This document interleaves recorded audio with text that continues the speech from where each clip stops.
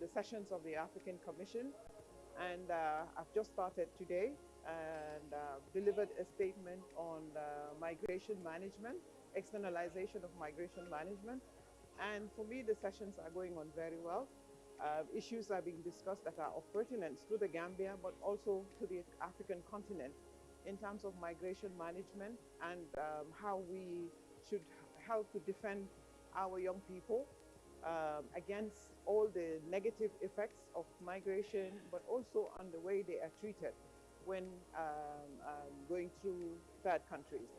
Um, as a member state, we would like to see um, our, our, our, our refugees and also our migrants properly treated, their rights respected, and hopefully from the takeaway from this session would provide the opportunity for member states to make sure that migrant rights are reflected and defended, and ensure that they get a good treatment and a good future. For me, this is the first session, so I'll stop here for now and hopefully continue the sessions and learn and listen into other member states' participation and their stories, whether success stories or challenges that they may face. We will address them together as a continent, but also as a region. Thank you very much.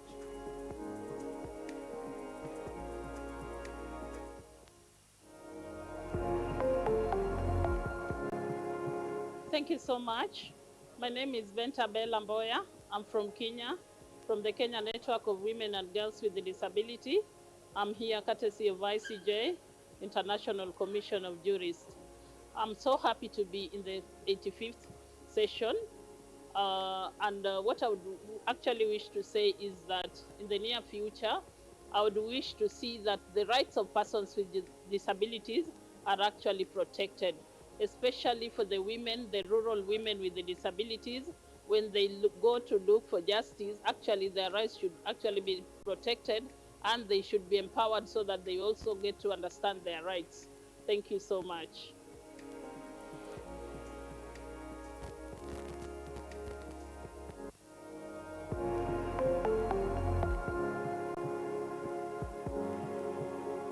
I'm called Brenda Kugonza, and I'm representing the Consortium for East African Women Human Rights Defenders Protection Network of Kenya, Tanzania, and Uganda. Yeah, so I'm glad that we have been part of this session, the 85th Ordinary Session of the African Commission on Human and People's Rights. I think for me in particular, this session has been very impactful because we have been able to have public conversations around issues that are affecting the continent, namely climate change and environmental issues, but also issues of marginalization and human rights. Then we have also looked at the whole issue around the increasing anti-human rights movements and anti-gender movements, especially on the continent. So I think having had a platform to discuss these emerging concerns is a step ahead in terms of finding solutions to address human rights violations on the continent. But I also think there have been opportunities where we are seeing focused collaboration between the state actors and the non-state actors, like civil society organizations, trying to collaborate and forge working relationships with the state actors. I am seeing the commission, the honorable commissioners, attending side events by different CSOs. And for me, that is strong because then they are getting closer to the voices from the grassroots and informing their strategies of how to address the problems that continue to affect us on the African continent.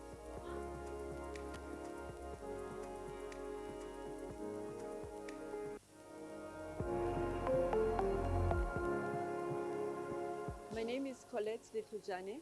I'm with the Human Rights Institute of South Africa, and I participate in sessions of the African Commission on Human and People's Rights. My organization strengthens the African systems of human rights. During this 85th session of the African Commission, my organization has been more inspired by the fact that the theme of the 2025 of the AU focuses on justice and for Africans and people of African descent through reparation. So this topic is very central to my heart because the continent has gone through terrible and era of apartheid, of colonization, of crimes against humanity, and of enslavement of our people in the continent. The reparation subject has not been a formalized topic, and we are looking forward to a mechanism that can be very effective to ensure that, the people of the continent receive, healing and also are heard about their land that has been taken and the natural resources and the artifacts. Some of are taken without consultation. The people of the continent, in many countries, they've been calling for their former colonizers to return back all that has been taken. In terms of the reparation, it's not only about the issue of making compensation or payments for the damage that has been caused. We also, expecting to see support and the respect of the human dignity, the equality, and institutions of learning be enhanced with infrastructure, for example, sanitation, resources for educators to provide education to our people, especially our learners. And I would also like to see natural resources that have been extracted, by transnational companies without making any, without any consultation and forceful removal of the indigenous communities without them being consulted. It's something that we want it to be seen, included in this whole program of reparation. And we would like to see also the very same communities that receive, segregation, oppression, themselves to be allowed, to be provided resources, the opportunity to be here, to speak about their issues, to represent their own communities and speaking in their own languages. The African Union recognized Kiswahili as one of the official languages. We would like to see more communities who speak these languages to come and present their state, their situation, to be in decision making, to contribute to the African systems of human rights. I thank you very much for the opportunity.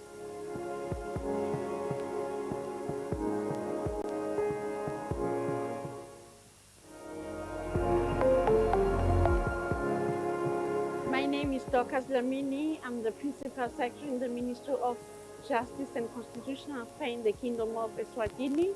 We are attending the 85th Ordinary Session of the African Commission on Human and People's Rights. And as the Kingdom of Eswatini, we have delivered our statement, and the most important objective of this meeting is that we are meeting together as different countries to talk about the importance of human rights in our countries.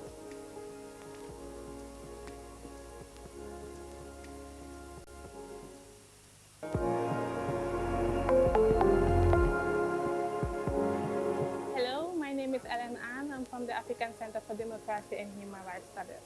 The center convenes the Forum of NGOs in the work of the African Commission on Human and People's Rights. This year, we convened the forum preceding the 85th Ordinary Session of the African Commission. So the forum brings in civil societies and NGOs to work on human rights violations that are going on currently in the continent. Going forward, I would like to see the contribution of the forum being reflected in the Commission's work, as well as being translated into meaningful change. Thank you very much.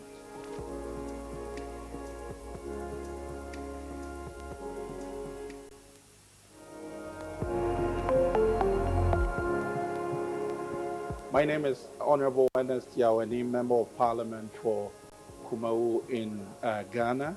I serve as the chairman of the Human Rights Committee of our parliament.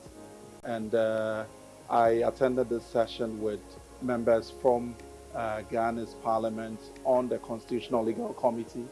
This is my second time observing the ordinary session. We were here in May for the last session, and it was very insightful for us as a committee of parliament and with oversight responsibility over human rights issues in Ghana. And this year has also been a very interesting one.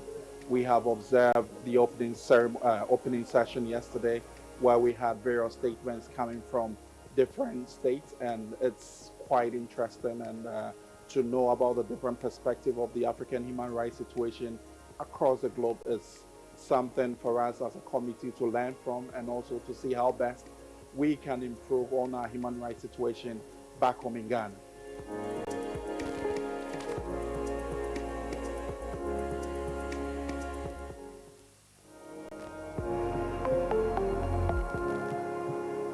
Je m'appelle Fatima Aldine Garfa, je suis la ministre déléguée auprès du ministre des Affaires étrangères chargée de l'intégration africaine et des Tchadiens de l'étranger du Tchad. Nous sommes aujourd'hui ici avec la délégation pour participer à la 85e session ordinaire ici à Banjul. Nous sommes vraiment ravis de participer à cette session. Notre participation aujourd'hui dénote de l'importance et de l'engagement que notre pays, le Tchad, apporte à la question des droits humains. Il était vraiment important et essentiel que nous puissions participer aujourd'hui à cette session. Le Tchad a fait une déclaration relative à cette session. Nous réitérons bien évidemment l'engagement de notre pays, le Tchad, à œuvrer pour les questions des droits de l'homme dans notre pays. Les questions relatives aux droits de l'homme, sont bien évidemment gérées au niveau national pour chaque État membre, mais il était important de pouvoir échanger autour de ces questions-là avec tous les États membres en cette session de la Commission des droits de l'homme ici à Banjul. Et donc, nous réitérons bien évidemment notre engagement à œuvrer pour le bien-être des droits humains au Tchad et partout dans le monde. Merci beaucoup.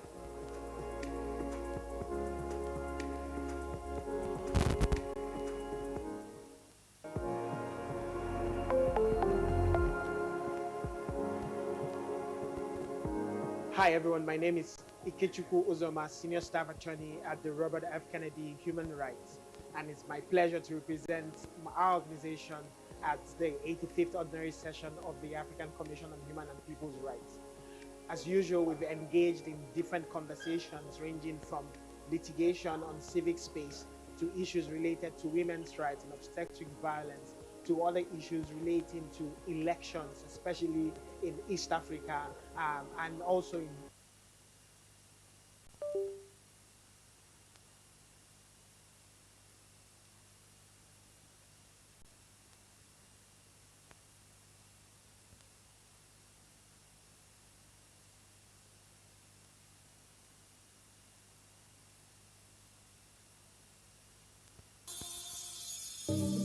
Welcome to the Gambia, home of the African Commission on Human and People's Rights.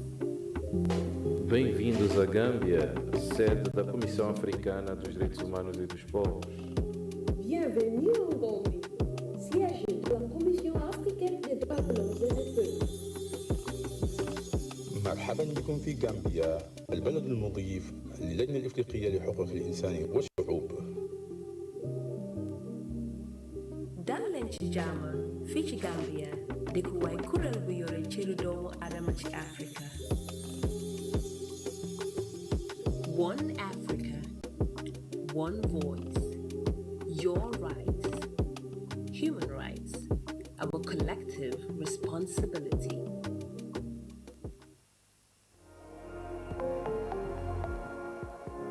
Hello, my name is Alba Prosfai. I'm representing the Ethiopian Human Rights Commission and participating at the 85th Ordinary Session of the African Commission on Human and People's Rights.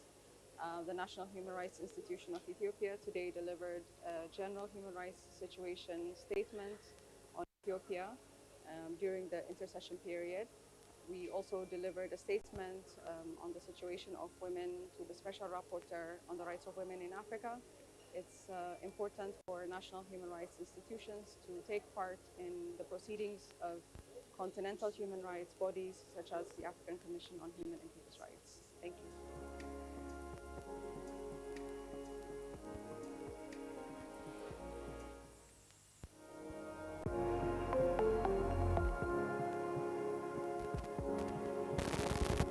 Good afternoon. I am Salimata Toure. I am the ambassador and permanent representative to the African Union for the Gambia. As PR, this would be my first participation in the sessions of the African Commission, and I've just started today and delivered a statement on migration management, externalization of migration management. And for me, the sessions are going on very well. Issues are being discussed that are of pertinence to the Gambia, but also to the African continent in terms of migration management and how we should help to defend our young people against all the negative effects of migration, but also on the way they are treated when going through third countries. As a member state, we would like to see our refugees and also our migrants properly treated, their rights respected, and hopefully from the takeaway from this session would provide the opportunity for member states to make sure that migrant rights are reflected and defended, and ensure that they get a good treatment and a good future. For me, this is the first session, so I'll stop here for now and hopefully continue the sessions and learn and listen into other member states' participation and their stories, whether success stories or challenges that they may face. We will address them together as a continent, but also as a region. Thank you very much.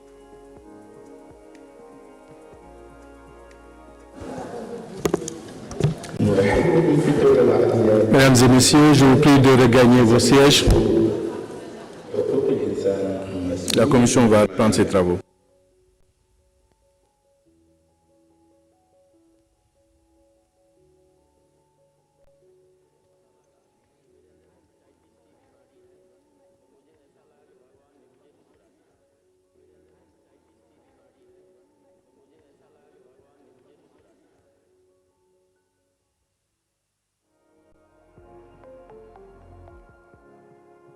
Thank you so much. My name is Ventabel Lamboya. I'm from Kenya, from the Kenya Network of Women and Girls with a Disability. I'm here courtesy of ICJ, International Commission of Jurists. I'm so happy to be in the 85th session.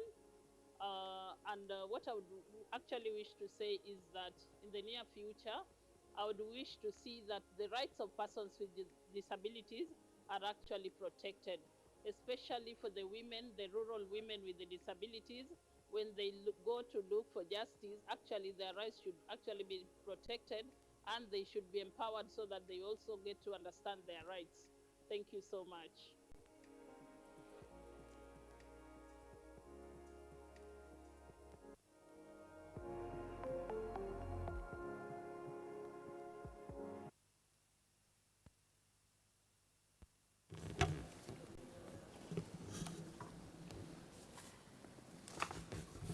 Excellences, Mesdames et Messieurs les représentants des États, distingués délégués représentant les INDH, les organisations representing NHRI, civil society organizations.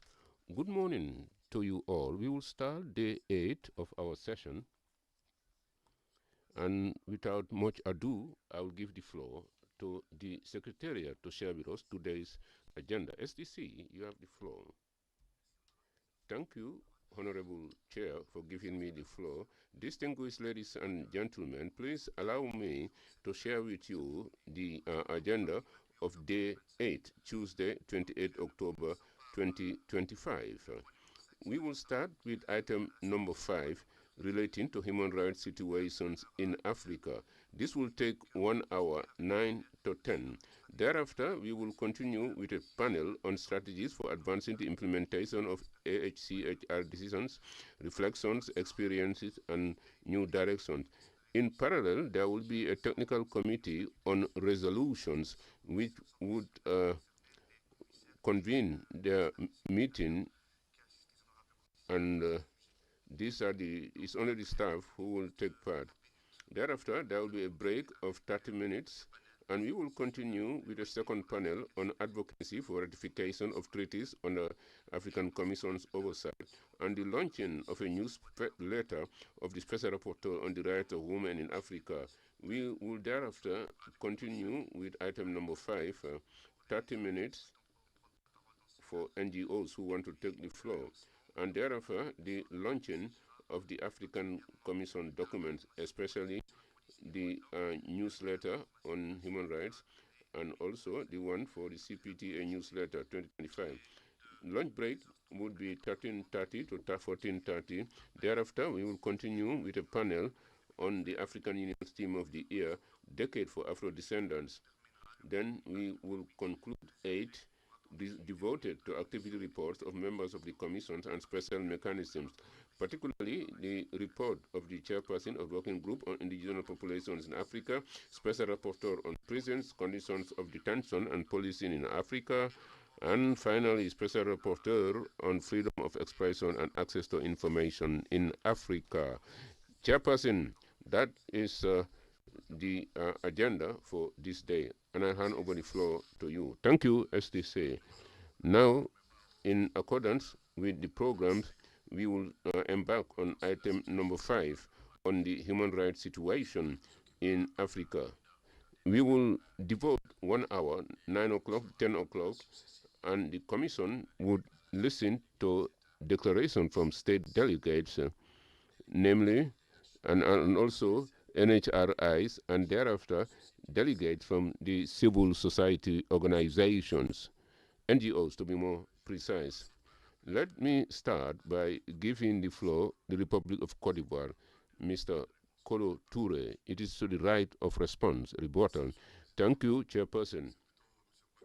My name is Kwadjo Marcel, actually. Chair, I would like to thank you for giving me the floor. Chair, honorable commissioners, distinguished delegates from the states, their participants. During 85th ordinary session of the African Commission on Human and People's Rights, which is currently being held, the International Service of Human Rights has made a declaration where Cote d'Ivoire was pictured as not respecting the rights of human rights of people. This NGO criticizes Cote d'Ivoire for having, number 1, stopped and extradited a Beninois whistleblower while he was a refugee. Number 2, Cote d'Ivoire is criticized for having prohibited during a ministerial decree meetings and public demonstrations of political parties throughout the territory for a duration of 2 months. This declaration, we respond as follows.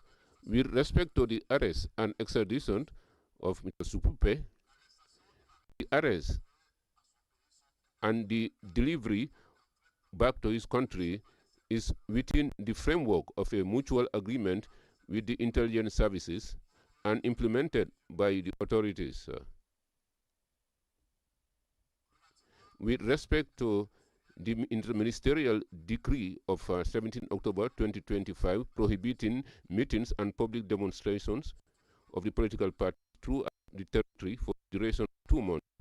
Contrary to the submissions, the decree 0555/MPS-MOMD of 17 October 2025 does not target human rights defenders, because it only prohibits public demonstrations of political parties alone. However, in the legal ecosystem, international ecosystem, political parties do not have the status of human rights defenders. Even though participating in public discourse, human rights defenses should not be mistaken with political parties as contained in the ministerial decree.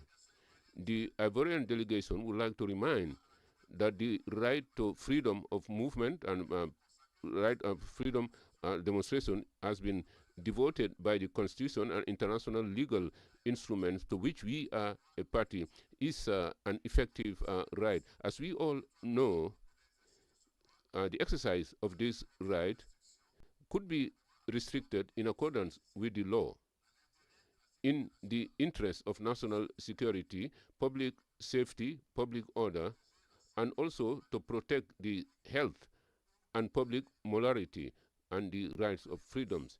In the instant case, the restrictions that have been questioned, they respect all the requirements in this matter because they are strictly limited over time, and it targets a special type, a special grade for the interest of national security, public order, and also to protect the rights and the liberties of others.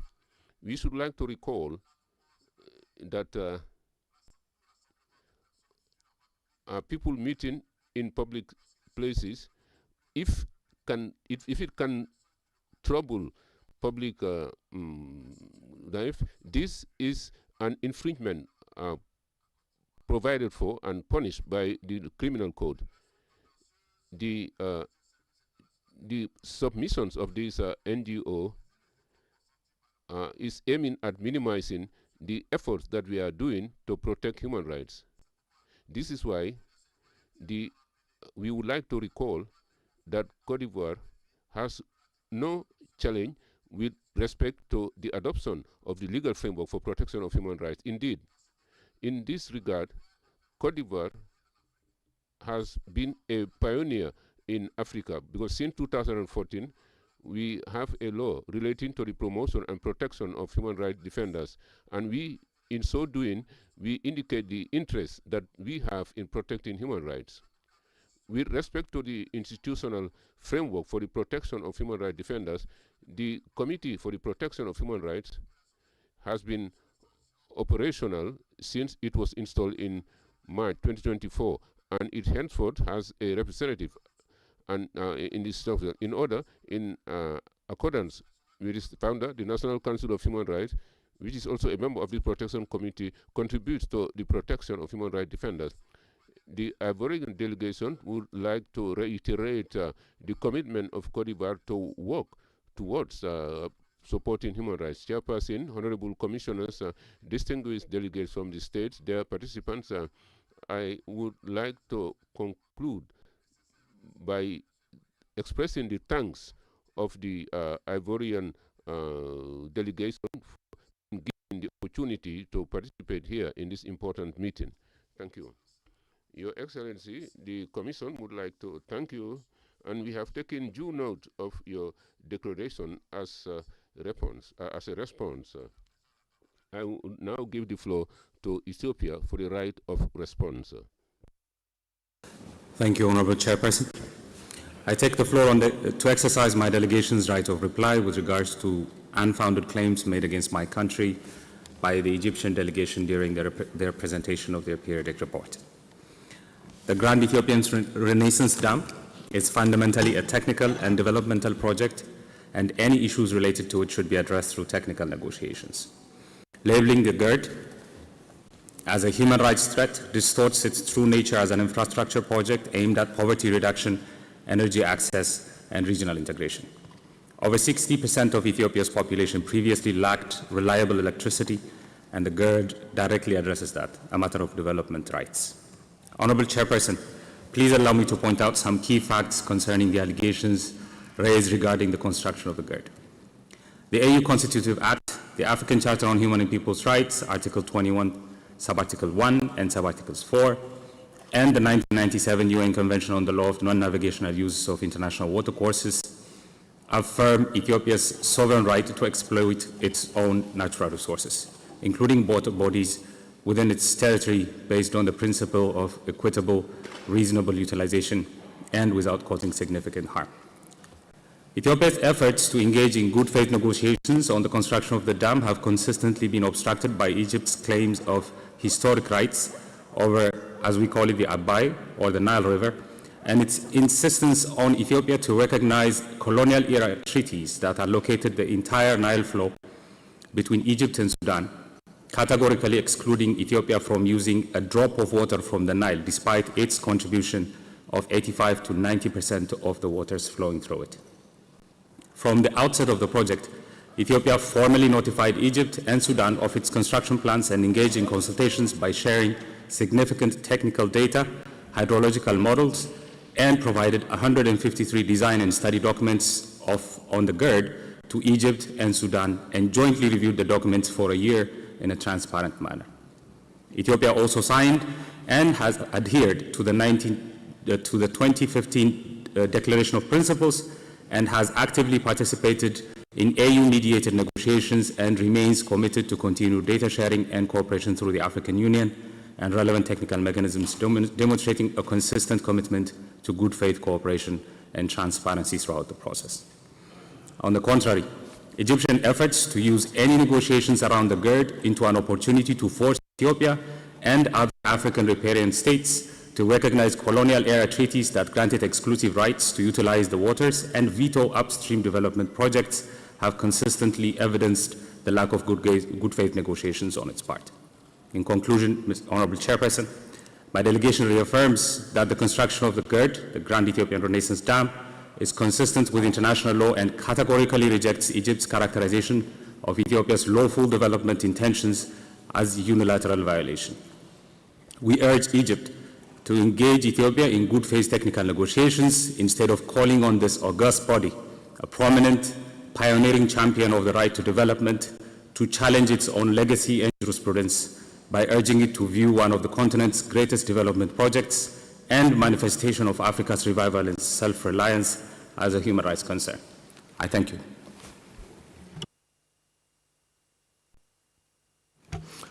Thank you, Honorable. The Commission would like to thank you, and we have taken due note of your statement. I would now give the floor to Angola for the right of response. Honorable Chairperson of the African Commission on Human and People's Rights, Honorable Commissioners, Excellencies, State Representatives, representatives of national human rights organizations and civil society organizations, we take the floor to respond to allegations raised by the representative of NGO ASOGI. Angola is committed to the promotion and protection of children's and environmental rights. Point 6 of Article 35 of the Angolan Constitution establishes the protection of children's rights, namely its complete education in complete and harmonious and good education, the protection of its health, livelihood, learning, are absolute priority of the family, the state, and society. On the other hand, Article 80, number 1 of the Angolan Constitution establishes that the child has the right to special attention of the family, society, the state, of which in strict collaboration must ensure its ample protection against any form of abandonment, discrimination, oppression, exploration, and abusive exercise of authority in the family and institutions. The Angolan state recognizes the importance on the matter of illegal exploitation of resources and has been taking legal and administrative measures to control such practices with the involvement of different levels of state administration. For the effect, the Angolan government has reinforced the legal framework established in the Mining Code approval of Law 8/24 of July, which criminalizes agents that practice illegal mining activities.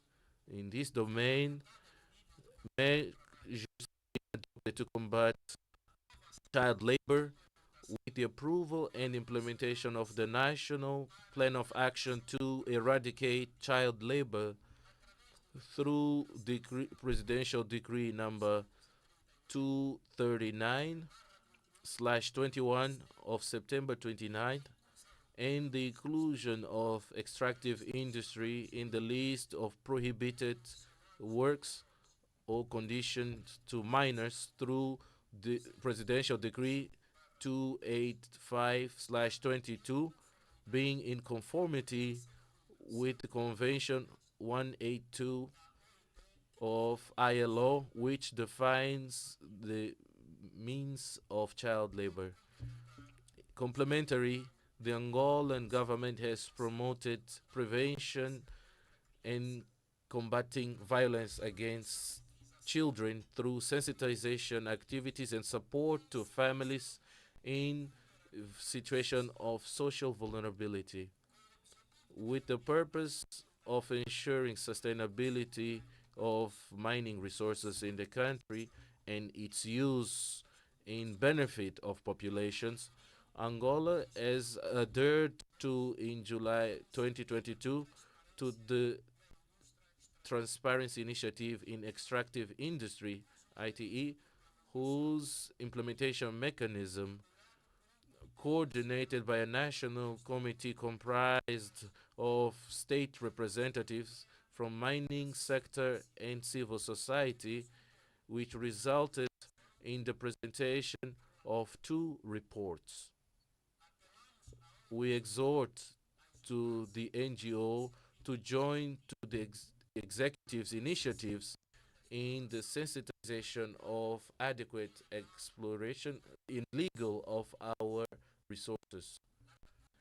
The Republic of Angola possesses a robust legislation on the child and the environment, which have been served as the basis for the promotion and protection of the rights of the child and good practices in the matter. Thank you, Honorable Chair.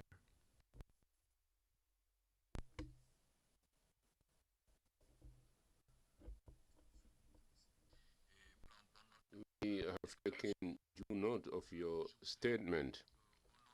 On behalf of the Commission, I would like to commend the presence of Honorable Agnes Lartey, Honorable Minister of Gender and Social Welfare of Ghana.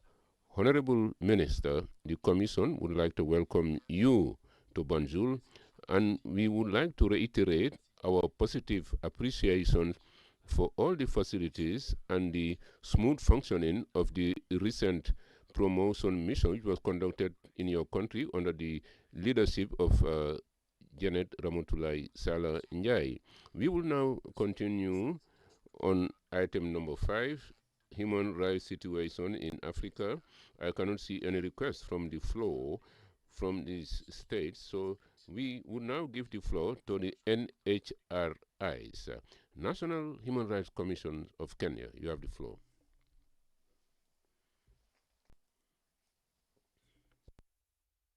The National Human Rights and Good Governance of the Republic of Tanzania.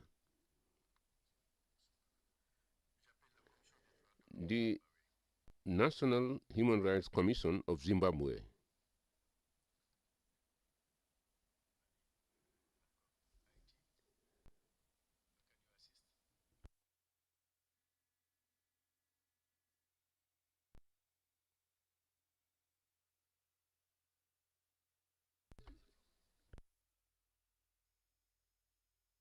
Gambia, the Honorable Representatives of the Government of Zimbabwe, the Honorable Chairperson of the African Commission on Human and People's Rights, Honorable Remi Ngoyi Lumbu, commissioners of the African Commission on Human and People's Rights, Your Excellencies, diplomats, state delegates, participants, invited guests. Honorable Chairperson, my name is Adelis Sibuta, Commissioner of Zimbabwe Human Rights Commission. The Zimbabwe Human Rights Commission appreciates this opportunity to speak on the human rights situation in Zimbabwe from May to September 2025. The Commission acknowledges the efforts by the government of Zimbabwe to adhere to various treaty and charter body mechanism obligations. This year alone, 3 reports have been adopted by treaty bodies, including one on the African Commission on Human and People's Rights. The other 2 state party reports were to the United Nations. The Zimbabwe Human Rights Commission acknowledges the enactment of progressive policies, which include the Urban State Land Management Policy of 2025, which seeks to address rapid urbanization issues such as unregulated settlements, fraudulent land allocations, and speculative developments. This policy aims at protecting citizens and promoting accountability and streamlining land administration. The above policy, in its monitoring and investigating reports on The above policy is key in addressing some of the challenges that the Zimbabwe Human Rights Commission has reported in its monitoring and investigating reports on development-induced placements in urban areas. The government of Zimbabwe has committed to develop a national action plan on business and human rights, and stakeholder consultations are already in progress. This will go a long way in addressing challenges related to the rising numbers of human rights violations related to new projects and business operations. The Zimbabwe Human Rights Commission continues to cooperate with the Zimbabwe Republic Police and the Zimbabwe Prisons and Correctional Service in conducting monitoring of places of detention and training of new officers. During the reporting period, the Zimbabwe Human Rights Commission trained 498 newly recruited members of the Zimbabwe Prisons and Correctional Service and 270 members of the Zimbabwe Republic Police on human rights. The Zimbabwe Human Rights Commission commends the government of Zimbabwe for conducting regular elections as expected in a democratic society. As part of its mandate, the Commission monitored the human rights situation and observed by-elections held in 3 constituencies where Member of Parliament seats became vacant. The Zimbabwe Human Rights Commission acknowledges that violence during the conduct of elections has become rare. However, from the by-elections observed, cases of political intolerance continue to be reported, with some political parties continuing to use hate language. They tear down posters of other candidates and use threats of violence. The Zimbabwe Human Rights Commission further noted the following human rights concerns: the high neonatal death rate reported to be at 37 per 1,000, which could be as a result of underfunding of the health sector. Secondly, the continued exodus of qualified personnel, especially in the health sector, negatively impacting on effective service delivery, as noted from the Zimbabwe Human Rights Monitoring of Healthcare Facilities. Thirdly, the delayed enactment of the Child Justice Bill and finalization of the National Child Rights Policy, which seek to fully protect and promote the rights of the child. The failure to fulfill workers' rights to enable them to afford a decent standard of living, which has led to industrial action by nurses and university lecturers and filing of complaints by teachers' unions. Fifth, the closure of small businesses due to viability challenges, resulting in a decline in the enjoyment of economic, social, and cultural rights. Places of detention continue to face crowding due to increased populations against the available infrastructure. In addition, some of the infrastructure has become dilapidated and detention facilities continue to face shortages of wholesome food and basic sanitation and healthcare services. The increase in the number of cases of abuse of workers' rights by foreign investors in the extractive mining sector. The environmental degradation driven by mining and deforestation, water pollution from mining, and loss of wetlands due to urban expansion and climate change. To fully address the concerns above, the Zimbabwe Human Rights Commission urges the government of Zimbabwe to improve budgetary allocations and disbursements to facilities such as hospitals, care institutions, prisons, and police cells, so as to improve the human rights situation of persons kept there. The Zimbabwe Human Rights Commission encourages the government of Zimbabwe to put in place stringent and concrete monitoring mechanisms for mining operations to ensure that rights of people are not violated. There is need to further strengthen legislation for the protection of children's rights. Once again, the Zimbabwe Human Rights Commission takes this opportunity to thank the African Commission on Human and People's Rights for the opportunity to share this statement. I thank you, Chairperson.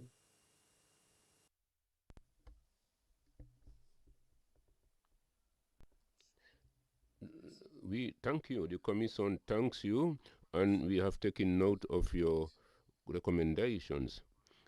Now, before continuing on with our agenda, I would like to commend and acknowledge the presence of Honorable Peace Regis Nutuso, Honorable Minister of State responsible for gender and culture of the Republic of Uganda.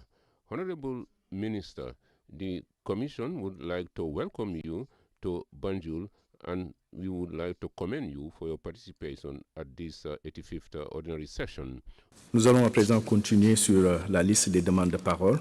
Je ne vois plus de demandes. I cannot see any requests, more requests from the NHRIs. So let me now start with the NGOs.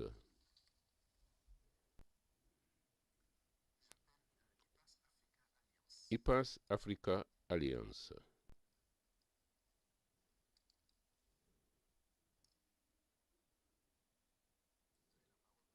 You have the floor for 5 minutes.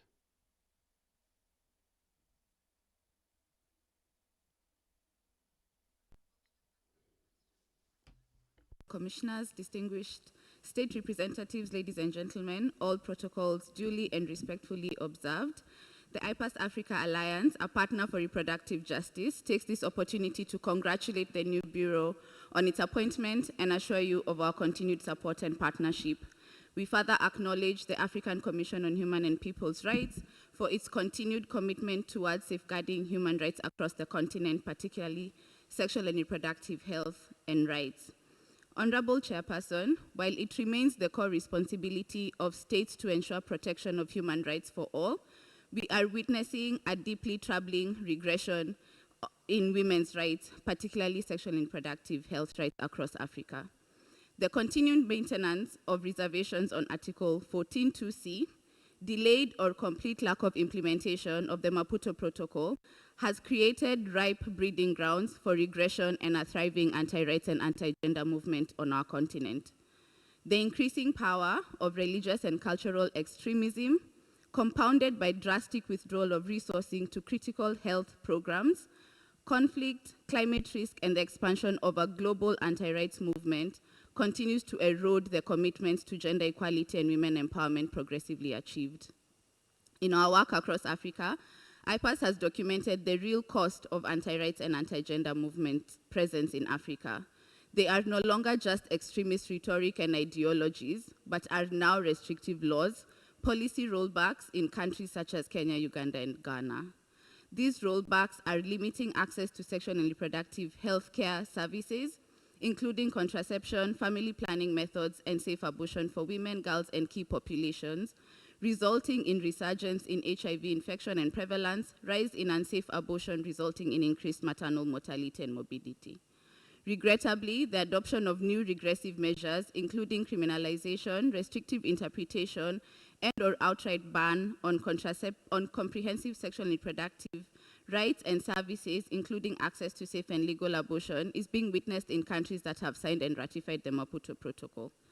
Such actions directly conflict with Article 14 of the Maputo Protocol, which safeguards women's rights to access safe abortion under the specified conditions and are a violation of the commitments to the Maputo Protocol. Honorable Chairperson, we acknowledge the African Union's adoption of the Convention on Ending Violence Against Women and Girls, marking a landmark commitment to strengthen legal and institutional frameworks to protect and safeguard women and girls from gender-based violence, harmful practices, and coercive controls of bodily autonomy. This convention must not become another target of rollbacks, with anti-rights actors already poised to weaken, delay, and reinterpret its provisions in ways that undermine sexual and reproductive health rights, particularly access to safe abortion and comprehensive care. Instead, it must advance the safeguards already established by the Maputo Protocol. Honorable Chairperson, this year's theme offers a meaningful entry point to reiterate that justice must include redress for systemic inequalities, including those enshrined in gender and reproductive rights disparities. Under this theme, the Commission and Member States should integrate sexual and reproductive health rights into the broader reparative justice framework, ensuring that women's reproduction, sexuality, and bodily integrity are central to their realization of justice. As the AU advances Agenda 2063 and pursues reparatory justice, we must emphasize that comprehensive sexuality education and full access to sexual and reproductive health rights services must be interwoven into the reparation agenda. Anti-rights groups are increasingly targeting comprehensive sexuality education, framing it as foreign or inappropriate, while in reality it is a tool of resilience, discernment, and health protection. Without access to comprehensive sexuality education, sexual and reproductive health rights, the cycle of teenage pregnancy, unsafe abortion, early marriage, school dropout, and lifelong inequalities persist and disproportionately harming women and girls. In conclusion, Honorable Chairperson, ladies and gentlemen, we urge this Commission to call upon the Commission and all AU organs and member states to resist regressive laws and policies and to move towards decriminalization of abortion in alignment with the African Commission's decriminalization of abortion campaign. We call upon the Commission to enhance its monitoring, reporting, and accountability mechanisms to detect and counter the growing influence of anti-rights movement across Africa. We call upon all AU member states that have not ratified, domesticated, or implemented the Maputo Protocol to do so with urgency. We further call upon AU member states to align their reparations and justice initiatives under the 2025 AU theme with sexual and reproductive health rights priorities, ensuring that justice cannot be achieved unless women's sexual and reproductive dignity is secured. And finally, we call upon all AU member states to increase resource allocation to sexual and reproductive health rights, ensuring universal access to contraception, safe abortion, post-abortion care, and other essential reproductive health services. The IPAS Africa Alliance reaffirms its unwavering commitment to support this Commission in protecting and advancing the rights of women and girls in Africa, including this pivotal year of reparations and justice. We thank you.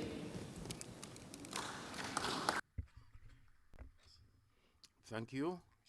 The Commission takes due note of your statement. Now I invite OAS for Human Rights.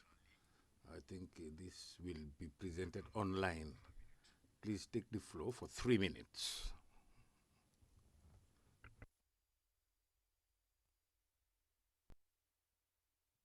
I invite defenders. I call on defenders. Honorable Vice Chairperson and distinguished commissioners, state parties, and civil society colleagues. My name is Nyeleti Baloyi from Lawyers for Human Rights. In June, Lawyers for Human Rights joined experts and advocates at the Nelson Mandela Foundation to discuss how the draft UN Treaty on Crimes Against Humanity can advance apartheid accountability and ensure recognition for victims. As we enter a new phase of negotiations, we face a question: how will international law define the crime of apartheid, and who will be protected? At stake is whether people facing long-term racist oppression, particularly Palestinians, will be recognized as victims under international law. Apartheid has long been recognized as a crime, yet no one has ever been persecuted. Not in South Africa, nor in cases like Palestine. Why has international law failed to address apartheid meaningfully? One issue lies in outdated definitions, especially the 1973 Apartheid Convention and the 2002 Rome Statute. These decades-long-old frameworks rely on obsolete biological concepts of race, ignoring decades of human rights law. Unlike the Rome Statute, the draft Crimes Against Humanity Treaty lacks safeguards to ensure alignment with developments in human rights law. We now have a historic opportunity to modernize this definition. Failing to update the definition risks repeating a legacy of exclusion and denying justice to those most affected. This is not an abstract concern. In South Africa and Namibia, apartheid was not just a legal concept. It was a lived reality with consequences that continue for those communities that were its targets, and for Black women especially. Today, Palestinians continue to face structural racist oppression. How we define apartheid now will shape who qualifies for redress. While we might see accountability for genocide acts committed since October 2023, apartheid as a crime offers a framework to acknowledge the decades of institutionalized discrimination Palestinians have endured. It opens the door to reparative justice for a broader group of victims. These crimes against humanity treaty process is also a space for affirming solidarity with victims across Africa, from Sudan to the DRC to Ethiopia, and to call for attention to the long-standing impunity for apartheid in South Africa and Namibia. This is why African leadership is essential in these negotiations. We respectfully urge the Commission to encourage AU member states to support the inclusion of the phrase based on race in the treaty's apartheid provision, rather than the narrower term racial groups. As African Union member states engage in these negotiations, they bring with them a rich legacy of shaping international law. The African Charter on Human and People's Rights, grounded in the principle of solidarity, identifies colonialism, apartheid, and racial discrimination as interconnected. Importantly, the Charter uses the language based on before terms such as race, which offers a strong legal foundation for improving the treaty's definition of apartheid. This change, already adopted by some UN bodies, would also align the treaty with human rights standards. This change would define apartheid as inhuman acts committed in the context of institutionalized regime of systematic discrimination, oppression, and domination by one group over another on grounds based on race, and committed with the intention of maintaining that regime. We urge the Commission to support this call, consistent with its past resolution backing accountability for apartheid and other crimes committed against the Palestinian people. Thank you.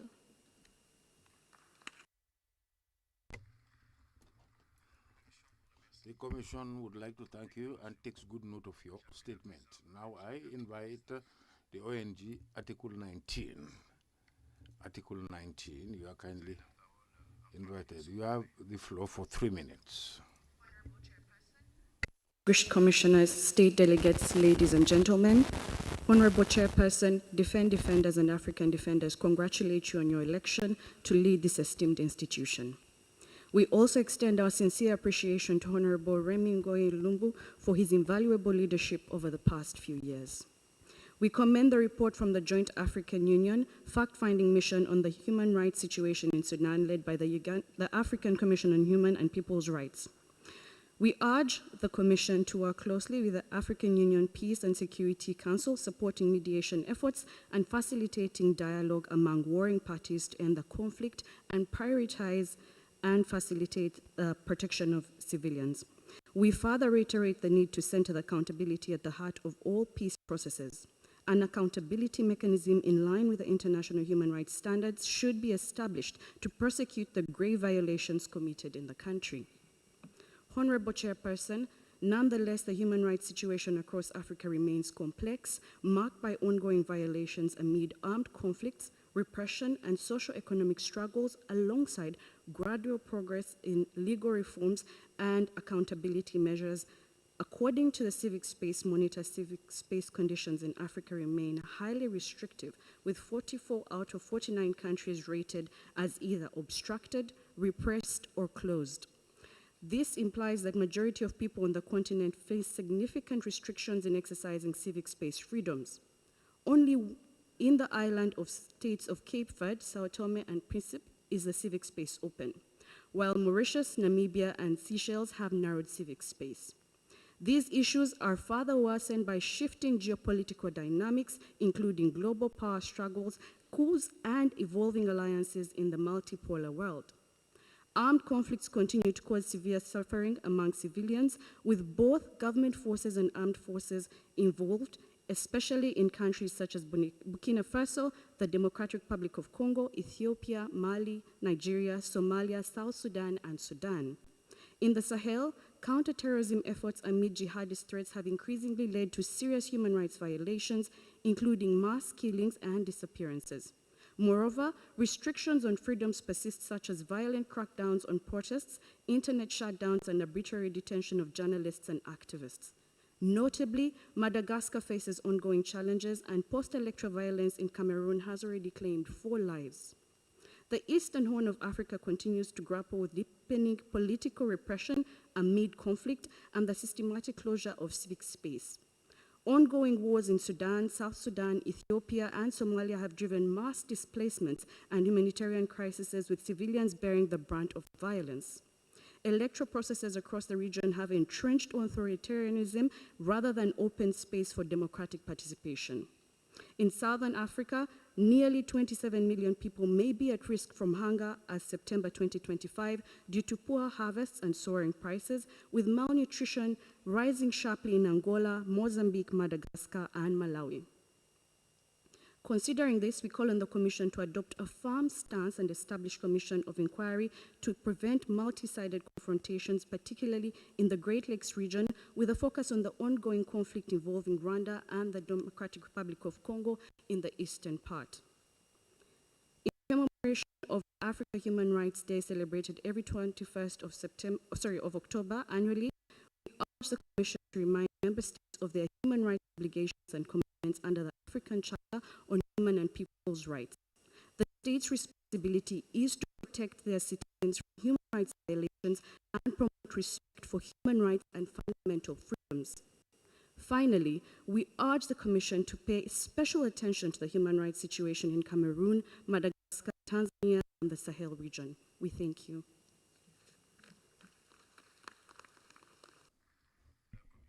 The Commission would like to thank you and takes good note of your statement. ONG Article 19, are you in the hall?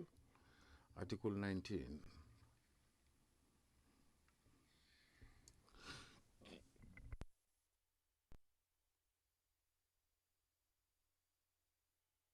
State parties, ladies and gentlemen, we are thankful as Article 19 for this opportunity. S'il vous plaît, pouvez-vous préciser au nom de quelle organisation vous prenez la parole? Which organization? Article 19. Okay, thank you. You can proceed. Thank you. We are making this presentation as Article 19 from the Eastern African Regional Office and East African Regional Office. We wish to address the Commission on 2 or 3 main issues. On the first one, we wish to mention that as Article 19, we respond to freedom of expression and access to information in Africa and across the world. Article 19 is honored to address the African Commission on situations of freedom of the press and media rights in Africa. We are concerned over the freedom and the safety of journalists as they continue to work in the environment and also to support access to information to its public. We have in 2025, we have documented cases of concern in Togo, in Uganda, in Benin, in Nigeria, in Guinea, in Kenya, in Cote d'Ivoire, Mali, Tanzania, and Senegal. We have seen cases where media stations have been shut or even broadcast has been discontinued by government agencies. We call upon the African Commission to encourage the governments mentioned, first, to develop national action plans for safety of journalists and the media actors in the space. Second, to end internet shutdowns and blocking of social media platforms in breach of freedom of expression and access to information, especially on matters of public interest. Third, we call on the African Commission for the governments to repeal and amend speech restrictive provisions in various laws and to comply with the International Convention on Civil and Political Rights, in particular Article 19 and Article 21 and 22. And lastly, we encourage urgent communication to the governments and welcome country visits by the Special Rapporteur on Freedom of Expression and Access to Information in the respective countries in Eastern Africa and West Africa. We also wish to address the Commission on the matter of freedom of association and political participation in the various countries. We are concerned over the rise of limitations by various governments over the freedom of assembly, association, and also political participation. We are concerned in particular in the case of Kenya, in the case of Mali, where we have seen political suppression, abductions, enforced disappearances, targeting of journalists and activists, human rights defenders, and state officials being victimized and targeted. We also raise concern over countries such as Uganda, Tanzania, where we have seen opposition leaders being placed under arrest and facing terrorism charges. We also have concerns over the treatment of opposition voices and actors in Benin, in South Sudan, in Ethiopia, in Cote d'Ivoire, over the use of counterterrorism law and use of military forces against civilians. In this matter, we call upon the African Commission to urge the various countries to reform and harmonize national laws to align with regional and international standards, to ensure that there is registration, operation, and participation of political parties and movements without limitation of participation. We call upon the governments to end the misuse of security laws, anti-money laundering laws, and counterterrorism laws that target dissenting voices in the various countries. We also ask the states to properly resource independent oversight mechanisms and national human rights institutions that they may operate and serve their respective jurisdictions. Thank you.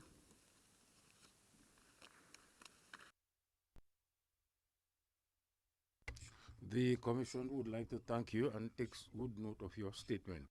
Now I invite Global Alliance for Communities for Health and Rights, Alternative Cameroon. Are you in the hall? Now I'll invite the Forum for Women Educators, African Women Educators. Not in the hall. I invite the International Human Rights Federation. International Human Rights Federation. Commission on Human and People's Rights, Honorable Commissioners, distinguished representatives of member states, esteemed delegates and civil society representatives, ladies and gentlemen, and all protocols observed. On behalf of the FAWE Africa Board, Executive Director, and the entire FAWE network, I extend sincere appreciation to the Commission for the opportunity to address this session, held under the theme Year of Reparation, Justice for Africans and for People of African Descent. Through reparation, FAWE reaffirms its commitment to advancing girls' and young women's justice to education, gender equality, and sexual and reproductive health across Africa. We commend the Commission's leadership and the African Union's efforts in promoting inclusive education strategies, particularly the Continental Education Strategy for Africa and the Tibet Strategy. Education is a pillar of reparative justice. Systematic barriers such as discrimination against pregnant learners, hidden schooling costs, unsafe environments, and harmful cultural practice continue to deny girls their right to education. These challenges are compounded in emergencies and conflict zones where girls are faced heightened risk.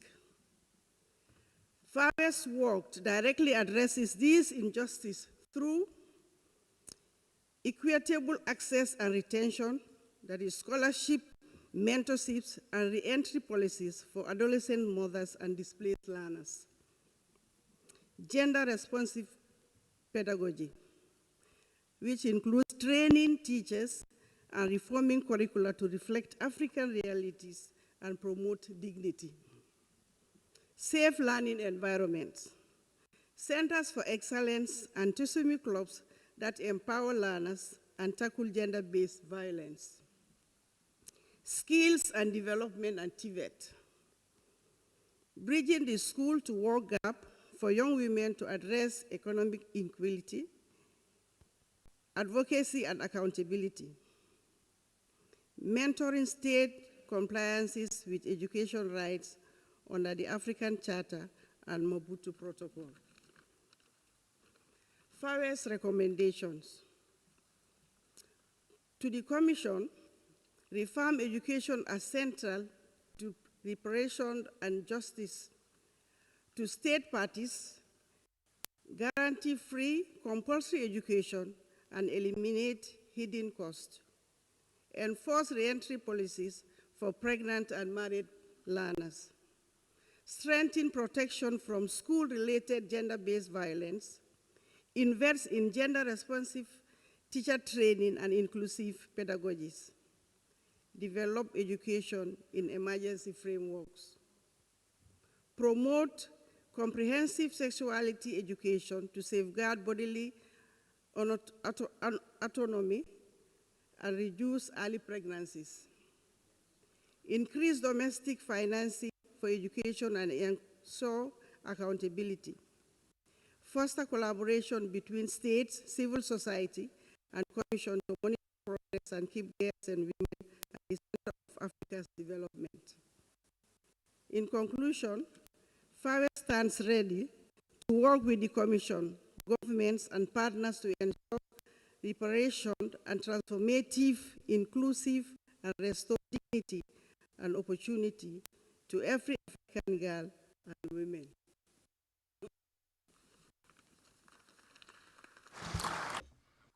The Commission has taken good note of your recommendations and would like to thank you. Now I invite the International Human Rights Federation. You have the take the floor now, please. You have the floor.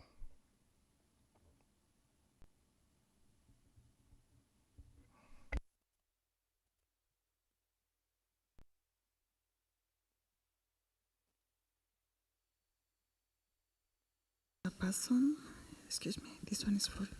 It's falling.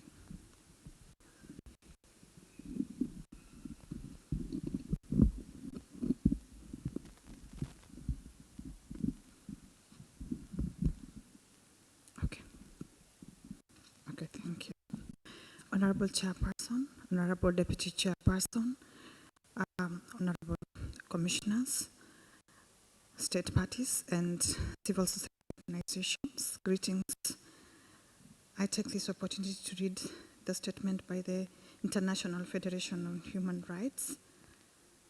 Our sincere congratulations on your election as the chairperson of the African Commission.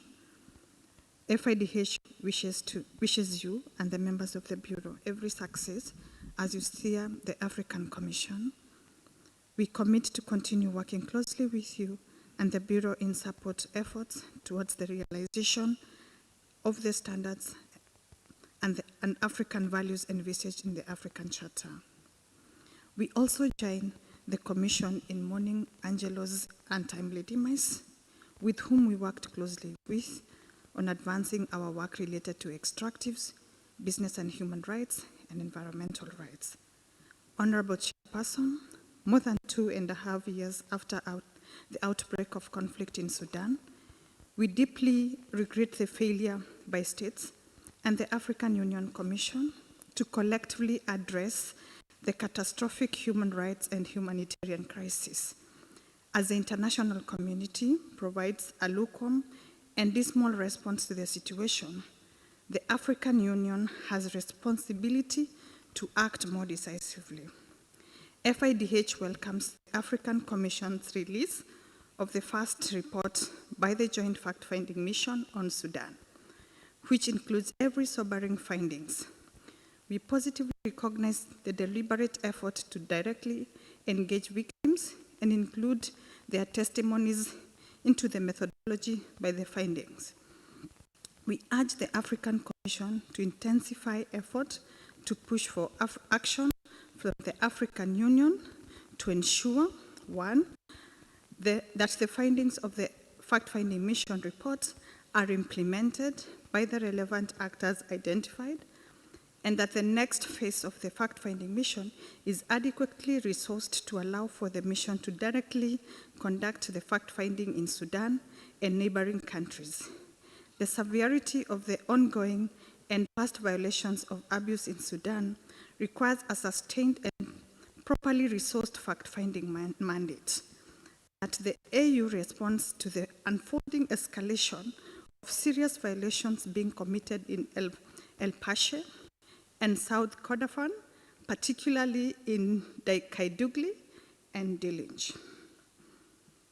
We urge the African Commission to continue pursuing opportunities for developing options for a more effective response to the South Sudan situation that will lead to the protection of civilians, eventual ceasefire, and transition into a democratic civilian-led state. Honorable Chairperson, today I address you at a time when we see a very alarming trend across the continent. We continue to observe heightened and widespread repression of dissenting voices, intimidation against human rights defenders, arbitrary arrests, the misuse of the criminal justice systems, including the use of terrorism laws as weapons against dissenting voices, the use of enforced disappearances in the targeting of journalists, political opponents, and members of civil society organizations as is at a catastrophic high.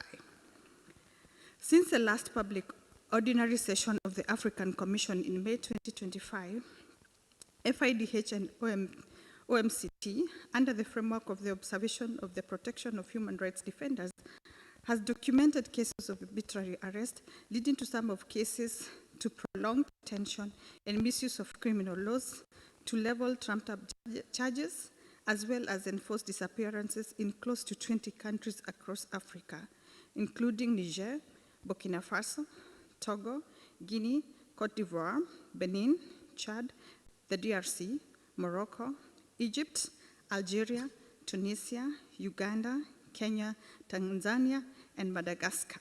The passing of the laws to cripple the enabling environment for civil society by Zimbabwe, Ethiopia, and Algeria is equally concerning. Honorable Chairperson, FIDH is extremely concerned by the decree issued on 17th September 2025 by the Chadian Minister of Territorial Administration and Decentralization, revoking the nationality of Gweba Makaila and Shafadin Galmai Saleh, two critics of the current regime, for colluding with foreign powers and activities incompatible with the status of Chadian citizens. We urge the Commission to engage the government of Chad on this issue and urge them to set aside the decree. We are also deeply concerned by the growing trend in East Africa, where governments seem to be collaborating in silencing dissent and any alternative voices, enforced disappearances by security forces, often leading to arbitrary detention and torture targeting citizens and nationals of neighboring countries.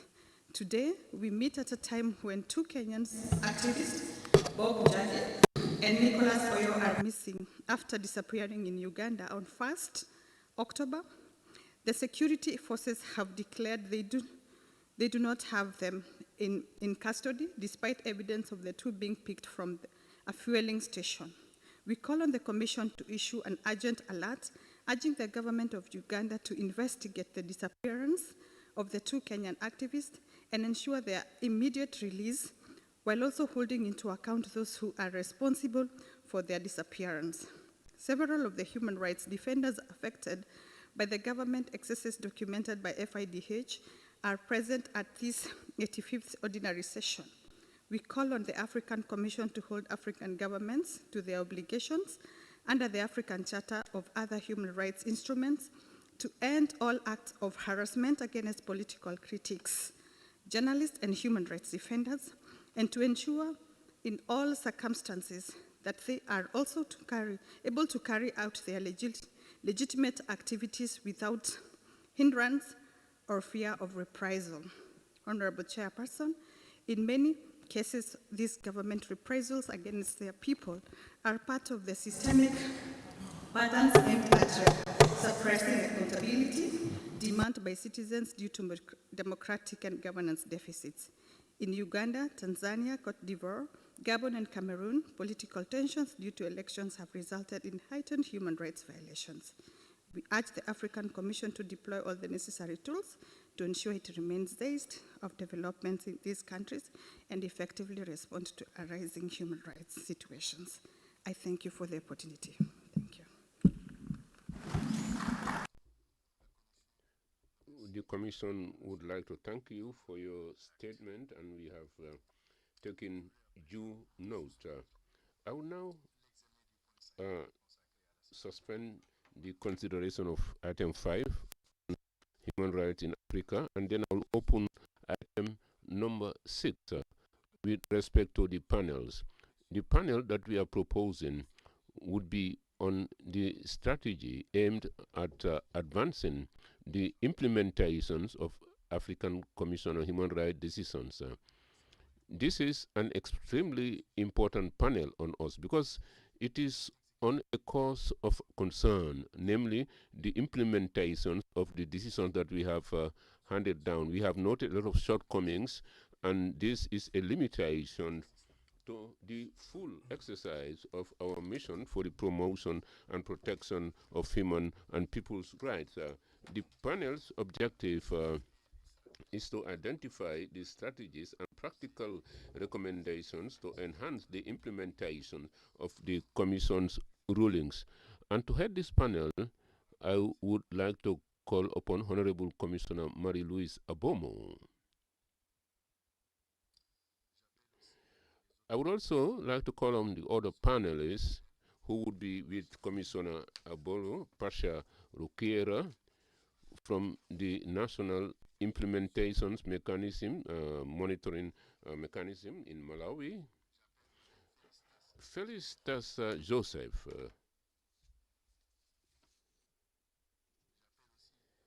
and Chef Foluso Adegalu.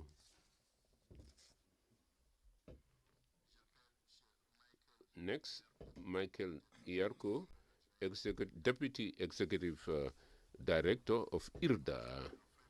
And finally, Professor Rachel Murray, Director of the Bonavero Institute of the University of Oxford.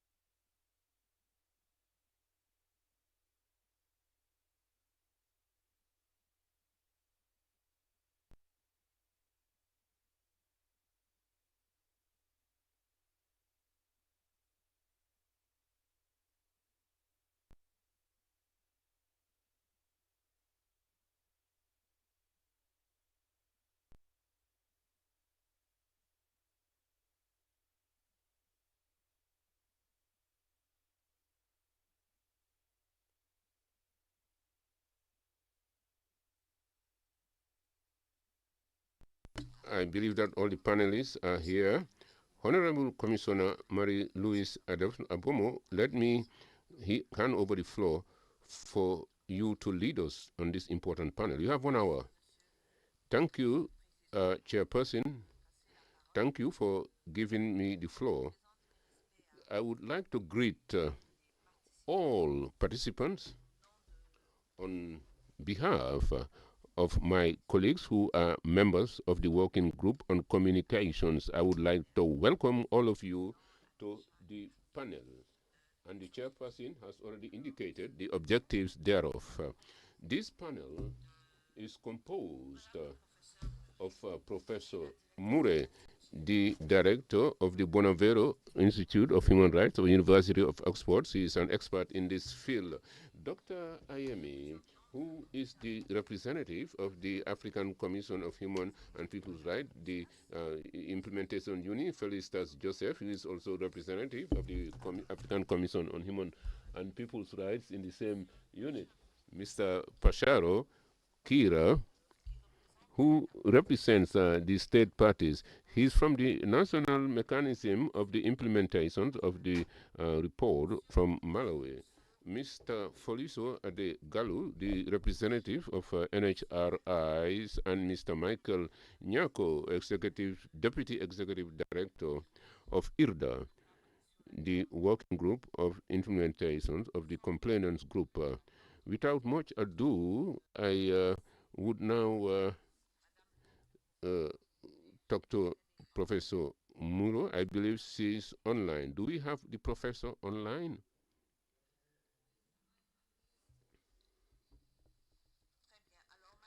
Very well. Professor, I have 2 questions for you. How will the African Commission institutionalize monitoring mechanism, for example, the rapporteur responsible for implementation of focal points to ensure that decisions translate into measurable reforms at the national level? And furthermore, what legislative or legal reforms, innovative ones, that can allow for mainstreaming directly the decisions of the Commission in the domestic law, and in that case, ensuring its effective implementations? May you kindly respond to those 2 questions? You have the floor. Thank you very much for this opportunity to present to you, and apologies I cannot be there in person. Implementation is multifaceted, multi-layered, and I believe requires a collaborative and multi-actor response. So I'm going to focus this presentation on the implementation and monitoring of that being a collective and cooperative endeavour involving a range of actors. Firstly, the state. We know that the state is not a homogeneous entity. There are 3 arms: the executive, often to whom the recommendations are addressed, Parliament, and the judiciary, and all have a role to play in implementing the Commission's recommendations. As we've seen, states are encouraged to establish national mechanisms for implementation, reporting, and follow-up to coordinate the measures they've taken, identify which minister is responsible and whose budget line this may come from, to be able to submit then a cohesive and detailed response to the Commission. And the Commission has, as has the UN, encouraged states to establish such bodies. Secondly, monitoring of implementation, not implementation itself, also requires a multi-actor approach and a coordinated one, which maximizes use of each other's resources. And this does not necessarily require additional resources, but it is about being strategic in using what is already there. In the UN system, for example, civil society organizations and NHRIs can make use of UPR, state reporting, shadow reporting before the UN treaty bodies, and special procedures to flag up the Commission's decisions as another avenue of accountability and monitoring. Other African human rights bodies, so with respect to cases against states that also have decisions from other African human rights bodies, these provide opportunities to address systemic issues or processes such as a lack of a national mechanism or how to pay compensation, which may be relevant to all three bodies. The African Commission, the African Court, and the African Child Rights Committee can work together to consider how best to maximise use of each other's engagement, whether that's going to missions to country, drafting of the reparations, or in their engagement with that particular state as part of initiatives around complementarity. Other bodies in the AU, and I note here in particular the Pan-African Parliament and the initiative to develop a model law on implementation of decisions of African human rights bodies as a toolkit for state authorities to address the practical, legal, and logistical challenges of implementing decisions. NHRIs, we know, are an important player. NANRI adopted guidelines on the role of NHRIs in monitoring implementation of the decisions of the Commission and the Court back in 2015. And its recent workshop in August this year on strengthening capacity for NHRIs focal points. The Commission can call on NHRIs to provide information in their reports and statements before the session on what the state has done to implement the Commission's decisions. Civil society organisations themselves can use observer status to feed information to the Commission during the state reporting process in their alternative or shadow reports and on Commission visits and in statements to the sessions. Therefore, not only is implementation at the state level a collective endeavour, so is the monitoring of that implementation. There are, of course, things that the Commission itself can do with respect to its own processes, such as ensuring the specificity of its decisions, making creative use of deadlines, and maintaining dialogue with the state. But it can also facilitate this collective endeavour of monitoring by adapting its processes to ensure the following. Firstly, to capture all that the states, NHRIs, civil societies, organisations and others have said in their statements to the Commission sessions on what the state has done or not done to implement. Many statements are made during each session, but I understand that they may not always be captured or fed into the monitoring processes. These statements could be made available on the Commission's website, not just during when there is a session. And there is a huge amount of information on implementation provided by states and other actors that needs to be acknowledged and considered. It's also important to capture all that the Commission itself has said on the issues that arise in the recommendations. So by bringing into its findings from mission reports, concluding observations, resolutions and press releases that deal with the very specific recommendations in the decision to ensure that they're not lost. Thirdly, to establish processes to enable not only the parties but also others, such as NHRIs and civil society organisations, to inform the Commission on what the state has done or failed to do.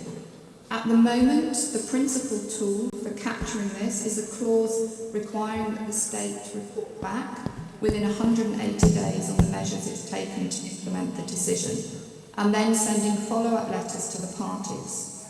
It's not clear if this information is tracked, if letters are sent regularly, and how frequently the state responds. All of this could be made visible and public, as not only... Excusez-moi, est-ce que vous pouvez conclure, professeur? Parce que nous avons... Il y a des micros qui sont ouverts.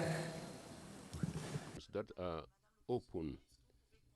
Can you kindly conclude, Professor? We do have your document, please.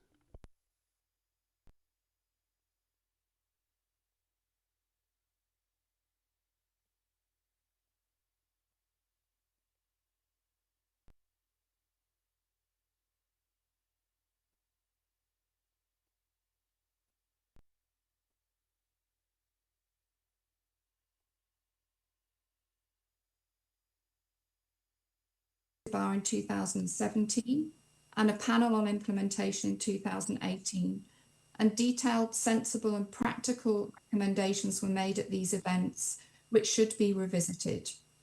To reiterate and conclude, there's more implementation than may on the surface appear to be. That is not to downplay instances of lack of implementation, but the measures that states have made need to be visible for all to see. Thank you very much for your attention.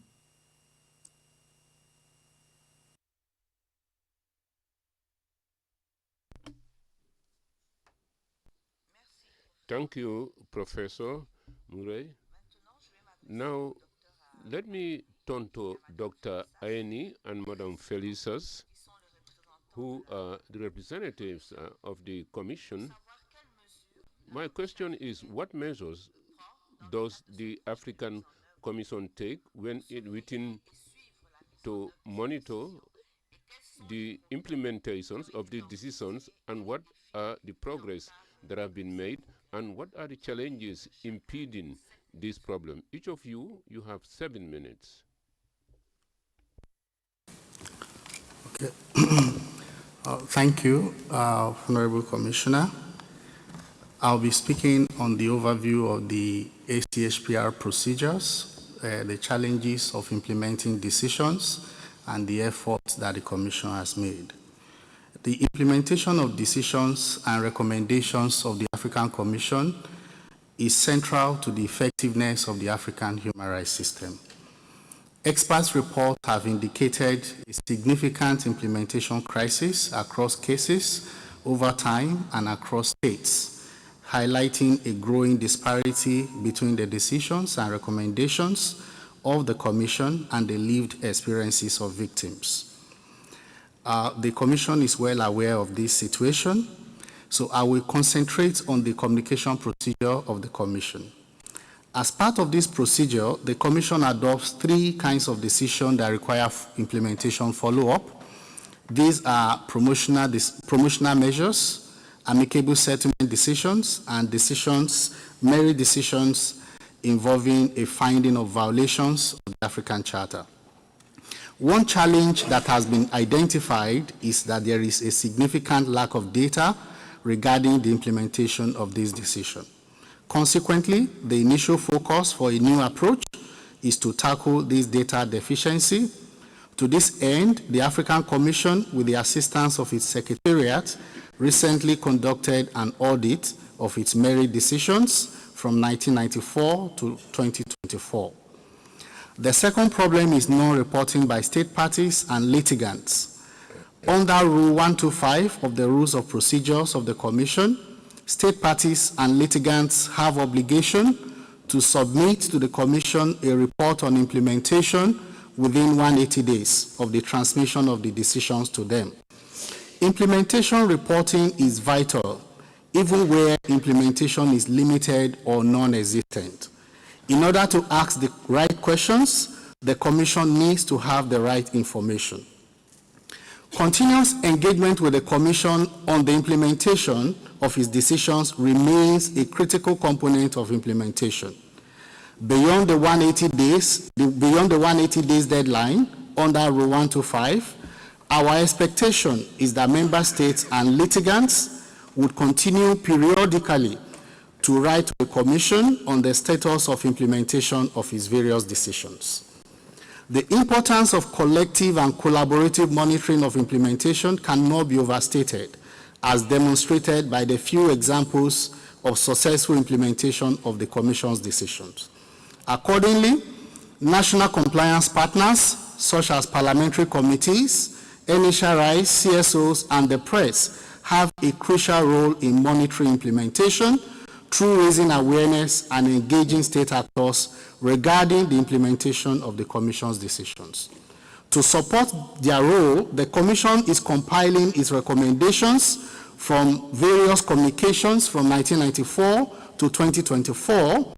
Once this is finalized, the manual or the consolidated database of recommendations will offer easy access to the Commission's recommendations, facilitating better collective monitoring of implementation. In terms of new direction, a baseline assessment of the status of implementation of existing decisions will serve as an initial step to determine our current position, identify key obstacles to implementation, and pinpoint effective interventions for more impactful approach in the future. The Commission Secretariat has begun the process of developing a baseline report regarding the implementation status of the Commission's decisions. For this process to succeed, it is essential to have the cooperation and support of state parties, NHRI, CSOs, and other relevant stakeholders. Kindly share with the Commission information on the implementation of all decisions in which you have been involved. Mainstreaming and integrating implementation monitoring into the Commission's processes is an important aspect of implementation discourse. To this end, the Commission now consistently includes questions about implementation in the indicative questions for state parties during the state reporting process. Decisions and recommendations of the Commission are also prepared as part of the preparatory document for the Commission's promotional missions to state parties. Technology remains the cornerstone of effective implementation monitoring. The Inter-American CIMORI has provided an example of what is possible in this regard.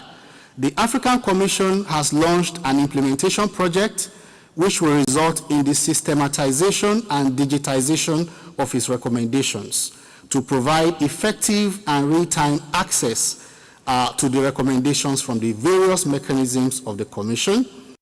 Under the guidance of the STC, the Secretariat will diligently develop this technological framework and provide periodic updates. In conclusion, the African Commission remains committed to following up on the implementation of its various decisions through follow-up visits to state parties, conducting implementation hearing, and getting involved in national dialogue on implementation.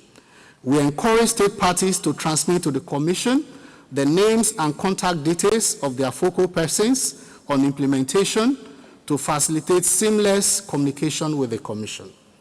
After this session concludes, the Secretariat will reach out to state parties and litigants for implementation updates. We encourage you to submit the required information or implementation report, even where there is apparent lack of implementation. We also encourage NHRIs and CSOs that have information on implementation of any decision or recommendations to share the details with the Secretariat. I will stop here and look forward to your interventions.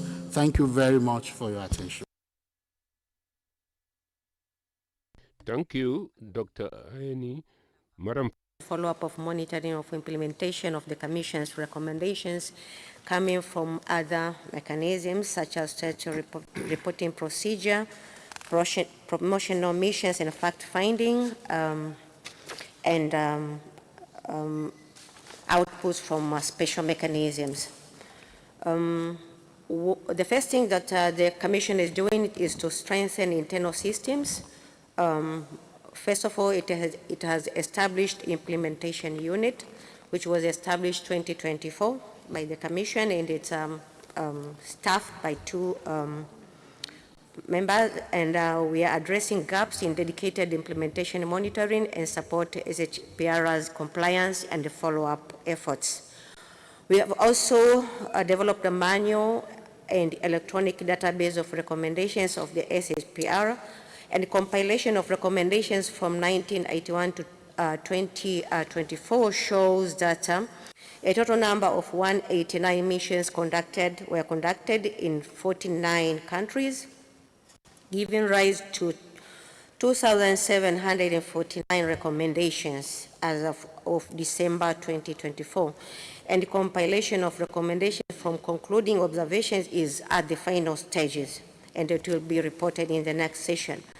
The Commission will also compile recommendations from all other mechanisms, and moving forward, a database of recommendations will be developed, published, and disseminated to the public. Secondly, the Commission is updating internal working tools, which includes communication handling manual, guiding notes, drafting templates.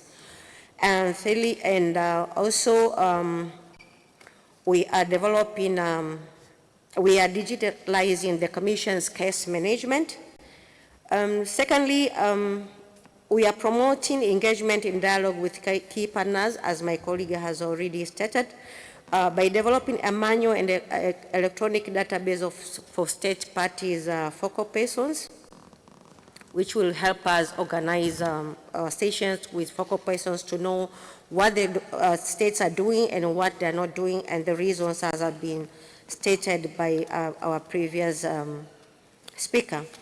We are also engaging in pre-session forums that serve as structured platform for engagement between states, NHRIs, CSOs, and other partners. And we are also strengthening our promotion mandate by undertaking promotional and fact-finding missions to raise awareness, to gather information and follow up on the implementation of decisions directly with state parties, and strengthen relationship with government of the state parties. In conclusion, we are saying that recommendations issued by the Commission are crucial in advancing the human rights agenda in Africa. They contribute to normative development, policy guidance and advocacy, national law reform, protection of vulnerable groups, and promote regional cooperation and accountability, and all of these forming part of promotional and protection mandate of the Commission. Despite lack of systematic monitoring and follow-up mechanism, it can safely be stated that various mechanisms that the Commission's recommendations have had. From its various mechanisms, the recommendations of the Commission have had significant impact on human rights protection and promotion in Africa in that regard. In realization of our shared and collective responsibility, state parties should demonstrate renewed political commitment to comply with the Commission's decision recommendations, supported by institutional mechanisms for coordination, monitoring, and resource allocation. National actors, namely NHRIs, CSOs, should also play their role in tracking implementation, raising awareness, and facilitating dialogue between the Commission and state authorities. Thank you. Je vous remercie, Madame Félistas. Thank you, Mrs. Felicitas, and thank you for all these pieces of information. Now I'll give the floor to Bashir Kira to receive the viewpoints of states. Yes, Mr. Paro, what reforms will ensure the implementation of the Commission's decisions and more effective at the national level, given the various stages institutionalize and monitoring of decisions and the implementation of the Commission? You have 7 minutes to talk about these issues. Thank you. Very much, Commissioner, and good morning, Excellencies and colleagues. I'll be sharing Malawi's experience, lessons, and the way forward in terms of implementing the decisions and recommendations of the Commission. As a starting point, we are saying that the decisions or recommendations of the Commission require enforcement at state level, and the first step towards that is for states to have a positive attitude towards the Commission. Secondly, states must undertake legal, institutional, and procedural reforms to embed the decisions of the Commission into their governance architecture. And I'm going to look at some of the examples of the legal, procedural, and institutional reforms that have been carried out by Malawi, which have helped us in terms of implementing the decisions and recommendations of the Commission. Now, national level reforms overview, as I've said, legal reforms. Why are these needed? Basically, they focus on domestication of the African Charter, as well as the Commission decisions through legislation, judicial integration, as well as protection to complainants. Institutional reforms, this is where there is establishment of a national coordinating mechanism and empowering of national human rights institutions with mandates and resources to enhance judicial and parliamentary oversight. Procedural reforms are necessary because this is where you develop implementation action plans, integrate decisions of the Commission in compliance budgets, as well as institutionalize stakeholder engagement with civil society, as well as the Commission itself. So examples of legal reforms: domestication of the Charter and the decisions. So Malawi's example and experience here is that the Charter is recognized in the Constitution, and the courts frequently refer to the Charter in terms of jurisprudence whenever they're deciding cases, and that's always a good starting point where the standards set by the Commission through decisions, through recommendations, through model laws are basically integrated domestically. Secondly, integration into judicial practice, I think that's what I've already mentioned, but apart from ensuring that the Constitution recognizes the Charter and as well as the decisions of the Commission, it's also important to train the judges and prosecutors so that they are aware of the Charter, they are aware of the decisions of the Commission, and they are aware of the emerging human rights issues emanating from the Commission. And then thirdly, protection of complainants. It's important that litigants from various states who file matters with the Commission are not vilified, but they are protected, as this is part of them exercising their right. Institutional reforms. Firstly, establishment of a national focal point or coordination mechanism. And here we are sharing Malawi's experience that we have established a national mechanism for implementation, reporting, and follow-up, not only for the African Commission, but also for the UN mechanisms. This focal point is useful because it results into, firstly, consistent engagement with the Commission in terms of state party reports, in terms of responding to the issues that are being raised by the Commission, in terms of implementing the recommendations and the follow-up, but also in terms of organizing and coordinating other issues such as visits of special rapporteurs. Secondly, empowering the national human rights institutions. We have found it very useful that the Malawi Human Rights Commission should continue being independent, firstly, continue having its A status according to the Paris principles, because the Commission is constitutional and legally mandated to be a resource to the Malawi government and an advisor to the Malawi government in terms of human rights. And then thirdly, judicial and parliamentary oversight. The judiciary as interpreter of the laws and the guardian over the Constitution also is involved in terms of ensuring that decisions of the Commission or whatever is emerging at the Commission is integrated in our local decisions. However, on parliamentary oversight, this is an area where there's need for improvement because Parliament is barely involved in terms of state party reporting. The state party reporting process is 100% executive driven. Parliament is not involved. So this is an area where we are still exploring and looking at how we can involve Parliament. Procedural reforms. Number one, implementation of action plans, national human rights action plans. Two, budgetary integration, incorporating what is emanating from the Council, not the Council, the Commission, in terms of decisions, in terms of recommendations, making sure that those ones are integrated into our budget. It's not common to have countries budget human rights issues in this way, to say that we are providing resources so that we implement decisions of the Commission or the African Court or the Committee of Experts on Rights and Welfare of the Child, or maybe even UN human rights institutions.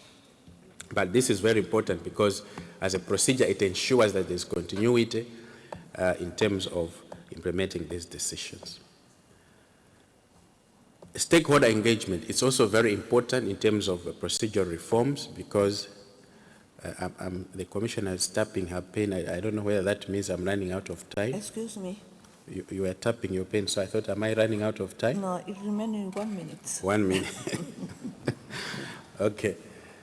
Right. So quickly, emphasizing on institutionalizing monitoring and reporting, it's important to have a setup that is basically dedicated to the reporting and the monitoring. I also talk about periodic state reports and implementation annex. This is where you develop an annex that clearly shows, to say, from our previous report in terms of implementing the decisions, this is where we are and this is what we have done. Data and indicators for the Commission decision implementation. It's also important to have metrics and indicators that show that you are implementing and making progress. Multi-stakeholder collaboration is also very important, making sure that the human rights, national human rights institutions, civil society, other governance institutions are also involved. And lastly, it's important to link what we are doing at the African Commission with African Commission recommendations with other ongoing human rights programs such as SDGs, Agenda 2063, and others. Thank you very much. Thank you. Thank you. Thank you. Thank you, Mr. Keria, for all these lessons and all that is taking place in the Republic of Malawi. We will now move on to Mr. Michael Nyako, who is the Assistant Executive Director of IRDA. So, is it Mr. Michael or Mr. Agudu? I'm sorry. I apologize. So, Mr. Fuluso Elirgo, you are representative of NHRIs. I would like to say, we would like to know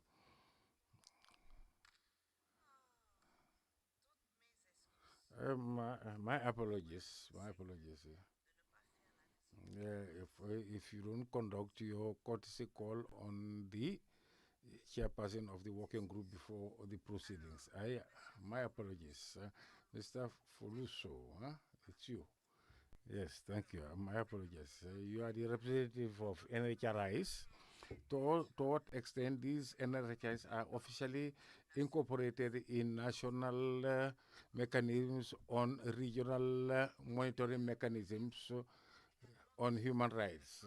You can give us specific examples on your NHRIs, how your NHRIs has contributed to the implementation of the decision or recommendations of the Commission. You have 7 minutes. Thank you very much, Commissioner Bomo, and I would discuss the presentation from I think about 4 areas where I'll just briefly speak to the link to implementation of decision of the African Commission with regards to national human rights institution, and maybe 1 or 2 examples of involvement of NHRIs in implementation. But critically, the need for dedicated implementation focal points within national human rights institution to allow them to play their role, and also how the African Commission can effectively collaborate with national human rights institutions to strengthen their capacity to follow up on implementation of decision. The previous speakers, Prof. Murray and I think Mr. Pacharo, and also the representative of the Commission have reiterated the role that national human rights institutions, the importance of their role when it comes to following up on implementation of decision. And this is very much recognized by the Commission itself under its rule of procedure, which allowed the Commission to request the National Human Rights Institution with affiliate status to inform it about any action that it has taken to monitor or facilitate the implementation of the decision of the African Commission. So this is well established in the rules of procedure of the African Commission.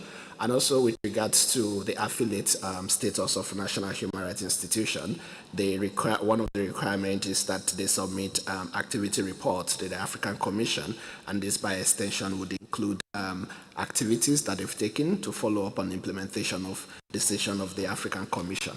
So in a sense, I think looking at the rules of procedure of the African Commission and also the guideline for affiliate status for National Human Rights Institution, the mandate and the role of National Human Rights Institution in terms of follow-up on implementation of decision of the Commission is well established at that institutional level.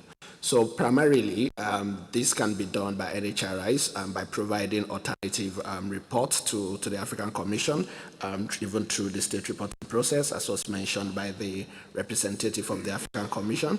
But also importantly, the NHRIs can participate in follow-up and promotional missions of the African Commission.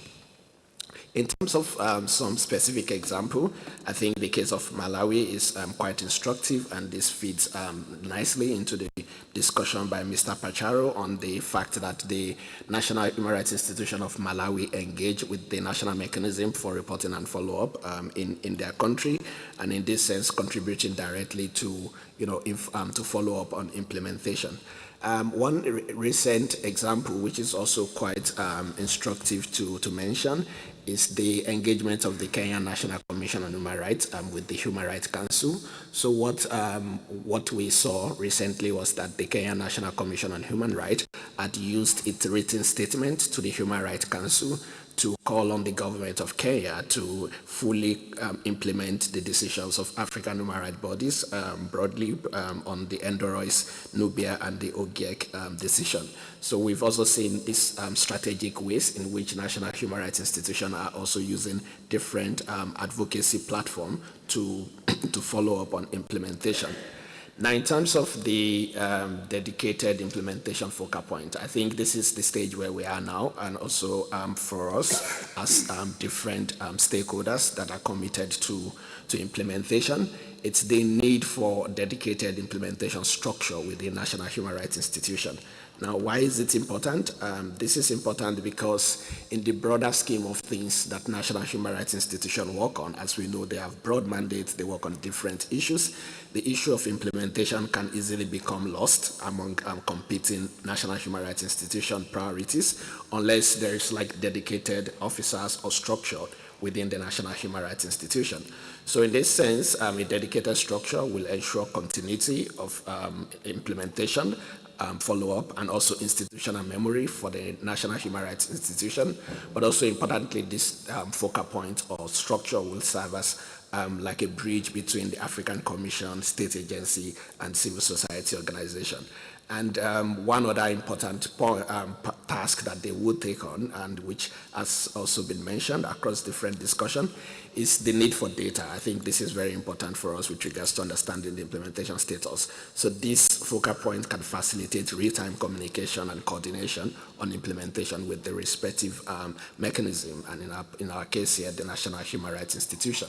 So at the moment, we have about 25 National Human Rights Institutions that have formally designated implementation focal points that will be responsible for performing this task that I had mentioned. And I think one entry point, as I come closer to the conclusion of my discussion, is that it will be very important for the African Commission to be very intentional about engagement with this National Human Rights Institution dedicated focal point. It's about 25 African countries that the Commission can work with, that the implementation unit can work with. And we have also been engaging in strengthening the capacity of this implementation focal point to ensure that they understand these roles, and they also understand the channels and avenue to play the roles. And that capacity building workshop for the first one was done in August, and that was also referred to by Prof. Murray.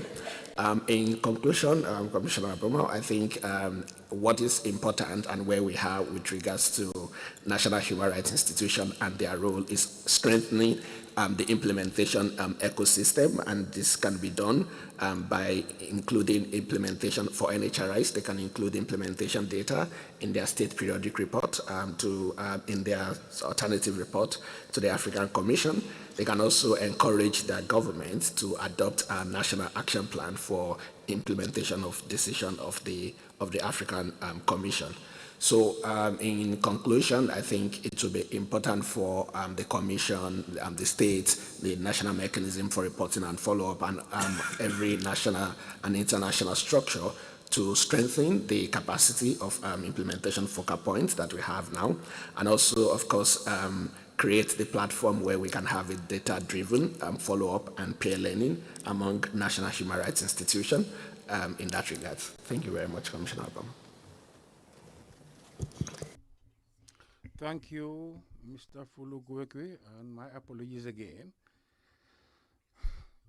earlier, and thank you for all this piece of information. And finally, I'll give the floor to Mr. Michael Nyako, who is the Deputy Executive Director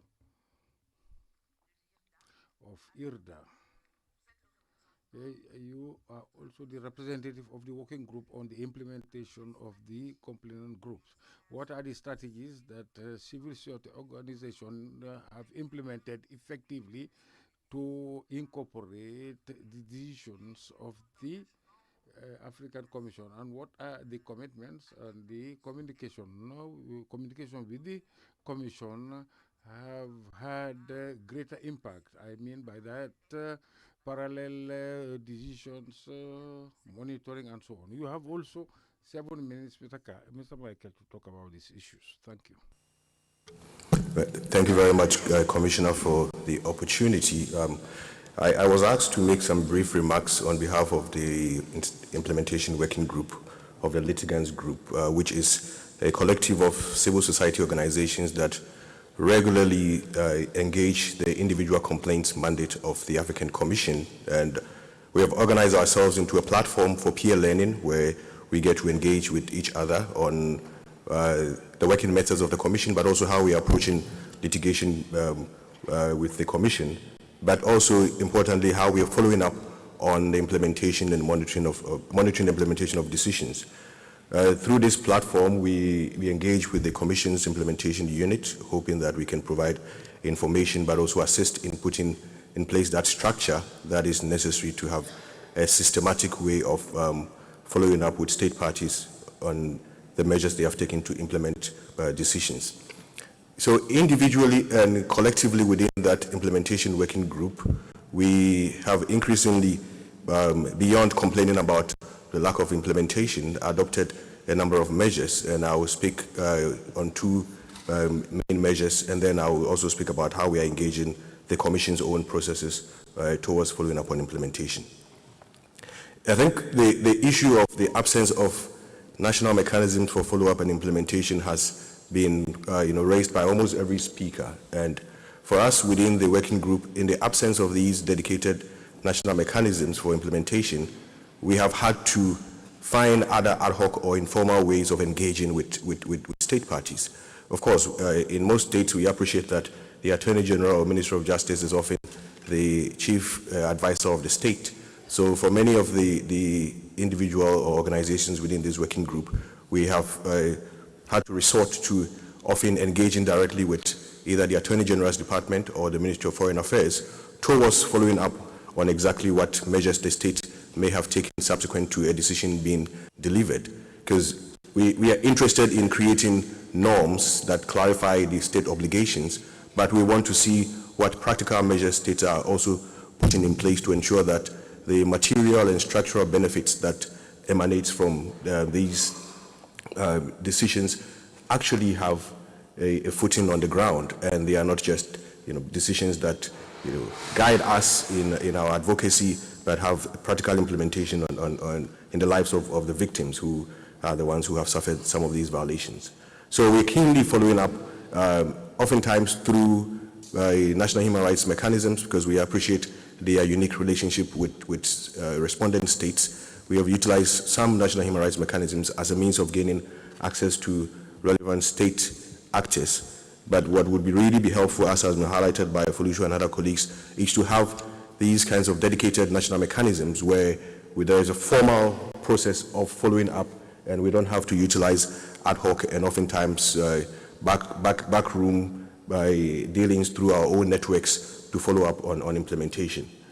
But I think for us, we also realize that oftentimes many of the decisions have implications beyond the individual victims that are the litigants before the Commission.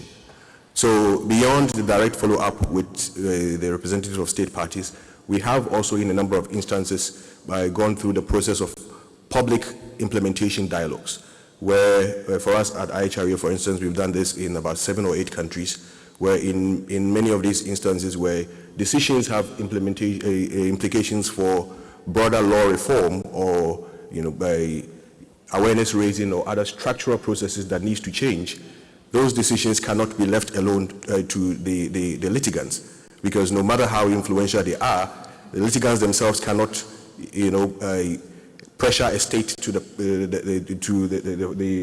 end of reforming legislation or other kinds of endemic practices that requires the state itself and other actors to be interested in dialoguing towards implementation. So we do these implementation dialogues to bring together the litigants, representative of state parties, national human rights mechanisms, and other national civil society actors to be interested in the recommendations that have come out of these processes. So that if law reform is recommended, or training of law enforcement officials is one of the recommendations, these are issues that the broader society within the state should be interested in, and not just the litigants, because it takes proper public consultation to get to the point where legislation is actually adopted, to be compliant with the state's human rights obligations. So we are increasingly doing these public dialogues to raise awareness about the existence of the specific recommendations, but to get national constituencies increasingly interested in how they come together and dialogue with relevant state actors towards broader structural reforms that are recommended by the Commission and other AU human rights mechanisms. And in a number of instances, in May this year, we actually engaged in an inter-country dialogue where we brought together the participants from the 7 states where we had these national dialogues, because we wanted to offer a platform for peer learning among the civil society actors, the NHRIs, but also state officials, to understand what other states are doing within their own context, the kind of mechanisms that they are putting in place to facilitate follow-up and implementation. And that platform serves as a space where they get to hear of the experiences of countries like Malawi, for instance, that are doing quite creditably well in putting up mechanisms in place, and processes that could also shape their own national processes. So we engage in these kind of public dialogues to facilitate that kind of engagement. Within the Commission itself, we, of course, increasingly are weaving into our alternative or shadow reports questions related to what measures the states have taken towards implementation, so that offers the Commission the opportunity to constructively engage with the state party once they actually report to the Commission on the measures they have taken to implement the obligations under the Charter, including obligations that emanate from decisions that are made by the Commission through the individual complaints procedure. Perhaps to conclude, one mechanism that we wish that the Commission would increasingly systematize is the process of implementation hearings, which would offer a further platform for the state party beyond the, if you like, the state reporting process or other processes where the Commission gets to engage with the state, to offer a formal platform for the state party to report back to the Commission on measures that it is taking to implement recommendations that are made, and to offer the opportunity to the litigants to also provide further information on whether whatever is submitted by the state is accurate and in line with what the recommendations of the Commission are. These is a mechanism that is already being implemented by sister bodies such as the Committee on the Rights and Welfare of the Child and the African Court. And we hope that increasingly the Commission would also systematize this process of implementation hearings, so that there is that formal opportunity for continuous engagement, and the Commission can have access to information that enables it to update its own records on what exactly the measures are that states have adopted in response to recommendations that have been made. And we don't have the situation where there is a significant information gap where states sometimes feel that they have implemented, but because there's no feedback loop to the Commission, we have this suspicion that nothing has happened, even though perhaps with a bit more engagement we could get information that could complete the process. So I think in a nutshell, those are some of the measures we are taking and some of the hopes that we have that the Commission will increasingly come to this process of implementation hearings. I'll leave it there and leave the rest for comments and questions. Thank you, Commissioner. Merci beaucoup, Monsieur. Thank you, Mr. Nyarko. We have now arrived at the end of the presentations. So now I'll give the floor to the chairperson regarding the interactive segment of our panel. Thank you, Honorable Commissioner. Yes, to continue our conversation on this regarding this important panel, well, during the remaining period, I will now open the interactive segment. I'm sorry for before giving the floor to representatives of civil society. I would like to know if there are member states that would like to take the floor. No, I cannot see one. Now, on the list submitted to us, I can see the National Human Rights Commission. Oh, yeah, it's Eswatini. Yes, take the floor. Thank you, Chairperson, Commissioners, panelists, and esteemed delegates. And thank you for the insightful presentation that you have just made, that we are sharing knowledge on how we can improve the implementation of the decisions of the African human rights mechanisms. So my question, it relates to the presentation that was made by Mr. Pacharo. First is a comment, then questions. Pacharo mentioned that when the reports are being prepared, the state reports, as well as the dissemination of recommendations, yes, the activity is largely executive function, but I believe that yes, the other arms of government, judiciary as well as parliament, they also have a role to play. For instance, when you are involving the legislature, there we know that legislature, it acts as an oversight mechanism to the activities that are done by the other arms of the government. So I would like to know what are the plans that Malawi has put in place to ensure that there is maximum participation of the lawmakers in the activities of state reporting, as well as the process of implementing the recommendations. That's the first question. Then another question, it relates now to the processes of preparing state reports, as well as disseminating or implementation of the recommendations. Are there any challenges that may be, in your experience as a member of the NMRF, we have noted when it comes to maybe state report preparations, as well as maybe now we are now on the aspect of implementing the decisions or the recommendations from treaty bodies in relation to the participation of focal persons in the NMRF network within the government. And lastly, I would like to know what is the level of participation of civil society organization in the activities of state reporting, as well as the part where we are following up on the implementation of recommendations. To civil society, are they vibrant, are they active in collaborating with government? Thank you.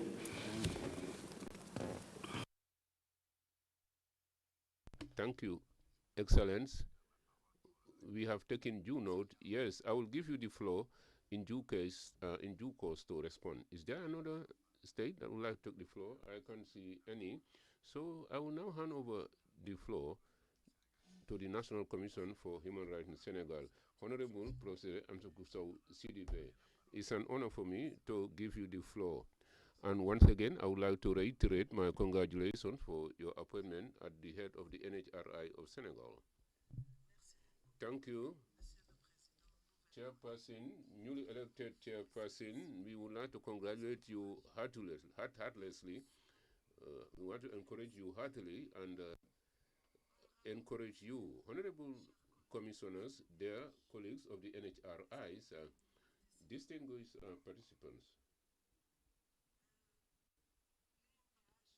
The NHRI of Senegal, the National Human Rights Commission of Senegal, would like to suggest to the African Commission on Human and People's Rights to encourage, to urge the states to enhance the independence of NHRIs, especially financial independence of the NHRIs. This would enable them to participate more often in the sessions convened by the African Commission on Human and People's Rights. We would also like to suggest that mechanisms for close collaboration be defined. Close collaboration between the African Commission on Human and People's Rights and all organisms that have observer status or affiliate status, like the NHRIs. Furthermore, we would like to suggest that in a more widely manner, the decisions of the Commission has to be popularized. They are not well known, and in some cases they are not known at all. We would like to urge the return of NHRIs who have been suspended. We would like to urge the African Commission on Human and People's Rights to be better known vis-a-vis the citizens, the litigants. So it would be interesting to get closer. And here I must say, this is a bit outside the unique framework of the SOMISI to touch the African Commission on Human and People's Rights should mainstream, should integrate the issue relating to the African Court, because in that regard, we do have concerns. Especially the implementation of Article 34.6 of the protocol establishing the African Court on Human and People's Rights. Individuals, civil society cannot understand the existence of the African Court, and I believe that the Commission has an important role to play in that regard. Already, maybe by convening a meeting around Article 34.6, which stipulates that, which talks about the statements or declaration in terms of jurisdiction.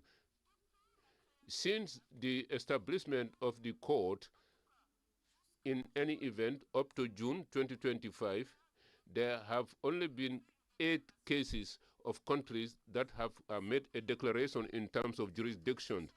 Out of them, 4 withdraw and only 4 are remaining. However, it is only this declaration of jurisdiction of competence that will enable the litigants and the civil society to lodge a complaint against a state. The African Court on Human and People's Rights has been devoid of its very sense with the provision of 34. So it needs a lot of reflection, and I believe that Chair, this could be one of the priority elements of our mission. And by the way, I suggest that we can use as a basis the International Human Rights Court. It is not, it's automatic. And this is what would enable us to comply with international and regional rights in terms of human rights. In any event, we wish there should be more collaboration between the African Court and the African Commission on Human and People's Rights, and to play a fundamental role so that the Commission be better known, be better showcased. Once again, the Commission is not well known. It is only the experts who know. It is only those who come to Banjul know about the Commission, and maybe other institutions like human rights and peace institutions. But the people for whom this commission, for whom this mechanism has been established, well, the people do not know very well the Commission. And finally, I would like to I will call upon the African Commission to encourage, obviously, it's a collaboration with NHRIs. This is of crucial importance. you have three, African Commission, NHRIs, African Court. The trio, with this trio, the decisions would become effective. And on that note, I thank you for your kind attention. Thank you, Chairperson. We have taken due note of all your comments. And if we do the nexus with the matter under review, yes, you are right to say that we will gain by popularizing the rulings of the African Commission and also to popularize the court, because if the decisions are not disseminated, it may weaken their scope and be prejudicial to their implementation. On the issue of collaboration with the African Court on Human and People's Rights, yes, indeed, you are right. Actually, it is an obligation on the basis of the Ouagadougou Convention, because it has been established that the court and the commission are in a relationship of complementarity, because the mandate of the court supplements the mandate of the commission. And in that regard, there has been a lot of collaborations among the two, and we meet regularly, and we will enhance this cooperation.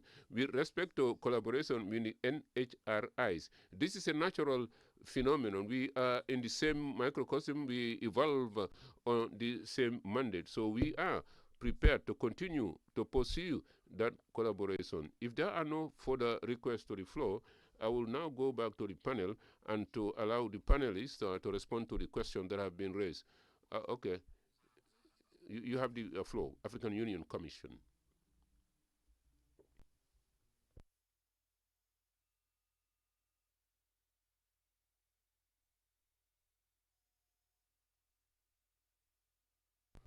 I will give the floor to the Honorable Minister from Uganda. Thank you so much, Mr. Chairman. I also want to raise my voice to compliment the panel and for being appointed. I have three concerns regarding human rights. One is on enforcement mechanisms.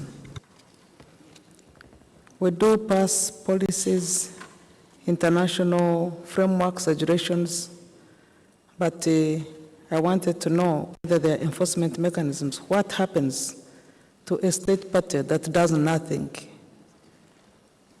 about implementing all these mechanisms? Are there sanctions? Are there, what do they lose? I thought for every government to acknowledge and support and implement, there should be a mechanism in which they feel they are bound by duty. That is why there is a laxity in some countries or communities.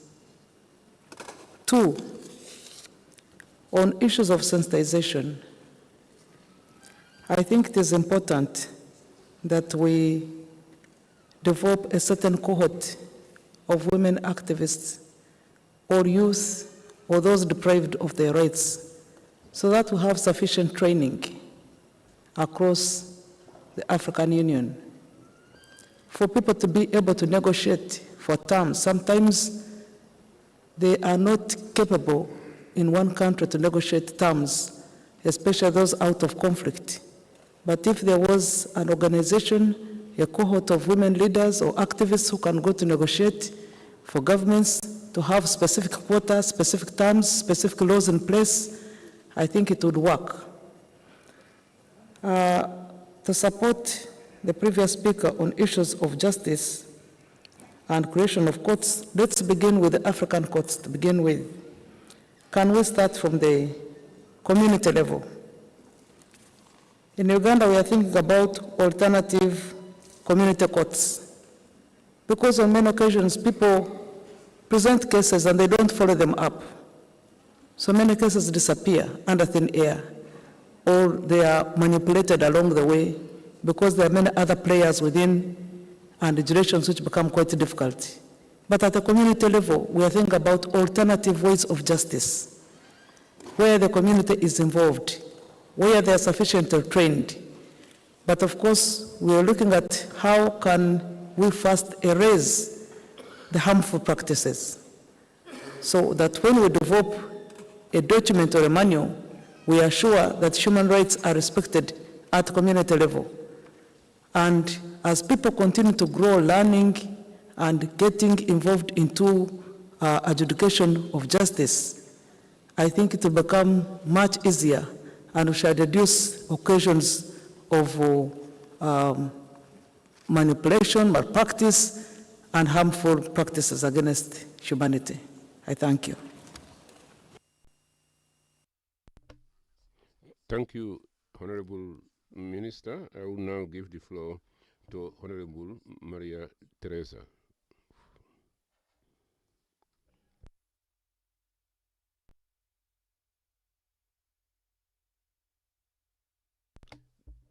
Dear colleagues, this is the first time I'm taking the floor. Very well, you can hear the interpretation, I'm told.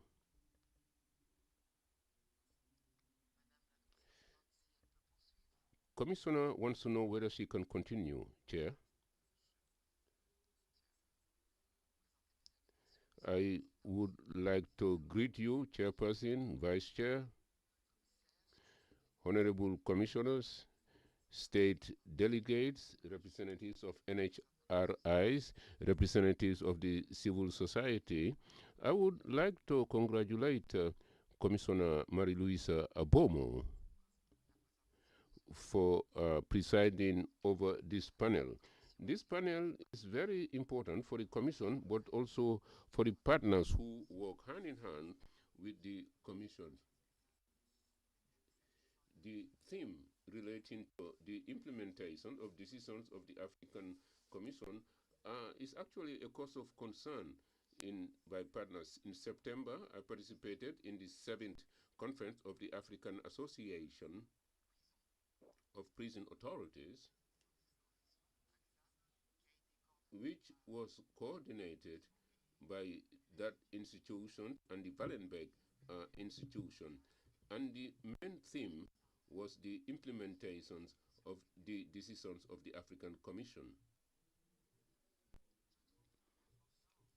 In my opinion, it is important how directors of prisons, about 34 were represented. Some of the directors of prisons at that meeting did not know anything about the African Commission. And some of them even thought that the Commission was an NGO. So this concern was underscored also by the Wallenberg Institute, who is a partner of the Commission. So there is need to maintain a practice with the NHRIs, the civil society organizations, to allow discussions in the various countries or around various platforms to obtain opinions and also to discuss about themes that are relating to the African Commission on Human and People's Rights. I do agree with the opinion that has been transmitted here. We have to take it upon ourselves to showcase the ACHPR as well as the decisions adopted and how they could be implemented. So this is why I'm saying this panel is very, very important. And once again, we congratulate you for having convened this panel. Thank you. I would now give the floor to Mr. El Habib of the the African Union Permanent Delegation to the UN. Thank you, Chairperson. Please allow me, since I'm taking the floor for the first time, allow me to congratulate you for acceding to the chair of our Honorable Commission. I would also like to congratulate Excellency Hamada Hatem Sahem for her appointment as the Vice Chair of the Commission. Chair, I am taking the floor. I requested for the floor alongside this important panel is first and foremost to talk things from a positive light.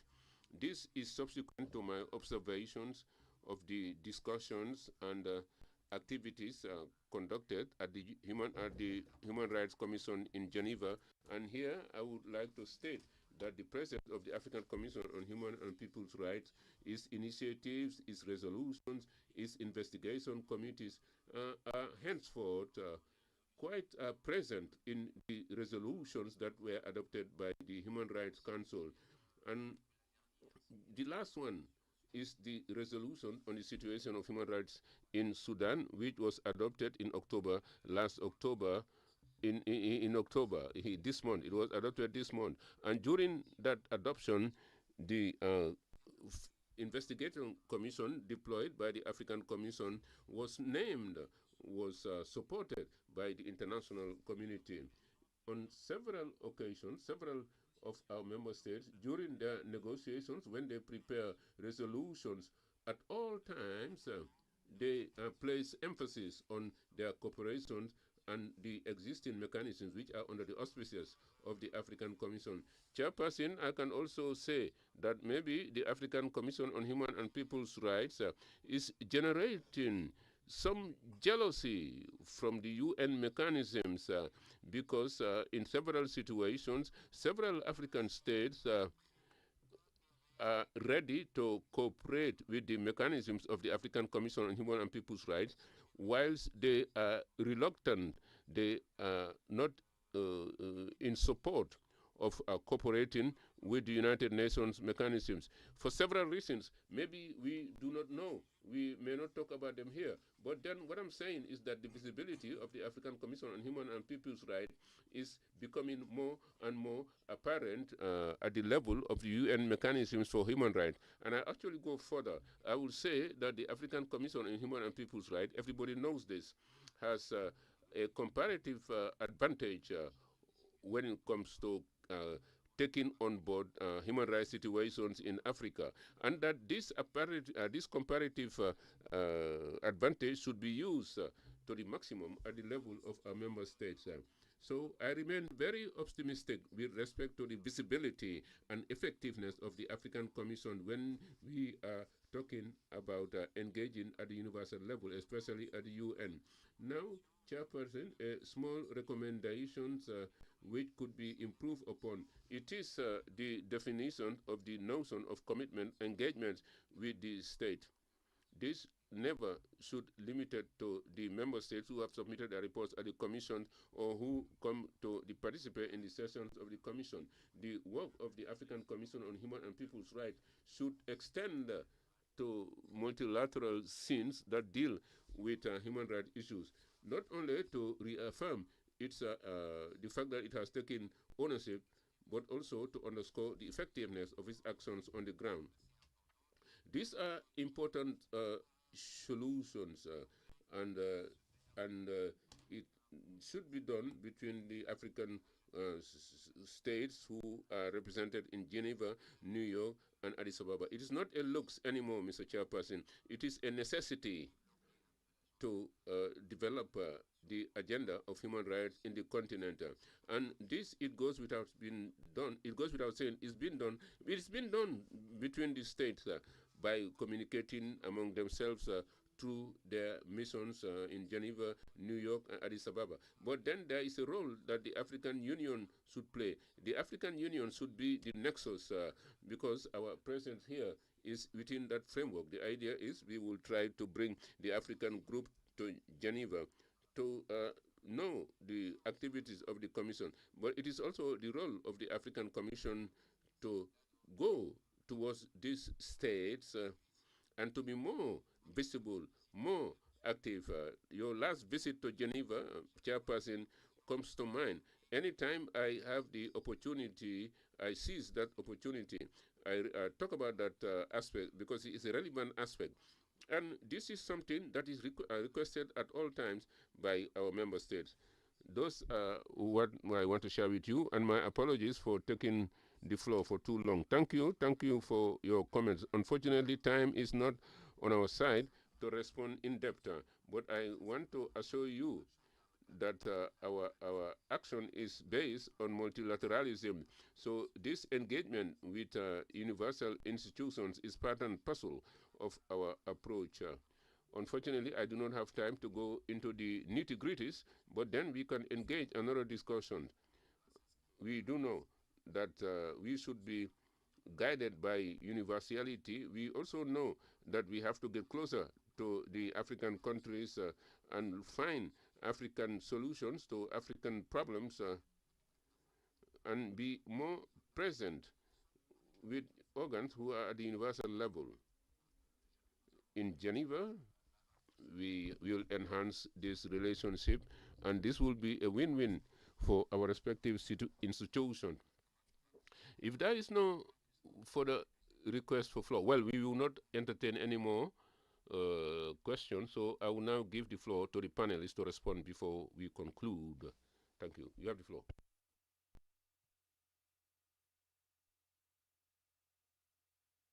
Questions from the distinguished delegate from Eswatini. The first one was on how we intend to engage Parliament in terms of the whole reporting and follow-up mechanism. As I said in my presentation, that this is an area where we need to improve. So the plan basically is to engage the relevant parliamentary committees. And we have in mind here the Legal Affairs Committee, which usually vets the bills before they are presented. We have in mind also the International Cooperation Committee, which is responsible for treaty issues, as well as the Social Welfare Committee.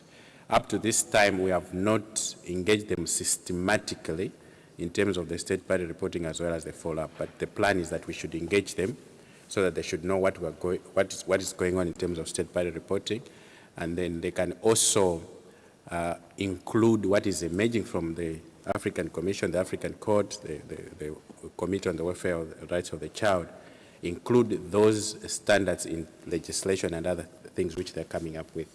Secondly, the question was on what challenges are being faced in state party reporting. Firstly, the first challenge is that the workload is huge, because the same people who are preparing reports at the African Union level are also preparing reports at the UN level. And the requirements to submit reports are huge. For the Charter, it's every 2 years, and then for other instruments also.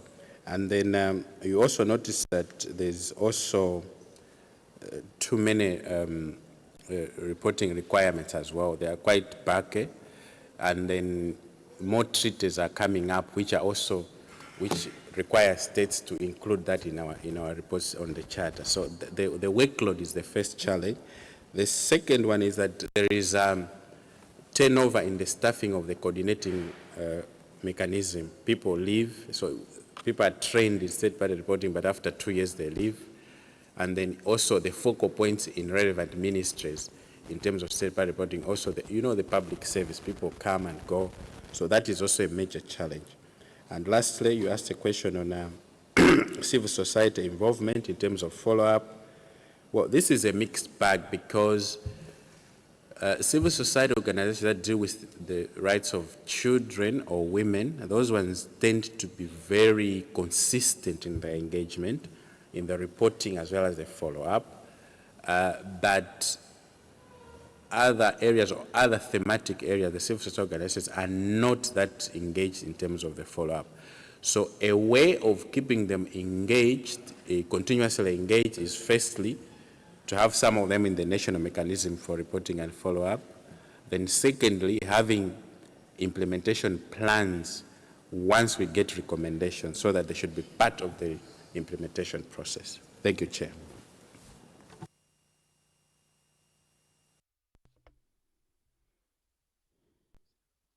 Thank you, Honorable Commissioner. Before giving the floor for the concluding remarks, an issue was raised by the distinguished delegate from the Republic of Uganda with respect to the possibilities of penalties in the event of non-implementation of the decisions. In that regard, there are some difficulties. Talking about penalties with the states would be problematic, because there is no mechanism enforcement mechanism against the state. Implementations of decisions depends on their goodwill and the principle that we know, pacta servanda, given that there is no mandatory penalty. All we can do is institute discussions among the states to persuade them that we all stand to gain for the decisions rendered by the Commission to be implemented. This is in conformity with their commitments, but we really cannot talk about penalizing the states.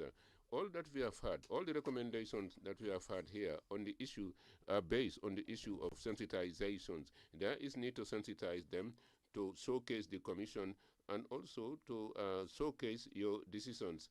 And I believe that the ball is in the court of member states, because the most appropriate channel we have is through the promotion mission that we roll out in the states. So I would like to seize this opportunity once again to launch an appeal to member states to extend an invitation to the member states for promotion missions. You should also invite the Commission for Delocalization. Thank you. We are aware that we have not exhausted this matter, but it is just a beginning. We have heard your observations, and we will continue with you these conversations in other occasions. Commissioner, you have the floor for your concluding remarks. Thank you for giving me back the floor, Mr. Chair. I would like to first of all thank the panelists whom we have listened to, and also thank the audience, the participants. I would like to pretend here that the Commission has proceeded with a collection of information.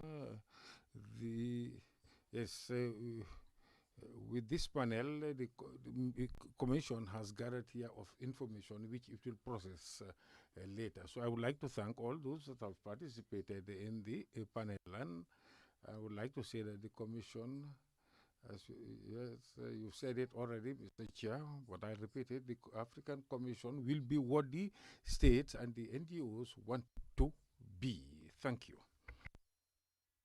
Thank you. On this note, now I'll invite you, first of all, I would ask you to give a round of applause to our speakers and also commend them. We will now have a break of 30 minutes and we will come back at midday. So the proceedings are hereby adjourned. Thank you.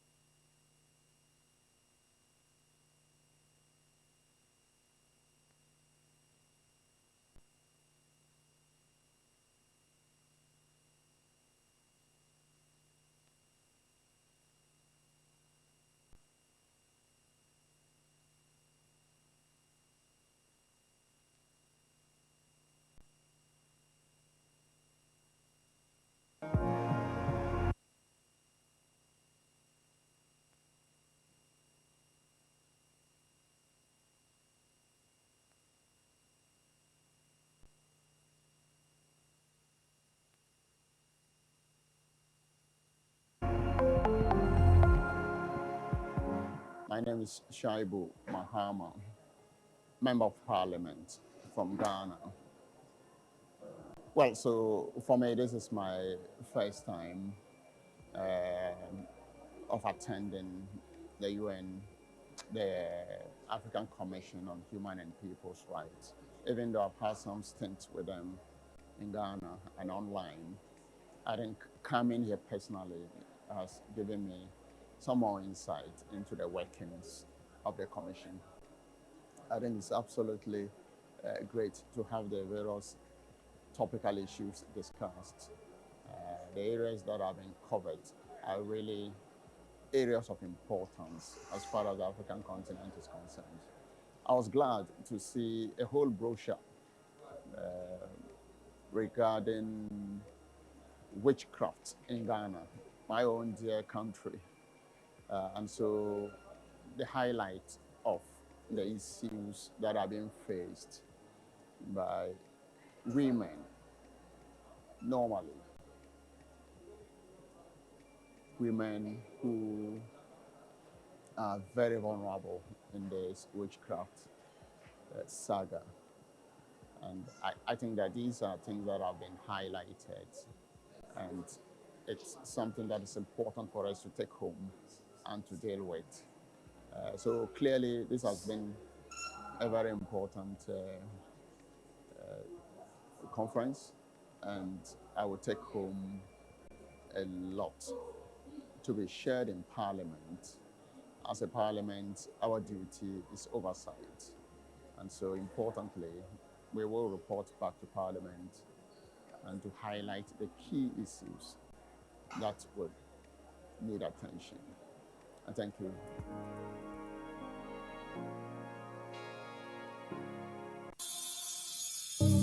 Welcome to the Gambia, home of the African Commission on Human and People's Rights. Bem-vindos à Gâmbia, sede da Comissão Africana dos Direitos Humanos e dos Povos. Bienvenue en Gambie, siège de la Commission africaine des droits de l'homme et des peuples. مرحبا بكم في غامبيا، البلد المضيف للجنة الإفريقية لحقوق الإنسان والشعوب. dal leen ci jàmm fii ci Gambia dëkkuwaay kuréel bu yore cëru doomu aadama ci Afrika. One Africa, one voice, your rights, human rights, our collective responsibility.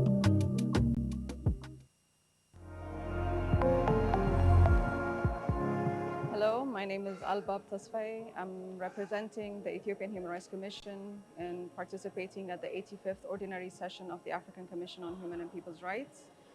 The National Human Rights Institution of Ethiopia today delivered a general human rights situation statement on Ethiopia during the intersession period.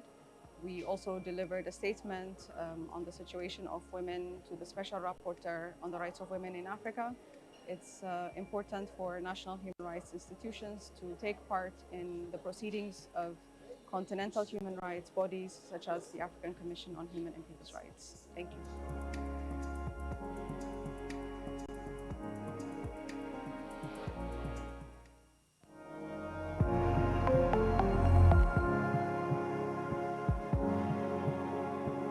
Good afternoon. I am Salimata Toure. I am the ambassador and permanent representative to the African Union for the Gambia. As PR, this would be my first participation in the sessions of the African Commission, and I've just started today and delivered a statement on migration management, externalization of migration management. And for me, the sessions are going on very well. Issues are being discussed that are of pertinence to the Gambia, but also to the African continent in terms of migration management and how we should help to defend our young people against all the negative effects of migration, but also on the way they are treated when going through third countries. As a member state, we would like to see our refugees and also our migrants properly treated, their rights respected, and hopefully from the takeaway from this session would provide the opportunity for member states to make sure that migrant rights are reflected and defended, and ensure that they get a good treatment and a good future. For me, this is the first session, so I'll stop here for now and hopefully continue the sessions and learn and listen into other member states' participation and their stories, whether success stories or challenges that they may face. We will address them together as a continent, but also as a region. Thank you very much.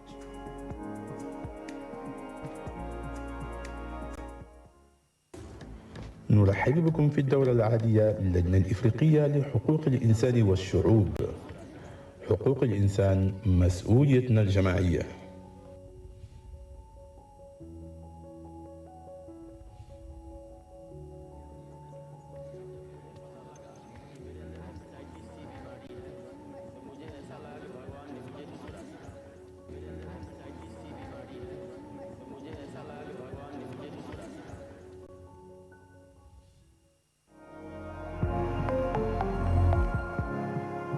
Thank you so much.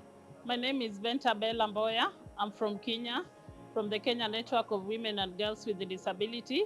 I'm here courtesy of ICJ, International Commission of Jurists.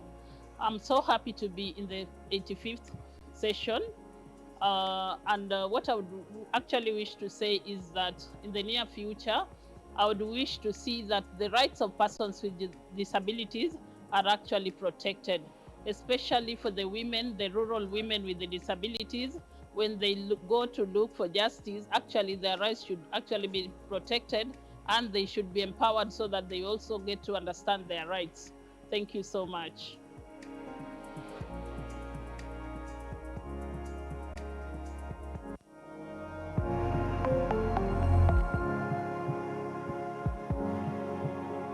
I'm called Brenda Kugonza, and I'm representing the Consortium for East African Women Human Rights Defenders Protection Network of Kenya, Tanzania, and Uganda. Yeah, so I'm glad that we have been part of this session, the 85th Ordinary Session of the African Commission on Human and People's Rights. I think for me in particular, this session has been very impactful because we have been able to have public conversations around issues that are affecting the continent, namely climate change and environmental issues, but also issues of marginalization and human rights. Then we have also looked at the whole issue around the increasing anti-human rights movements and anti-gender movements, especially on the continent. So I think having had a platform to discuss these emerging concerns is a step ahead in terms of finding solutions to address human rights violations on the continent.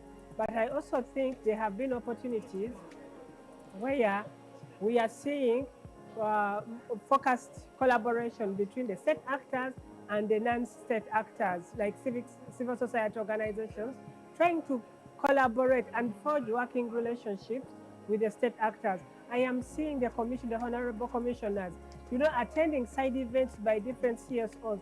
And for me, that is strong because then they are getting closer to the voices from the grassroots and informing their strategies of how to address the problems that continue to affect us on the African continent.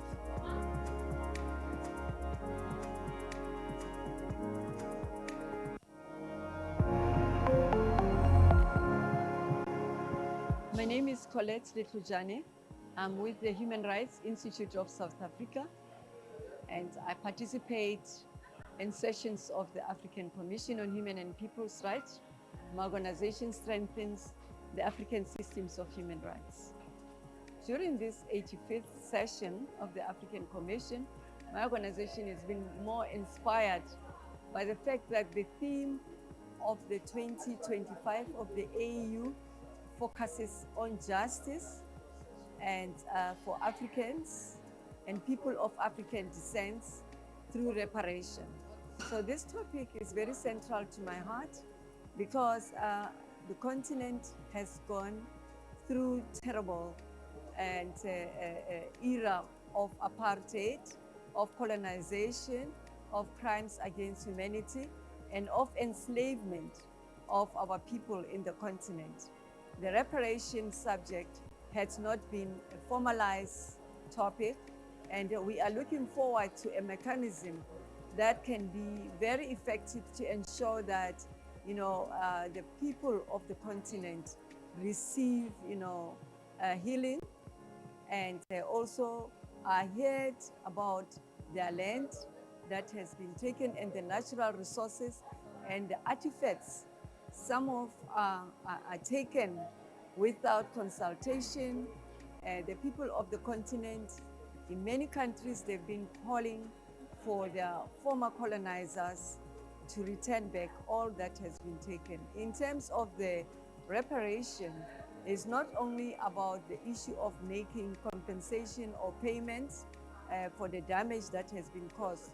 We also, expecting to see support and the respect of the human dignity, the equality, and institutions of learning be enhanced with infrastructure, for example, sanitation, resources for educators to provide education to our people, especially our learners. And I would also like to see natural resources that have been extracted, by transnational companies without making any, without any consultation and forceful removal of the indigenous communities without them being consulted. It's something that we want it to be seen, included in this whole program of reparation. And we would like to see also the very same communities that received,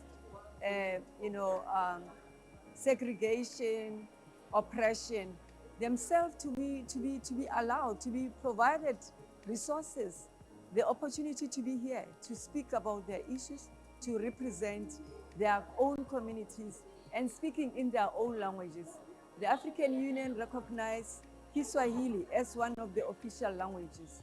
We would like to see more communities who speak these languages to come and present their state, their situation, to be in decision making, to contribute to the African systems of human rights. I thank you very much for the opportunity.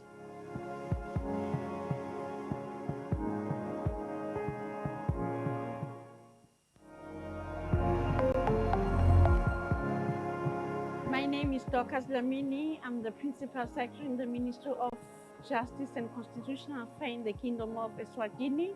We are attending the 85th Ordinary Session of the African Commission on Human and People's Rights. And as the Kingdom of Eswatini, we have delivered our statement, and the most important objective of this meeting is that we are meeting together as different countries to talk about the importance of human rights in our countries.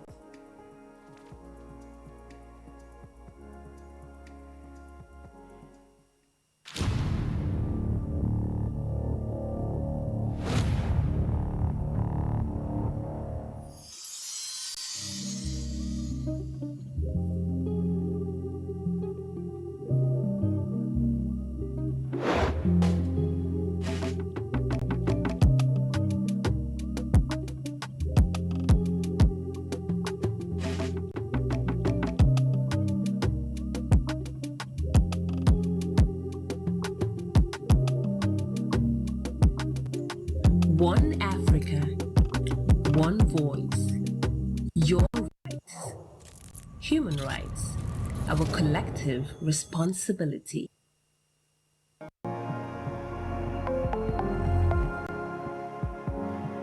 Hello, my name is Ellen Ann. I'm from the African Center for Democracy and Human Rights Studies.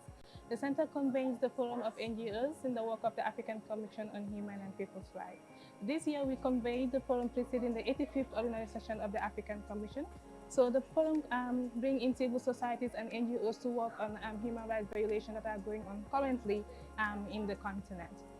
Going forward, I would like to see the contribution of the forum being reflected in the Commission's work, as well as being translated into meaningful change. Thank you very much.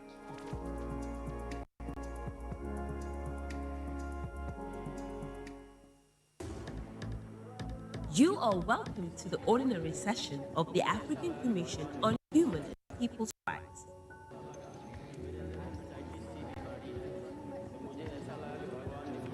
Human rights, our collective responsibility.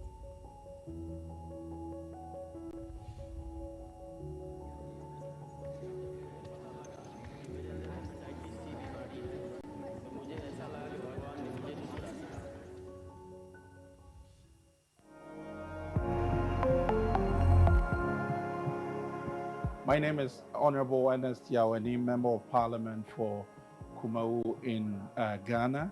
I serve as the chairman of the Human Rights Committee of our parliament, and I attended this session with members from Ghana's parliament on the Constitutional Legal Committee. This is my second time observing the ordinary session. We are here in May for the last session, and it was very insightful for us as a committee of parliament and with oversight responsibility over human rights issues in Ghana. And this year has also been a very interesting one.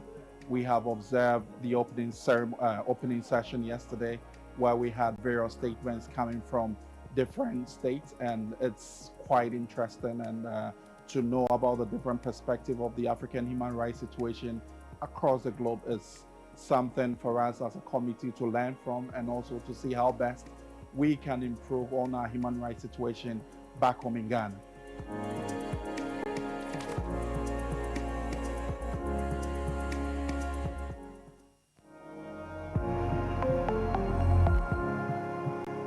Je m'appelle Fatima Aldine Garfa, je suis la ministre déléguée auprès du ministre des Affaires étrangères, chargée de l'intégration africaine et des Tchadiens de l'étranger du Tchad. Nous sommes aujourd'hui ici avec la délégation pour participer à la 85e session ordinaire ici à Banjul. Nous sommes vraiment ravis de participer à cette session. Notre participation aujourd'hui dénote de l'importance et de l'engagement que notre pays, le Tchad, apporte à la question des droits humains. Il était vraiment important et essentiel que nous puissions participer aujourd'hui à cette session. Le Tchad a fait une déclaration relative à cette session. Nous réitérons bien évidemment l'engagement de notre pays, le Tchad, à œuvrer pour les questions des droits de l'homme dans notre pays. Les questions relatives aux droits de l'homme sont bien évidemment gérées au niveau national pour chaque État membre, mais il était important de pouvoir échanger autour de ces questions-là avec tous les États membres en cette session de la Commission des droits de l'homme ici à Banjul.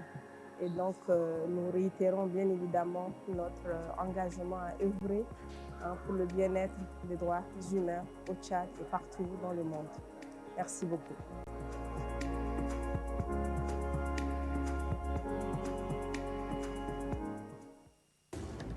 Bienvenue à la session ordinaire de la Commission africaine des droits de l'homme et des peuples. Les droits de l'homme, notre responsabilité collective.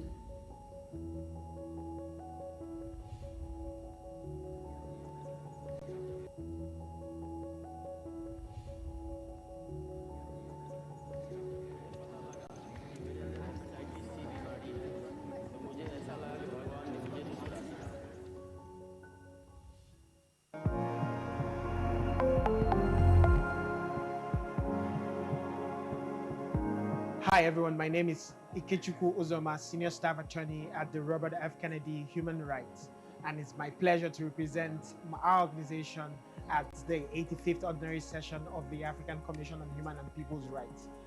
As usual, we've engaged in different conversations ranging from litigation on civic space to issues related to women's rights and obstetric violence, to other issues relating to elections, especially in East Africa and also in parts of Central Africa.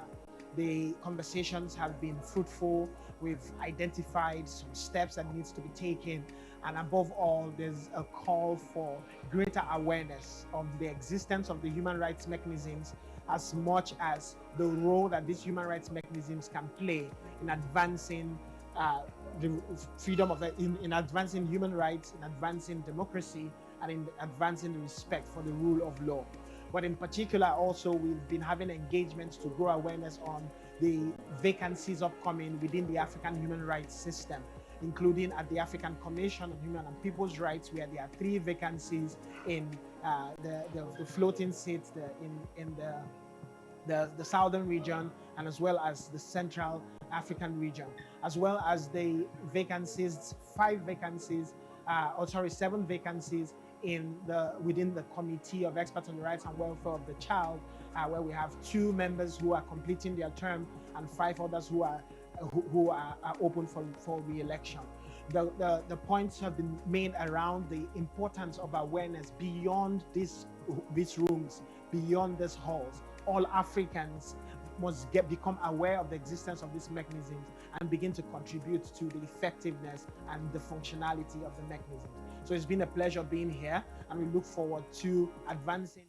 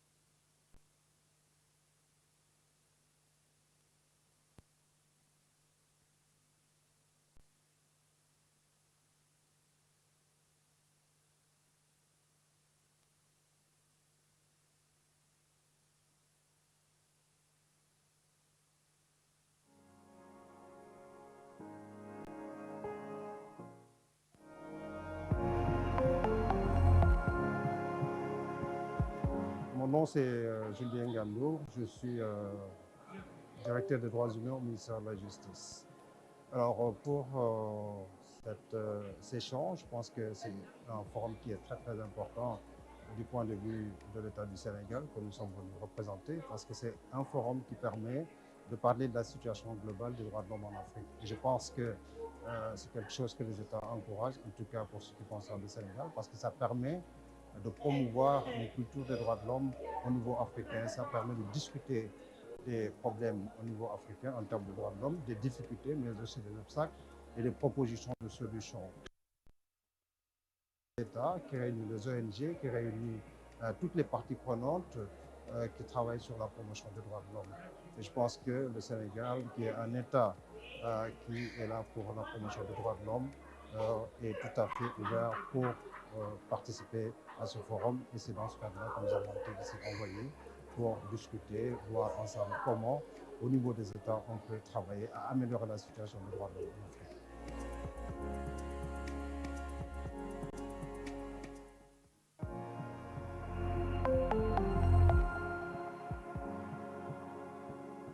My name is Kwame Andrews Dakulo, a person with albinism, and I work with Africa Albinism Network as the advocacy manager. Where the Africa Albinism Network is at the 85th ordinary session of the African Commission on Human and People's Rights.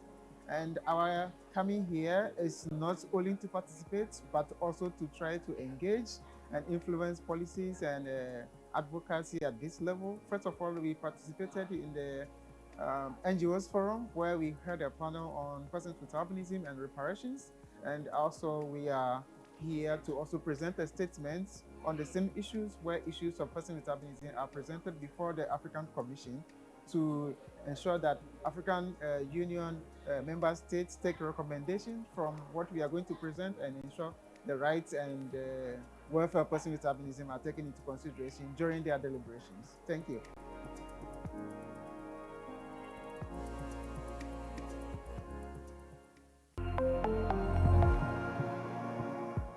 my name is Mary Izobo, and I am the Advocacy Program Manager at the Center for the Study of Violence and Reconciliation. And as CSVR, we are present at the 85th Ordinary Session of the African Commission on Human and People's Rights. For us, we're going to be presenting a statement on the African Union Theme of the Year, reparations. We'll also be participating in the panel session on Saturday, the 25th of October, 2025, where we get to also talk about the AU Theme of the Year on reparations, or should I say reparative justice for African descent. Today, the 22nd of October 2025, we held a side event on how we can actually mobilize African leadership for a torture-free trade treaty. And so for us at CSVL, one of the reflections, or should I say the purpose of us having, of being part of the 85th Ordinary Session, each year is to ensure that we're able to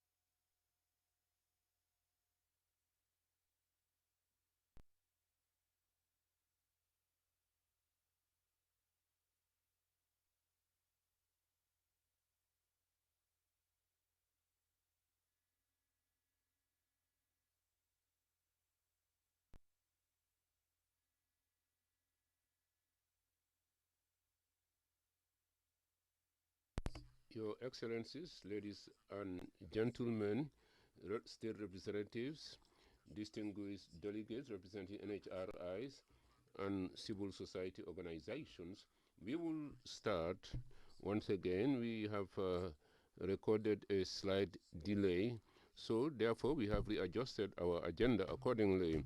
We would start with 11 on the panel, and thereafter we would not continue on item 5. It will be continued tomorrow morning.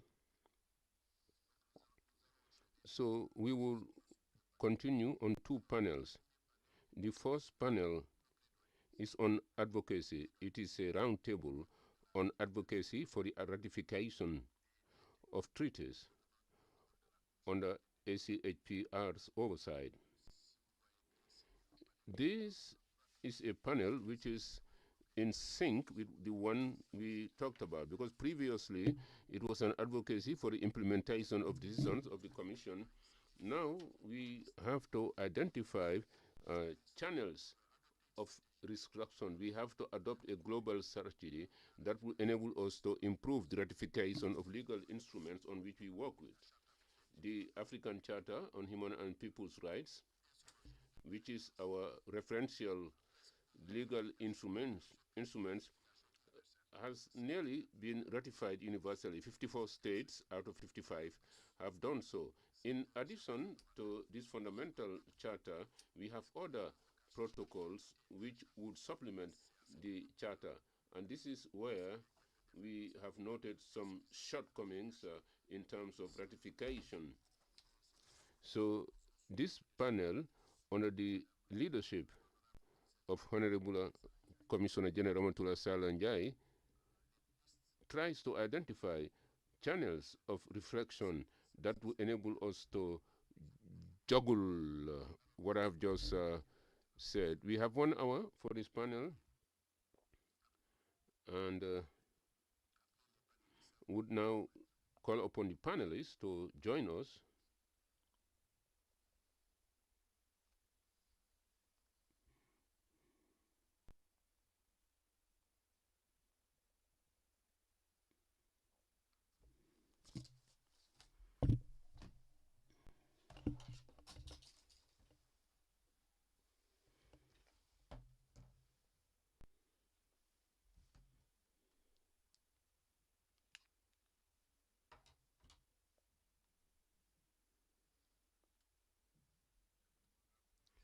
Honorable Commissioner Lumbu,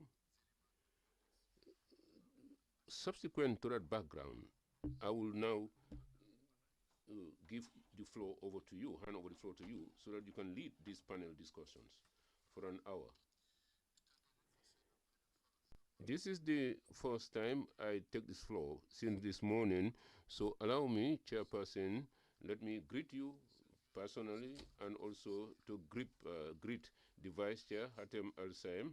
We would like to thank you for the manner in which the Bureau is leading our work since this morning.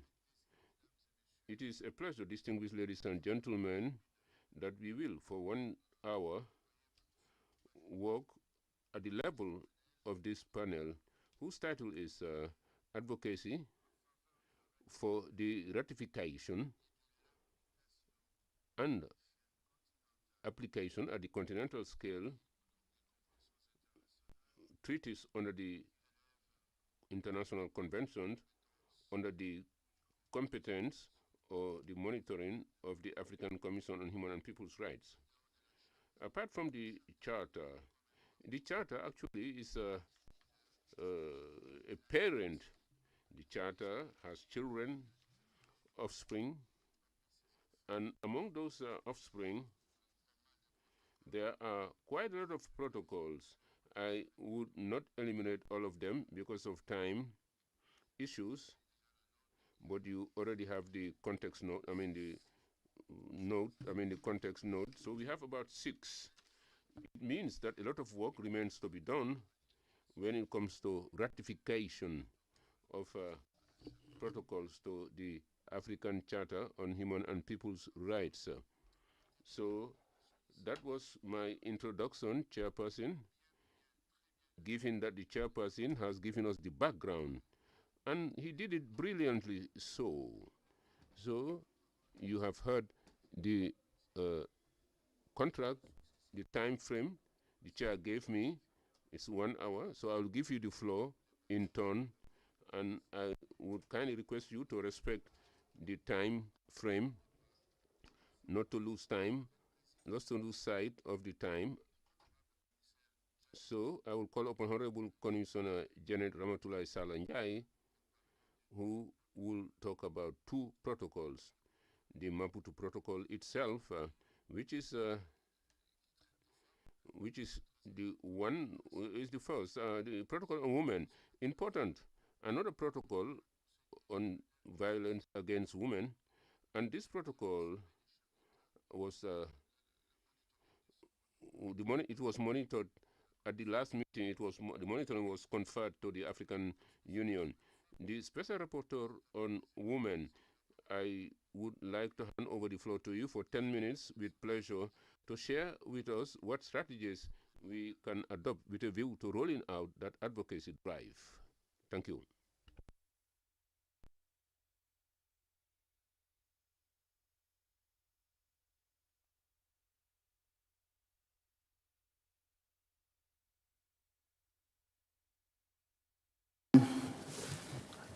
Afternoon to the Chair and the Vice Chair, and also to great excellencies, distinguished commissioners, representatives of member states, representatives of national human rights institutions, NGOs, colleagues and partners here present. It is my distinct honor to join this discussion on the ratification of the African Union instrument, particularly on the Maputo Protocol and the African Union Convention on Ending Violence Against Women and Girls.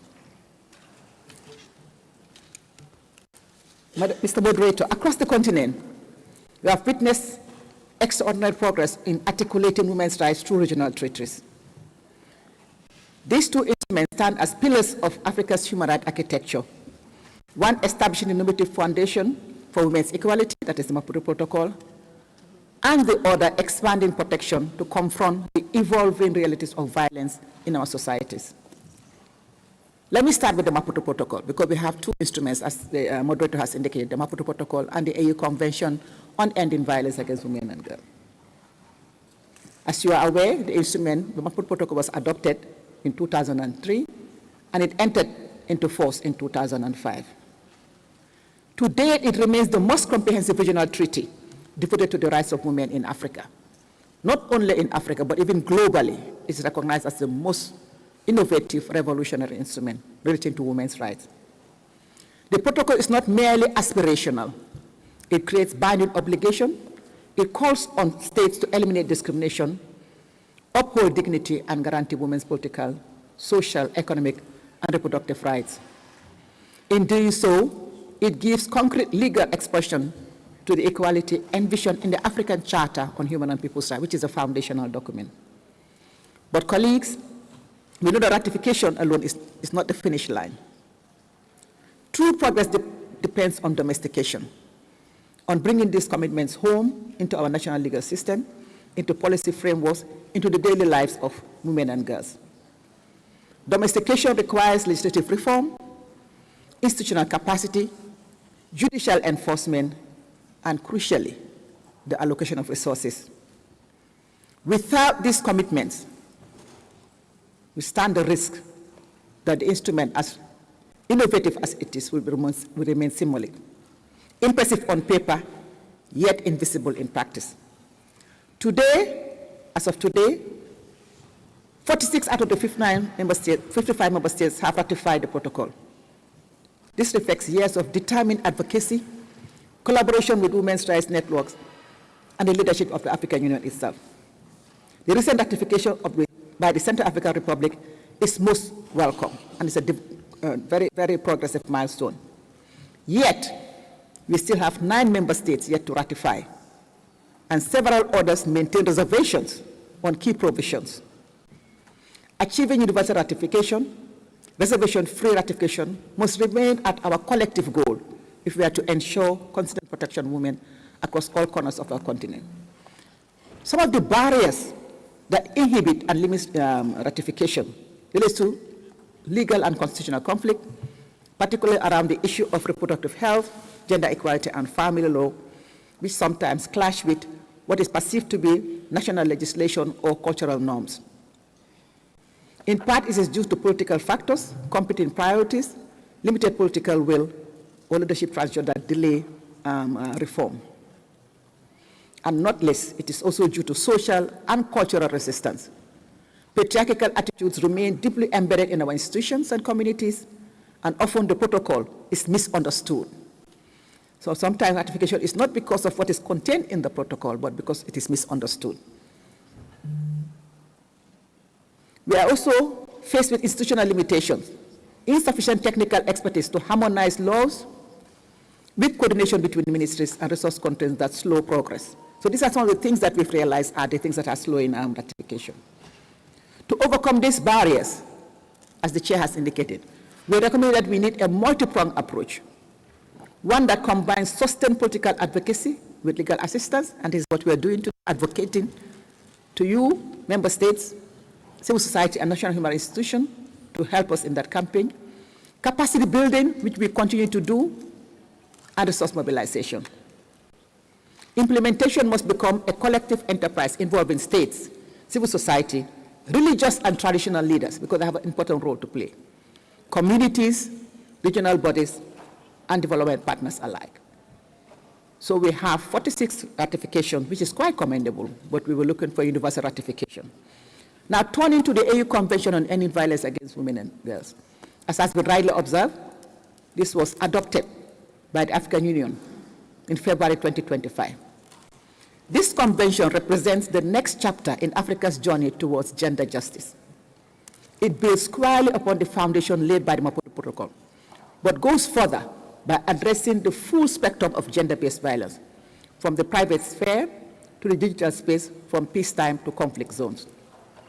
The convention introduced a comprehensive, modern legal framework that recognizes new and emerging forms of violence: femicide, trafficking, online harassment, cyber-stalking, and non-consensual sharing of intimate images. It also emphasizes protection in humanitarian and post-disaster contexts, acknowledging that women and girls are often most vulnerable in times of crisis.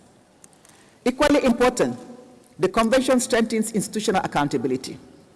It mandates the African Commission on Human and People's Rights to monitor and interpret its implementation, ensuring coherence between national action and continent standards. As of October 2025, as I speak today, 7 member states have actually signed the convention: Angola, Burundi, Djibouti, Democratic Republic of Congo, Liberia, the Gambia, and Ghana. These have all ratified, in particular reflecting growing political momentum. But we must be honest, progress remains slow, and universal ratification is still a very distant goal. We haven't had a single ratification yet, but the instrument is still very new, and we're hoping that it will be done very soon. The urgency of ratifying these instruments cannot be overstated.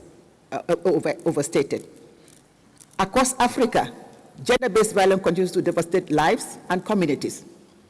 Every day, women and girls face violence in their homes, in workplaces, in schools, in public spaces, and increasingly online. In many countries, our legal systems have not kept pace with these realities. Laws remain fragmented or outdated. Survivors often face stigma rather than support, and perpetrators often enjoy impunity. So therefore, ratifying the convention is not only a symbolic act, it is a strategic and moral commitment.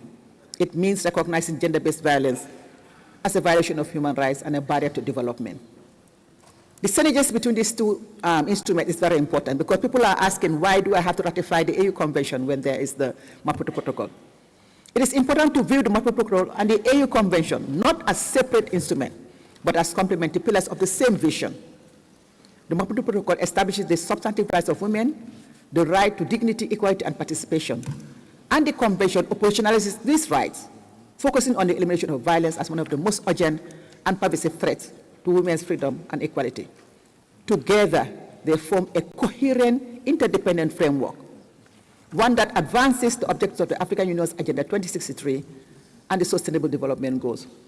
When implemented side by side, these instruments strengthen legal coherence, improve accountability, and create conditions for genuine gender equality across the continent.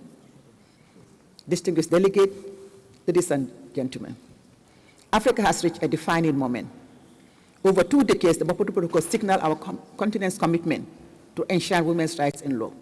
And today, the AU Convention on Ending Violence Against Women and Girls extends that legacy to the urgent challenge of eradicating violence in all forms. But our work is far from complete.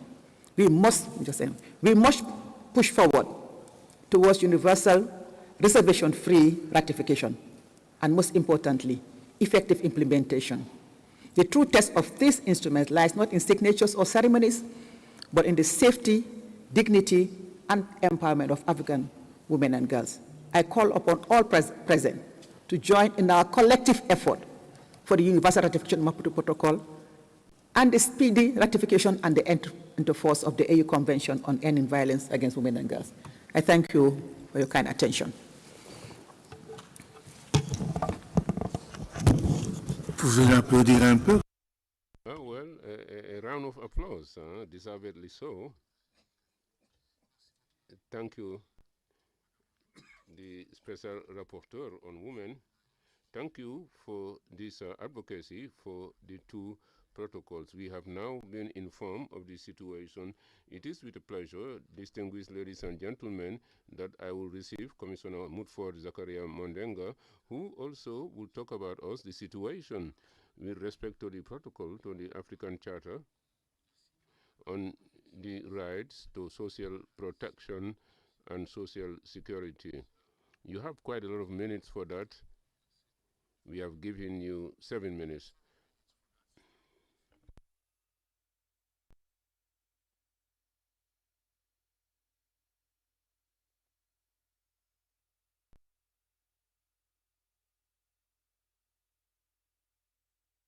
Protection and social security, which essentially refers to the protocol to the African Charter on Human and People's Rights and Social Protection and Security, which is a legal instrument that was adopted by the AU in 2022.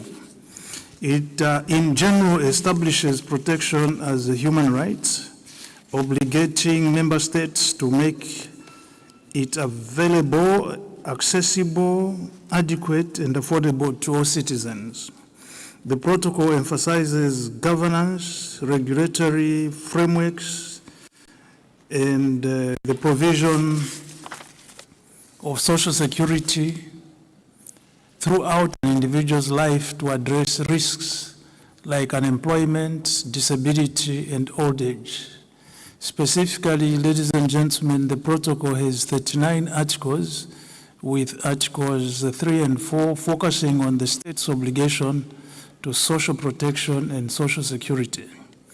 The document in general outlines a framework for member states to establish social protection systems, including healthcare, unemployment benefits, and pensions to eradicate poverty, reduce inequality, and ensure well-being of citizens.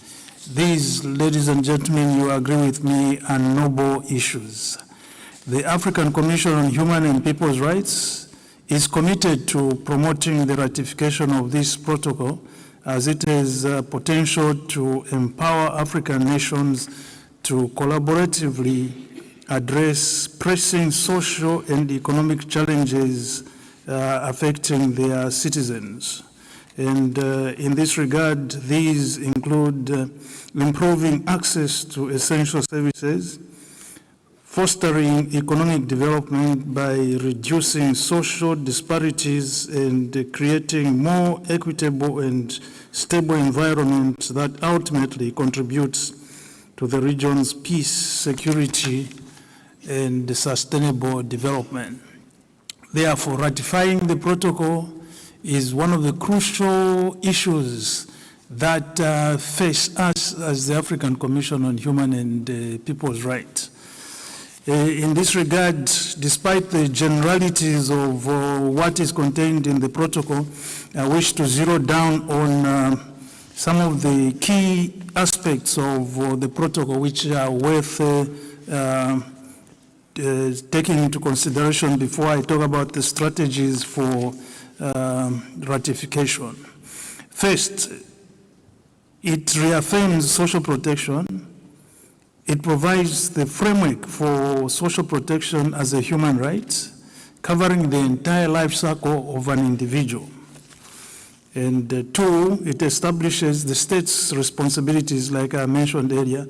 It mandates the states to provide a minimum package of essential social protection benefits to its citizens. Third, it includes vulnerable groups. It explicitly addresses the rights of vulnerable populations, including migrants, IDPs, women, children, and informal workers and older persons. Fourth, it promotes inclusivity. It requires social protection systems to be humane and based on human rights, inclusive and non-discriminatory, ensuring that everybody is covered. Five, it includes basic services. It encompasses a range of essential services such as housing, nutrition, and access to water.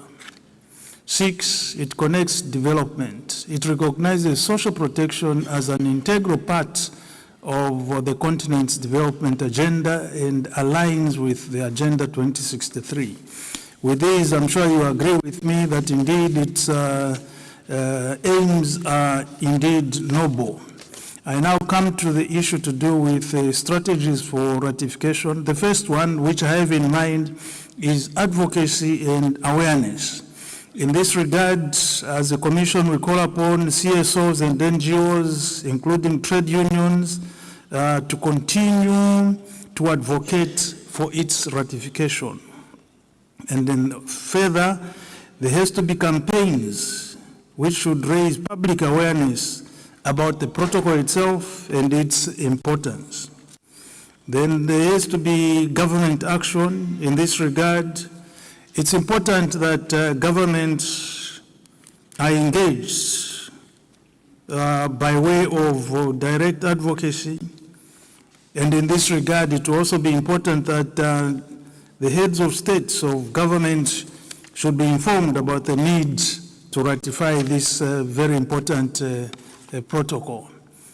Then there is also need at domestic level for all of us to engage in the lobbying for the domestic governments to sign and ratify the protocol. The third issue is public pressure. It is incumbent that all of us, CSOs, NGOs, NHRIs, to be involved in organizing public petitions to encourage governments to act and set a time frame for ratification of this important protocol. It's also incumbent that we should also look at the fact that the media occupies a very important position which we can leverage on and ensure that we pressure governments to commit to signing this particular protocol. And lastly, but not the least, we should also be leveraging the protocol. We can use the provisions of the protocol to inform and support domestic lobby efforts for reform, such as abolishing discriminatory laws or transitioning to the formality as provided for in the protocol. This is against the background that we do recognize the fact that whether we like it or not, despite the fact that most states have not ratified this particular protocol, most of the states do in fact have in place programs for social protection as well as social security. So against this background, we should be able to emphasize to them that actually the protocol is meant to bring into effect programs which they have in place one way or the other. So it's about them just putting in place a system that is going to be governed by the protocol, which I think provides for matters which are beneficial to all the citizens of Africa, including our political leaders themselves. The fact that they are in political office right now shouldn't be a comfort zone for them, because at a certain point in time, who knows, they might leave those particular comfort zones and become ordinary citizens who may also have to benefit from the protocol itself. So it's a document which all of us should be seen to support, and hence our call as the African Commission for the ratification of this very important document. Moderator, may I end on that note? Thank you. Merci. Je pense qu'on peut. Thank you. A round of applause as well. It is with pleasure that now I'll give the floor to Honorable Commissioner Selma Sassi for 18 minutes for 3 other protocols to the Charter, including the Kampala Convention. What is the situation, first and foremost? And you have 18 minutes for that. Thank you, moderator. Excellency, representative of states and international and regional institutions, representatives of national human rights institutions, the civil society organizations, dear colleagues, we are here to say once again, to stress the need to ensure the rule of law in the interest of effectiveness. The Commission, as part of its mandate of protecting and promoting human rights, mobilizes heads of state and all other partners so that the ratification and the implementation of our instruments cease to be that of a future, but that of a real trajectory. This panel is designed to establish the best strategies so as to fill the gap, the ratification gap, and ensure commitments from the member states. We have three approaches. There are three instruments, and they have the same pledges and promises. The first of all, the protocol to the chart on the nationality and the eradication of statelessness, and also the Kampala Convention on the protection and assistance for internally displaced persons in Africa, and finally the AU Convention on Refugees. All these three instruments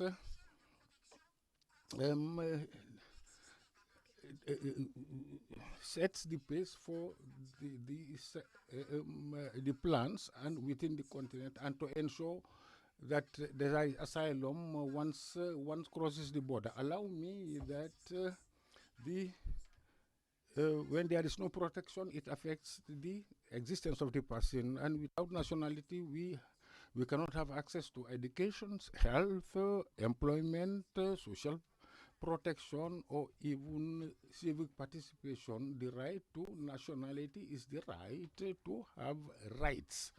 And not to have nationality is to be marginalized and to be invisible to our governments. However, it is likely that millions of Africans are in such a situation. And the protocol was adopted by the African Union in February 2024, and it enshrines the right to nationality and takes into account African specificities that have not been taken into account by international instruments. For example, the deprivation of and the eradication of settledness and the transmission of nationality to such people without discrimination and their effectiveness. But the adoption yes, it does not confer alone the mandatory aspect. So ratification is an obligation, and the entry into force gives it the force, and the implementation ensures reality. So to date, 1 year after the 1.5 years, yes, after the adoption of this protocol, no signing or ratification has been recorded. And I want to recall that the entry of the force of this protocol requires 15 signatures. We are not saying this to blame the states, but to set the deadline and the trajectory. So this mission remains, it is accessible, and I'm talking here, sir.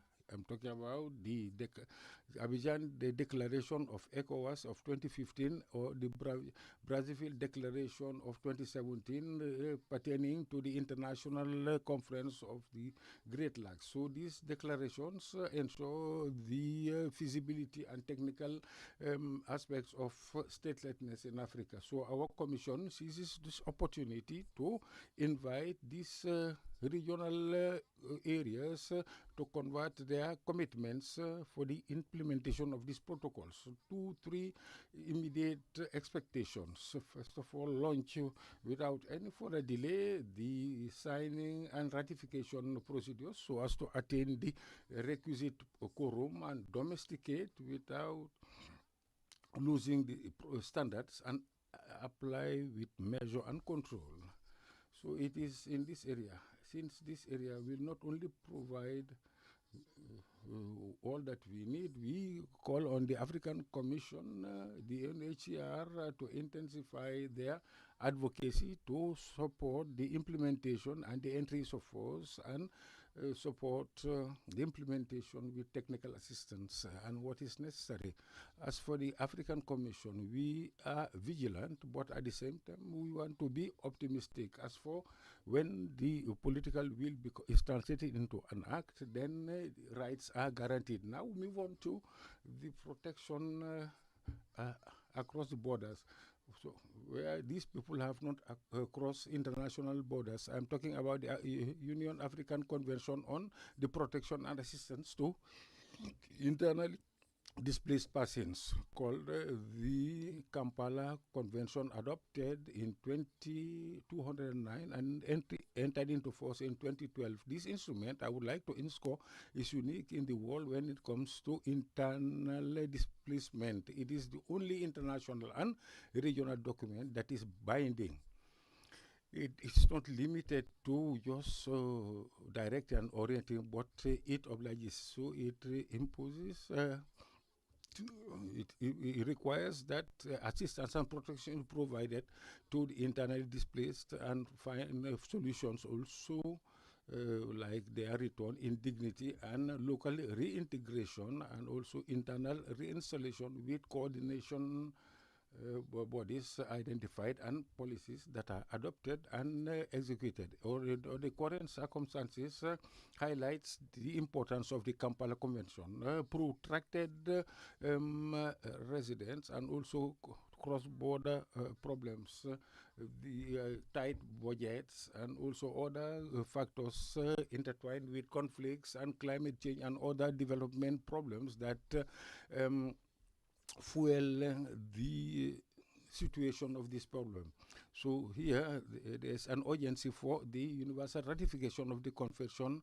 More than 40 million internally displaced persons in Africa and more than 8 million in Sudan and nearly 8 million in the DRC and more than 8 million in Nigeria, Burkina Faso, Cameroon, Niger, Central Africa, Mali, Chad, Togo, and also Benin.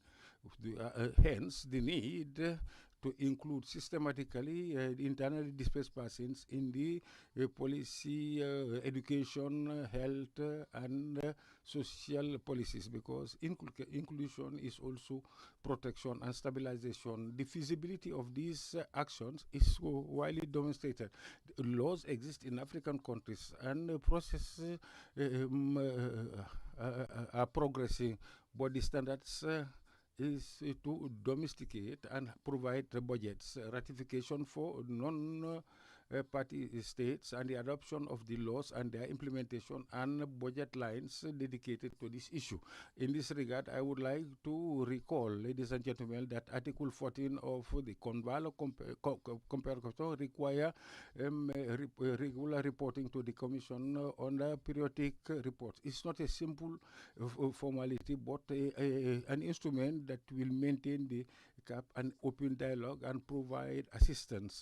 To date, only 3 African states have submitted reports on the basis of this Article 14 of the Convention. To accelerate the transposition, African Union adopted in 2018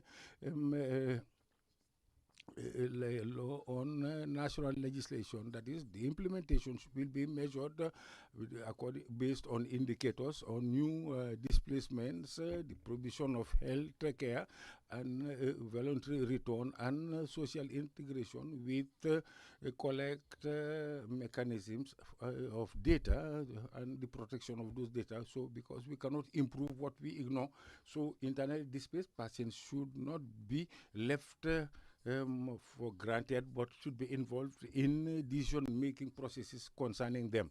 And today, the Convention of Kampala Convention has been ratified by 34 African states. So the stake and challenge is to generalize the universal ratification and operationalize the effective implementation. Now I move on. I now move on to another instrument which concerns the protection of persons that cross international borders in a situation in which any person present in this hall can find himself in. I want to talk about the Convention of the Organization of African Unity of 1969 on issues specific to refugees on the African continent, a convention that expresses African specificities by enlarging the definition of the word refugee to people who flee not only aggression but also occupation or simply events that affect and disrupt public order. So African solidarity, which is an area that is allow prima facie recognition when there is the proof for this is illusory. So this type of solidarity has a name in Africa. Its name is Ubuntu. That's we try to be what we are. So it is pioneering because and should be peaceful and humanitarian, no refoulement, the civil character of asylum and the right of inclusion. The current situation confirms the irrelevance of this convention of 1969. So after more than 50 years of existence since its entry into force has unfortunately not attained the universal ratification. Only 45 African states have ratified it. However, in the context of protracted conflicts and socio-economic pressures and climate change, we destabilize public order to accelerate the crossing of borders and also events that disrupt social order. Laws in this regard are more than necessary. In this regard, we would like to recall that refugees who are sent back without any proper examination is to be away from our standards. So international cooperation requires that we are obliged to do so. So externalization, we treat remotely asylum and also transfer people to countries where they risk the violation of their fundamental rights. Is against the fundamental rights of non-refoulement. So any cooperation on migration regarding asylum should comprise safeguard clauses, for example, traceability and also clause of remedy. Ladies and gentlemen, allow me now to deal with the point of departure, that is from standards to move from standards to results. At the end of this panel, we would like to remind and recall what is more important, an instrument that is adopted today and a law that will be a law which will be implemented tomorrow, and it is only through these three requirements that we will ensure that nobody will be left for granted on our continent, and then we can achieve the Africa that we want. Thank you, Mr. Chair. I give you back the floor.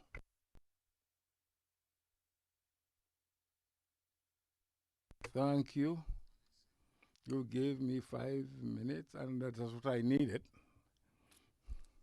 I was going to request you with this last word. You have other commitments, so thank you.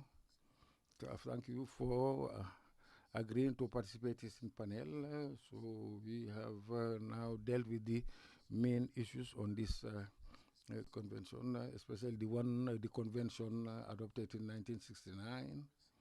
So anyway, we have received good information. Thank you. Now I'll open the floor for discussion on this particular issues. Masasi is going to leave us. Commissioner, is there a list? Are there people who would like to take the floor from in the hall? Is there any list of persons that have registered their names? I'll start with the states first. The member states. Is there any member state? I'm sorry, that would like to take the floor? Because when we say ratification, it is a state affair. It's first of all an issue that concerns the states, the member states. Is there any member state that would like to take the floor?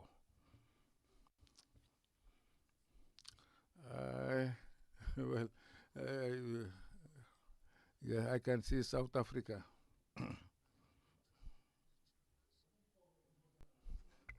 Yes, I have to give back the floor to the chairperson. That is in 20 minutes time. I have 5 minutes that I should reserve for the launch of a newsletter. So we have only 15 minutes. So please, the state delegates are kindly requested to go to the gist and within just 2 minutes. Thank you. So South Africa, you have the floor.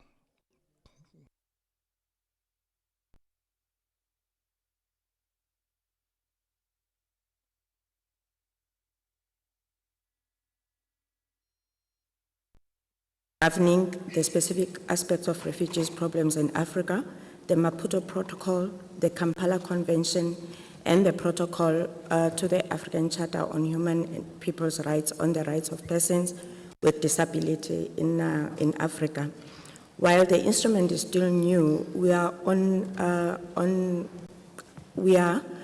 embarking on a process to ratify the AU Convention on Ending Violence Against Women and Girls, which can take a bit of time due to our national processes, which requires parliamentary approval.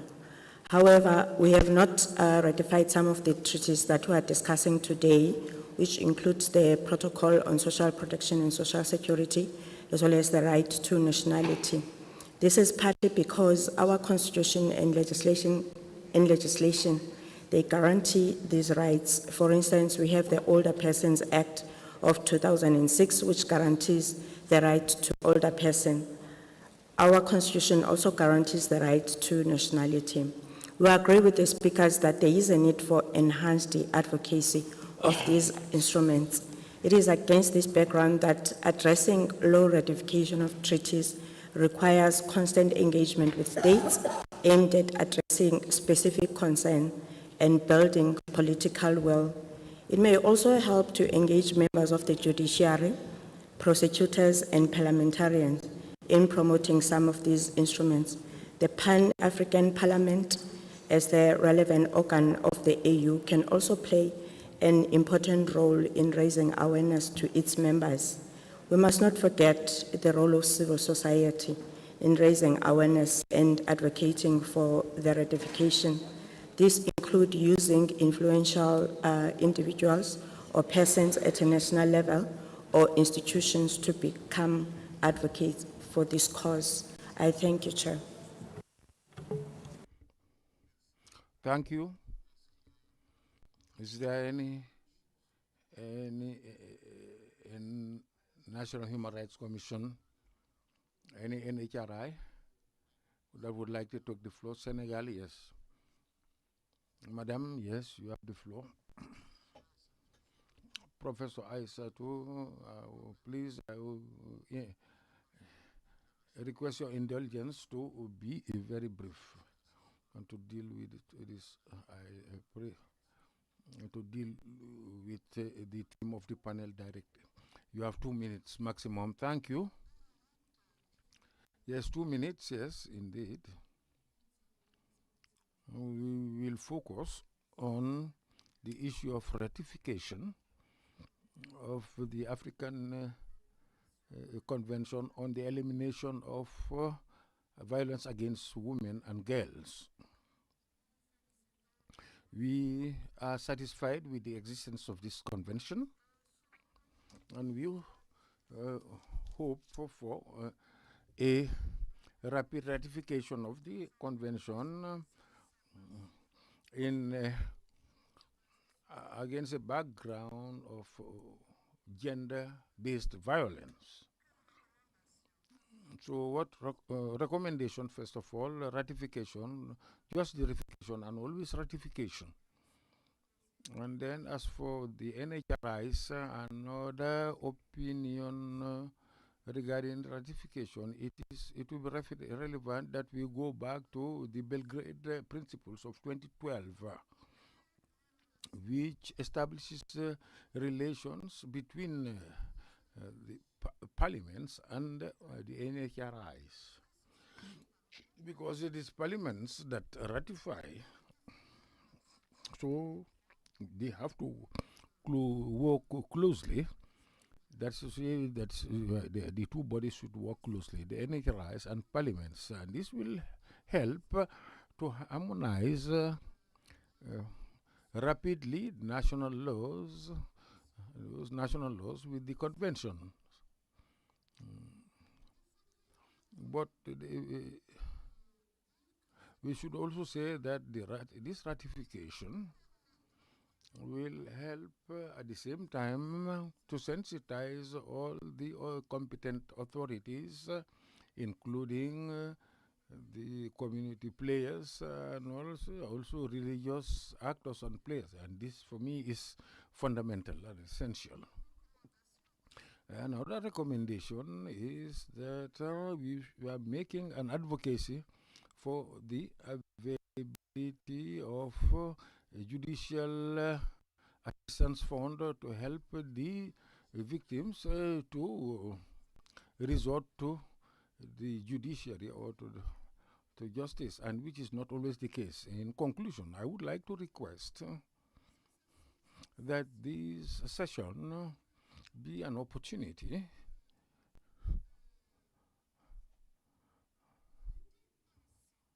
to bring together and fight together against a new phenomenon which impedes all the gains made for women. These are anti-rights movements. That's to say that they say that women should not have new rights within the family or elsewhere. And this is quite serious and dangerous. And I believe that the African Commission on Human and People's Rights should focus on this particular phenomenon so that the African Union Convention on Violence can become a reality. Yes, Mr. Chair, I think you understand.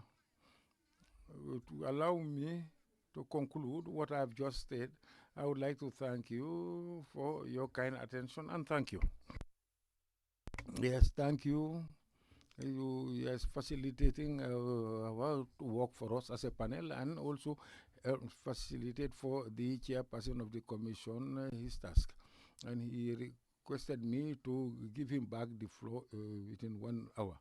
And so you've talked on behalf of the states, and this is also anti-rights. Is there anybody who would like to take the floor? Any NGO? Is there any NGO that would like to take the floor? I cannot see any request for the floor. Yes, honorable commissioners. Is there any commissioner who has something to say? Yes, you, Mr. Chair.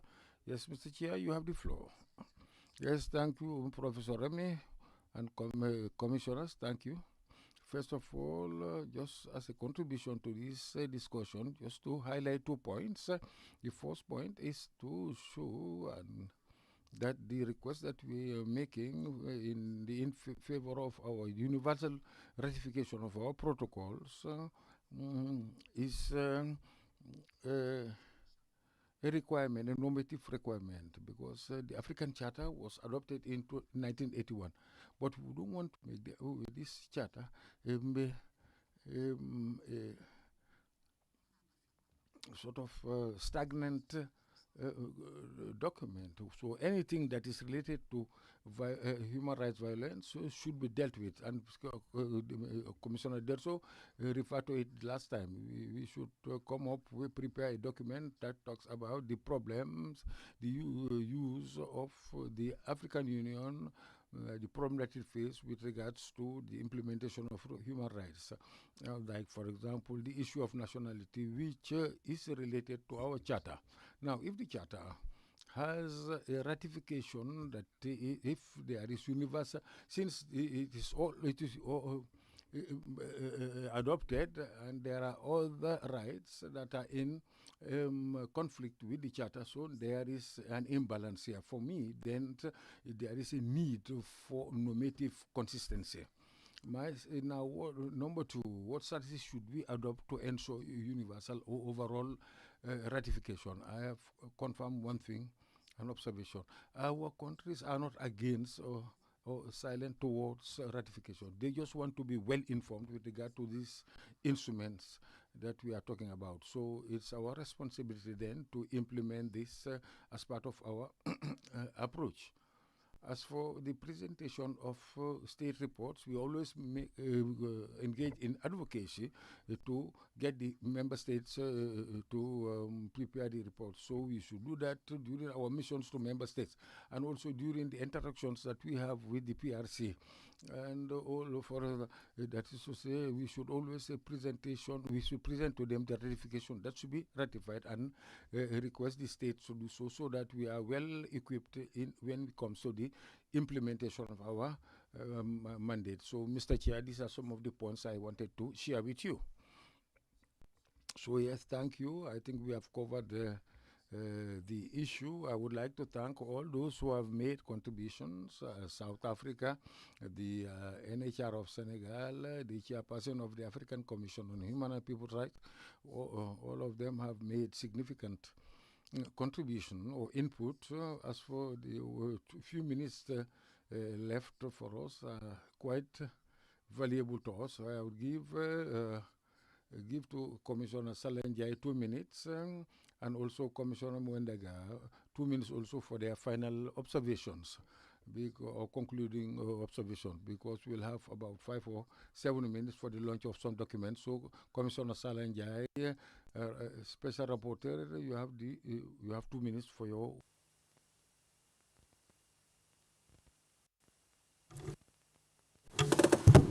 Thank you very much, Moderator. Moderator, I also join you to also thank those who participated in this panel, South Africa and the NHRI of Senegal, for their thoughts that they've shared with us. And we take note of the process that is being embarked on by South Africa in terms of their internal processes for the ratification of the AU Convention, and we look forward to them doing that, because South Africa is indeed one of the champions of masculinity in Africa. So we expect them to at least fulfill that obligation very soon. In the context of advocacy, because we've reiterated the fact that we need to advocate. We need to advocate and advocate and advocate. I think it may be pertinent to know that this is something we do and we continue doing, and we will not relent. And today I want to recognize, in the spirit of that advocacy in our midst, we have people who have joined us today specifically just to attend a side event on the ratification of the AU Convention on Ending Violence Against Women in Africa. Traveled all the way just to come and join us. I want to recognize in our midst the Gender Minister of Ghana, Honorable Latte Agnes Namomo, who has joined us, who will also come and be with us here just for that advocacy mission. We also have the Gender Minister of Uganda, who's come to join us. I think she was with us, she just stepped out maybe on a health break. Honorable Mutuzo Peace Regis, she's here with us. From Angola, we have a director from the Ministry of Social Action and Family Gender, Honorable Quintas Joana Antonio. From Burundi, we also have a representative, so we're actually reaching out to the countries and the member states. We have Rosalie Madam Rosalie, who's the Permanent Secretary, Minister of Justice, Human Rights and Gender. From Liberia, we have a Director for Gender-Based Violence, Minister of Gender and Children's Affairs. From Senegal, we have Ramatoulaye Touré, who's a National Director of Gender Equity and Equality from Senegal. From Zimbabwe, we have Madam Fongai, who's with us. And from Djibouti, we have the Director of Gender of the Gender Observatory, just to show that we are reaching out, and we don't relent in reaching out. And we are also reaching out to all of you who are here, National Human Rights Institution, because the work we do at the regional level, that is what you should be doing at the national level. So, for example, if the nationals in your country are not aware of the African Commission or the instruments we have, we're imploring you to make sure that as you carry out your work, you fulfill that obligation in addition to all the work that we do. I want to thank you all, and I look forward to seeing you at the side event for the ratification of the AU Convention at 5:30. This is where I will end before I give it to my colleague. Thank you. So now I request the Commissioner Mwadfor Mwandega to make concluding remarks in 2 minutes regarding what Senegal and South Africa have said. So, Mr. Chairperson Mwandega, you have 2 minutes. Thank you. Well, thank you, Moderator. In as far as I'm concerned, I think my parting points will be basically the fact that for all of us that they are here, we should take into consideration the fact that the provisions of the protocol to the African Charter on the rights of citizens to social protection and social security are matters that concern or affect all of us, directly or indirectly. And therefore, it is my belief that we can consider ourselves as ambassadors of the African Commission on Human and People's Rights to champion the universal ratification of this very important protocol. And in this regard, it is my pleasure that I should constitute you as indeed ambassadors for this particular purpose, and request that wherever you go, you should be championing this particular document, because at a certain point in time, you might be affected, your relatives might be affected, your friends might be affected, and all of us need at a certain point in time to have the benefit of these particular provisions. Thank you, moderator. Merci. Je pense que la conclusion de... Thank you. That yes, this is just a conclusion. I have just one sentence to make. The normative consistency at the high level of ratification of the Charter, and for example, the very low level of some protocols like the Maputo Protocol. So we've now set the pace. So it's a collective responsibility. Now, if there is no inconvenience, we can then give a round of applause to the panelists. And our colleague who left us just now will come back later. Thank you. It is with satisfaction that the 5 minutes left for me, yes, it's only 5 minutes. We have 2 newsletters to launch. And the launch will take only 1 minute or 2 minutes. I'll give the floor to the Special Rapporteur on Women's Rights on the newsletter on the, Special Rapporteur on the Rights of Women. To have 2 minutes, and also then the Committee Against Torture, that is later. This will be then later. So you have 2 minutes, 3 minutes, I'm sorry then. 4 minutes, in fact.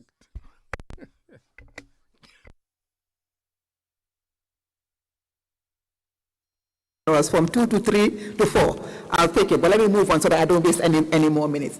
I think we've made the case, distinguished delegates, ladies and gentlemen, for the universal ratification of Maputo Protocol, lifting of reservations, and most importantly, for the implementation and domestication of the Maputo Protocol, and also for the ratification of the AU Convention on Ending Violence Against Women and Girls, so ensure that it enters into force.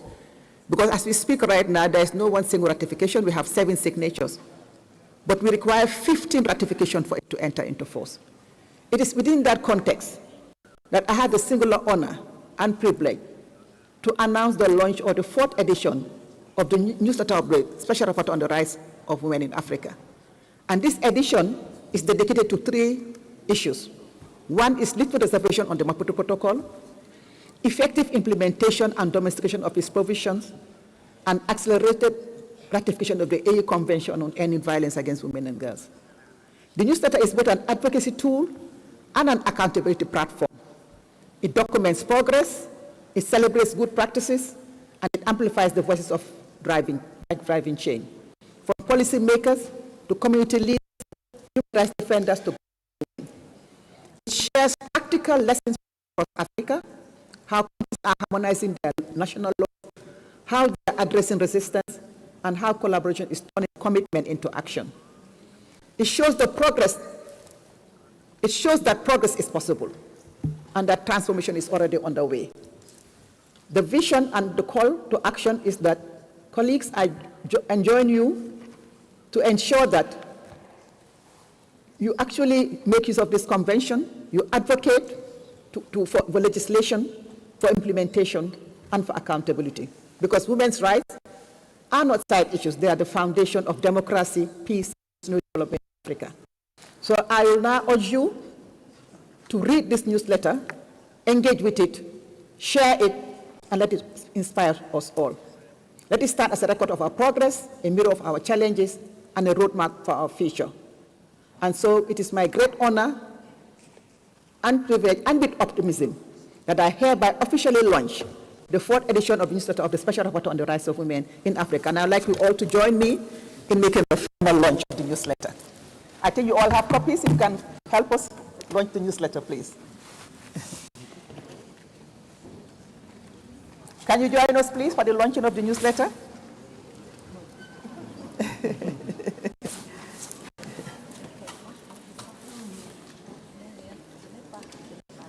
On peut applaudir. À côté de toi. Yes. Thank you. May it continue to serve as a beacon of advocacy, accountability, and hope.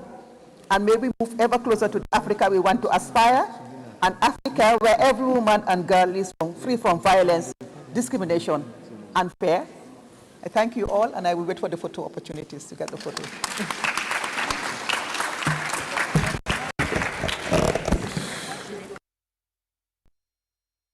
Chair, with your authorizations, I can take leave of you. It's 1 o'clock, as you requested, and I've accomplished my duty. Thank you, Honorable Commissioner. We congratulate you for presiding over this important panel. You have respected the time limit allocated. This puts an end to item number 6, devoted to panel discussions. Now we will go to item number 11 by proceeding to the launching of 2 newsletters. The first document is number 18 on police and human rights.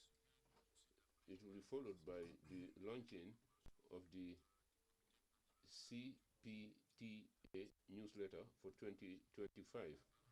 I would now like to give the floor to Madam Manuela for the launching of the first newsletter. She's not available. Well, if not,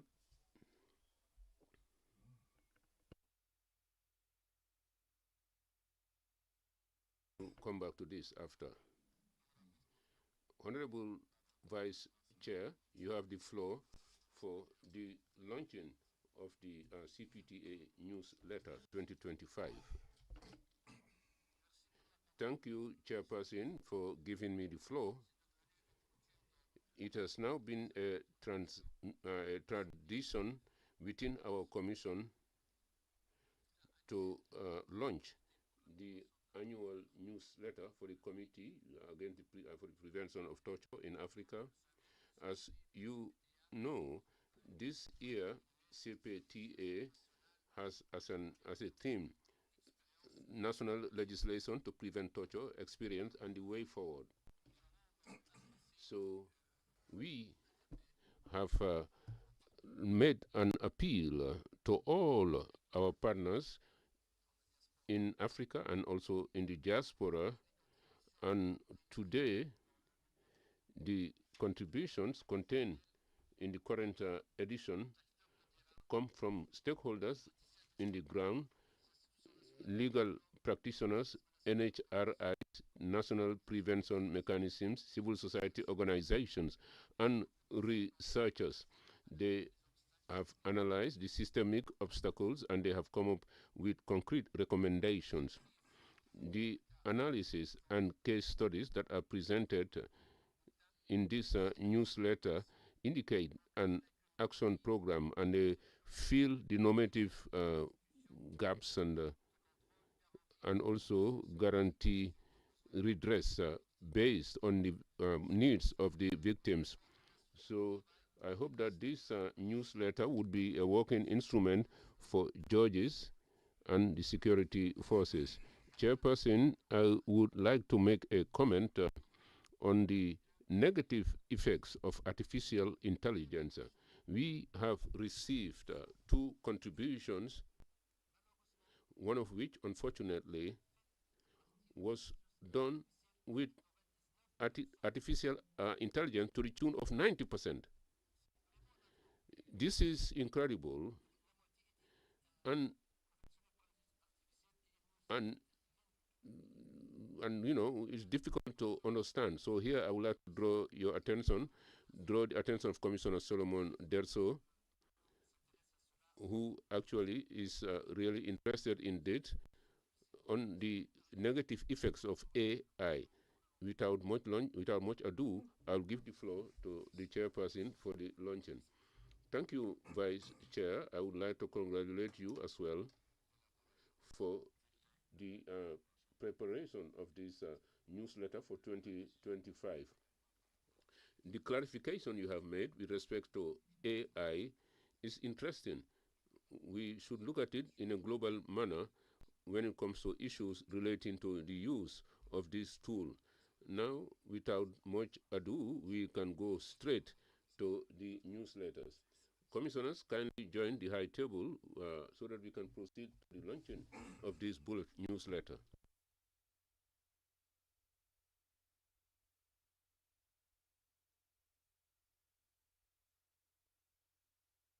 A round of applause. We consider that the newsletter has been launched.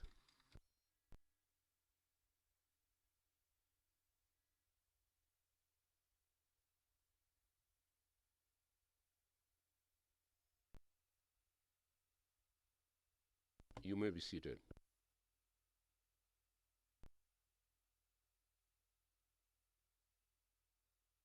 We'll now move on to the launching of the second newsletter. This is the newsletter number 18 on police and human rights. So this is a newsletter prepared under the leadership of Madame Maria Teresa Manuela. And here I will hand over the floor to her for her introductory remarks before we move on to the launching. Honorable Commissioner, you have the floor.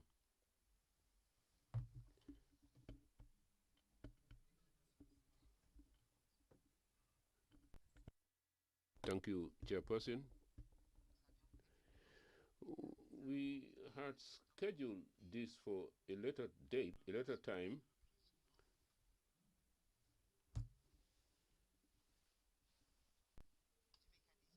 of the prison mechanisms whose objective is police and human rights in Africa.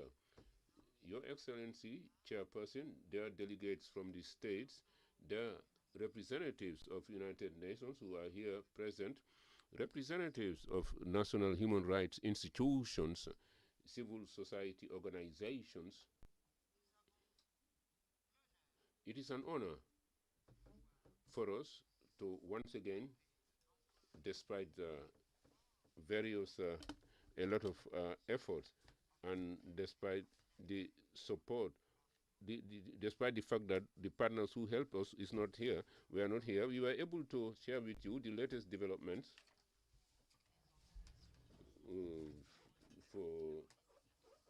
on the guidelines on police and human rights in Africa. Throughout the session, we have had the excessive use of force, dispersion of demonstrators with real bullets, all the issues relating to the action of the police. So in this newsletter, we would underscore some innovative activities that we would like to share with the reader. And we hope that this newsletter would reach the targets, that is to say, police officers, officers in the prisons and those at the borders who have the responsibility to apply the law in the exercise of their function. Chairperson, this document exists in the 4 working languages of the African Commission, and I would kindly urge you, I would kindly urge all of those here present to participate in the launching of this newsletter.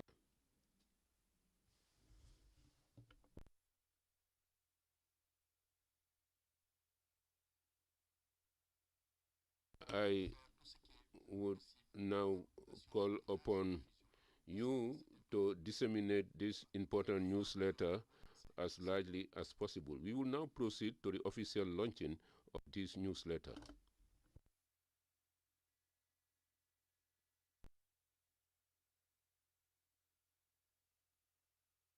Kindly raise the newsletter up. Thank you, Chairperson.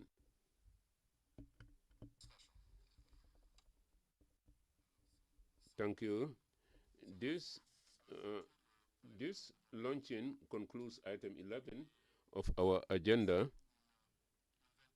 We have around 20 minutes at our hands before break.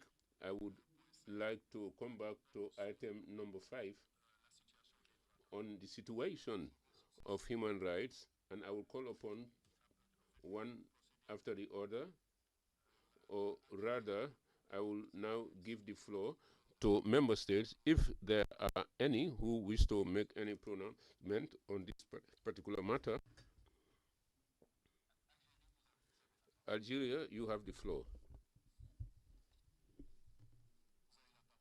You have the floor for your right of response. Mr. Chairman, the Algerian delegation would like to respond to the International Federation of Human Rights, and we are submitting that the legal framework in Algeria guarantees the rights and the freedoms and the establishment of a conducive environment for work for the defenders of human rights in accordance with international standards, and this is provided for in the Constitution of 2022. Chairperson 1920 of the Constitution guarantees the freedom of association and the freedom of expression, as well as the organic law relating to information, which protects journalists from all of attacks. So freedom of expression is guaranteed just like other constitutions in accordance with international influence on human rights that have been ratified by Algeria.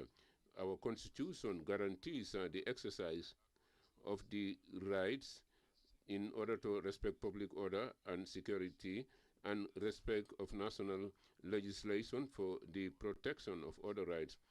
And this is in accordance with the provisions of Article 19 of the International Covenant, as well as Article 9 of the Charter of the African Commission, which stipulates that the freedom of expression is exercised within the principles consecrated by the international instrument. I thank you, Chair.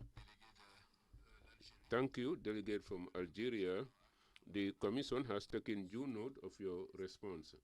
Is there any state party who would like to take the floor? If there is none, I will continue with my list. Let me start with the NHRIs. I believe all those NHRIs who expressed the desire have taken the floor. Now, let me move on to the NGOs. Inua Advocacy.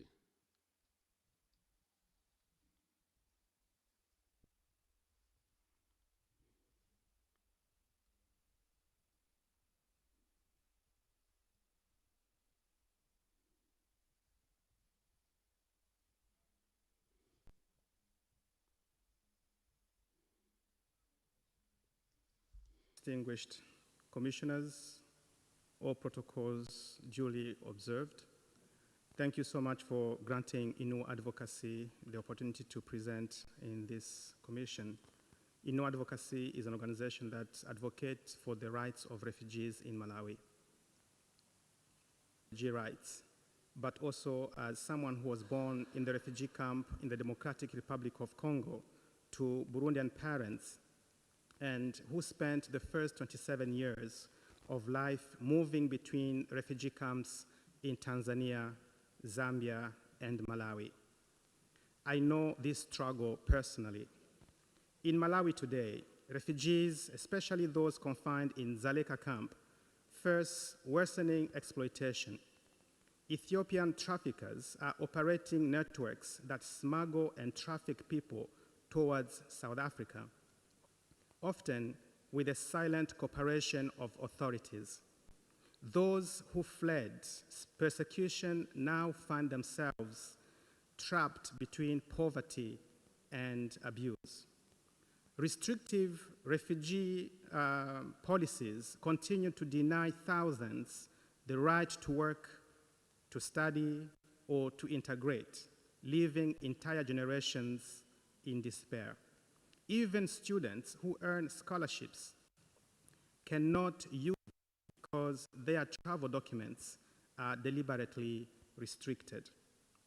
The forced relocation of 2023 left deep wounds and remain unhealed. Families were separated, dignity was lost, and justice has not yet come. This is not only a Malawian issue, it is an African one. I urge you all, do not only support the newly elected government of Malawi to do what is right, but also rise as advocates of policies that treat refugees and migrants with dignity as children of Africa who deserve protection, justice, and hope. Thank you.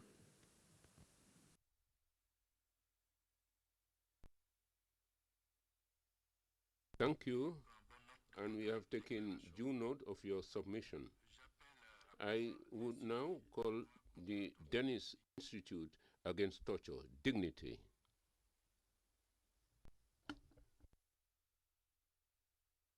Chairperson, Honorable Commissioners, distinguished delegates, ladies and gentlemen.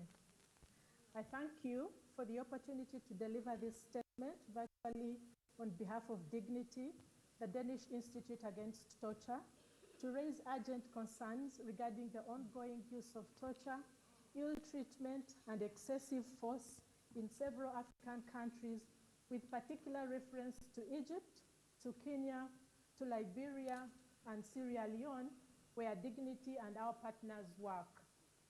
In Egypt, systemic torture, arbitrary detention, enforced disappearance, and unfair trial persists, particularly against dissent and human rights defenders. The review of Egypt's 18th and 19th combined periodic report takes place within a climate of almost complete absence of accountability for these violations. In Kenya, the recent Gen Z-led protests have been met with brutal police crackdowns, including excessive force, mass arrests, and incredible allegations of torture in detention, resulting to loss of many lives of young people. These events have exposed the persistent impunity within law enforcement and the narrowing civic space. Similarly, in Liberia and Sierra Leone, security forces have used disproportionate force to suppress protests and political dissent. Legal safeguards often exist on paper, but are rarely enforced, leaving survivors without access to justice. Overcrowding has created harsh conditions amounting to ill treatment. The African Commission takes the following urgent and cross-cutting actions. 1. Reaffirm the absolute prohibition of torture. Urge all states to criminalize it in line with the international standards and ensure independent, impartial investigations into all allegations and access to justice and rehabilitation for the victims. Number 2, continue to strongly urge states to strengthen their national prevention and oversight mechanisms, including through the ratification of the OPCAT, the establishment of effective national preventive mechanisms, and to support their national human rights institutions and civil society organizations in their oversight role. Number 3, demand timely and disaggregated data collection and public reporting on incidents of torture, excessive use of force, and deaths in custody as a basis for transparency and accountability. Number 4, call for protection of civic space, especially during electoral periods and public demonstrations, ensuring the rights to peaceful assembly, expression, and political participation are upheld. And 5, encourage full implementation of the Robben Island Guidelines and domestication of the UN Convention Against Torture and the OPCAT across all member states. Honorable Chairperson, torture and state violence are not isolated acts. They are systemic and systematic failures that jeopardize peace, security, and prosperity on the African continent. Such acts demand our collective attention and coordinated action, especially by state actors. We urge the Commission to maintain strong oversight and engagement with states to promote the necessary measures to prevent further erosion of rights across the continent. We reaffirm our commitment to supporting the African Commission on Human and People's Rights in delivering its critical mandate, and we congratulate you, Honorable Chairperson and Honorable Vice Chairperson, on your election. Thank you for listening to me.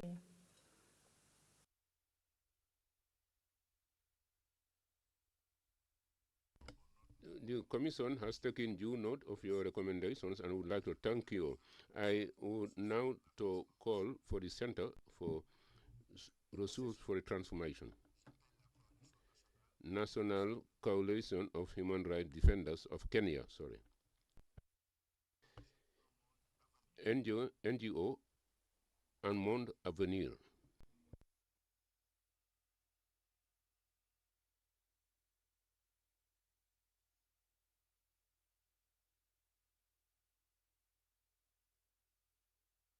The National Commission on Human Rights Defenders. They were meant to be online, but I can't trace the person. But I have their official statement.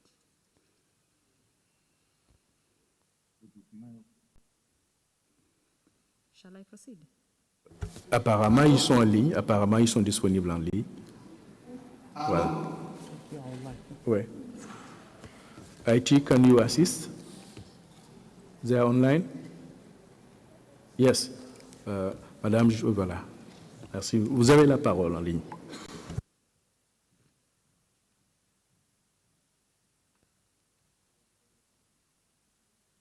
You can start.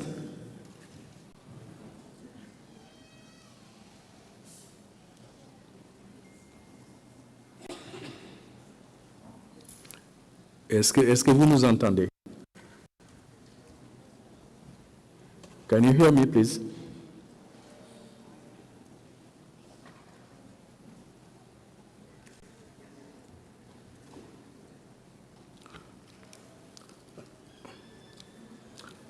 Alors, nous allons passer à un autre intervenant. Je reviendrai quand ce problème technique sera réglé. J'appelle le Centre de droit reproductif. Center for Reproductive Rights. Center for Reproductive Rights. The Federation of Women Lawyers, FIDA, Kenya.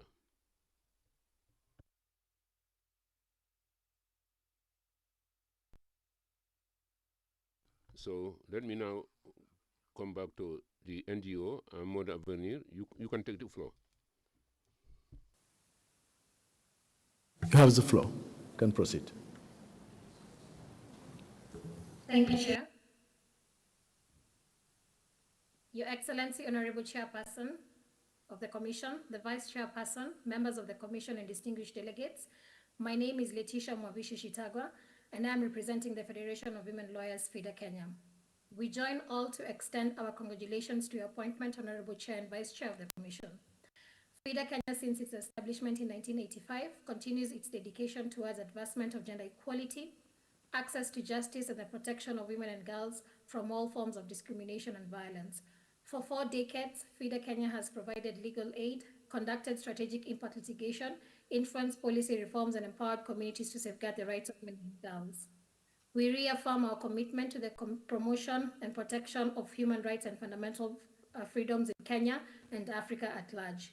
While Kenya has made significant progress in advancing human rights, women and girls continue to experience grave challenges that demand urgent redress. Today, I highlight 3 critical areas: ending gender-based violence, protecting the rights of women and girls with disability, and advancing women's participation in leadership.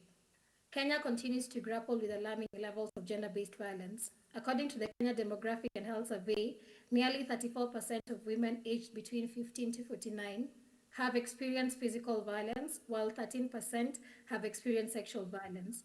Reports of femicide are also on the rise, with civil society documenting more than 150 cases in 2023 alone. Survivors face systemic barriers in accessing justice, including delays in investigation, lack of survivor-centered response mechanism, and entrenched culture stigma. The increase in instances of digital violence, especially for women in leadership positions, continue to violate the digital rights of women and girls to positively benefit within the scope of digital transformation. We continue to applaud the AU for the enactment of the Convention on Ending Violence Against Women and Girls. However, for effective implementation, we urge the Commission and the AU to pause the ratification of the Convention and consider expanding the definition of femicide to a more expansive and contextually grounded approach. We further urge the Commission and the African Union to establish reporting mechanisms and provide digital literacy and safety training to women and girls. The Convention must be amended to require states to establish national legislation prohibiting online gender-based violence, including the non-consensual distribution of intimate images and online incitement to violence. On rights to women with girls and disability, in May 2025, Kenya enacted its revised Persons with Disability Act, strengthening protection against discrimination and mandating mainstream of disability rights in all sectors. While this law is commendable, women and girls with disability continue to face multiple and intersecting forms of discrimination, particularly in accessing justice, healthcare, and leadership opportunities. We call on the Commission to urge Kenya to prioritize implementation of this law, allocate resources for its enforcement, and establish accountability mechanism. Women and girls with disability must not only be protected, but fully included in decision-making spaces, leadership, and governance. On women's participation in political leadership, despite constitutional guarantees under the 2010 Constitution, women representation in political leadership remains far below the required two-thirds gender principle. We urge the Commission to call on to Kenya to immediately adopt mechanisms to comply with the constitutional requirement of gender parity. We further ask the Commission to call upon Kenya to take action against perpetrators of political violence and intimidation against women candidates and voters, be investigated, prosecuted, and held accountable without delay. In conclusion, FIDA Kenya appeals to the African Commission on Human and People's Rights to act decisively and urgently. The protection of women and girls from violence, the enforcement of rights for women with disability, and the realization of equal leadership are not optional. They are obligations under international and regional human rights law. We urge this Commission to hold member states, including Kenya, fully accountable to these commitments. Thank you. Thank you. The Commission would like to thank the Federation of Lawyers and note of their statement. I call on Monde Avenir. Are you online?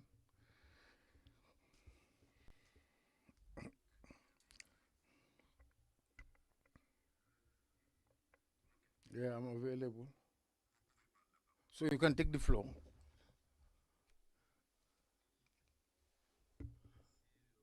Thank you, Honorable Chairperson, and thank you to all members of the Commission. I would like to say to the Commission, first of all, I would like to express gratitude to Commissioner Lumbu for working with us. Our statement pertains to the situation in Cameroon, especially before and after the presidential elections in that country. And we also report on the situation of public freedoms and all freedom of the press and expression. We have collected some information that we'd like to share with you. And this will help us to lay hands on actual facts, especially with regard to civic space. From the 26th of July, at the date at which the Electoral Commission made public the list of 13 or 15 13 candidates who have been allowed to participate in the presidential election. So many candidates were not allowed. Like, for example, the head of the African Independence of Africa, a former head of another party. And then after that, after his election of this candidature, his residence was besieged by the police for about 10 days. And the press conferences that were scheduled to this party were prohibited by the police and sent back all journalists that came to cover that event. And on the 8th of June, the former president of the movement of political affairs in Cameroon, there were gendarme police forces that were deployed in Doualo to prevent them from holding any access to the process. And the 2025, on the decision of the prefect of Banga, of the coastal region, a meeting of the FFC was scheduled for 13th April, was also banned. And in June, the prefect of that particular area asked all the deputy governors to prevent this party from holding its meetings. And another harassment targeted at journalists and of the independent media that created a climate of fear and auto-censorship. So, for example, the past 2 months, we recorded the arrest of journalists and their detention for about 2 to 3 months for charges that are so vague. For example, lots of imbalance and in news provision, and many other people also were arrested at a because they wanted to attend a session of the Constitutional Council and wanted to conduct an investigation into the requests made by candidates, and we are accused of disturbing public order. And the co-chairperson go to the investigation department given on that to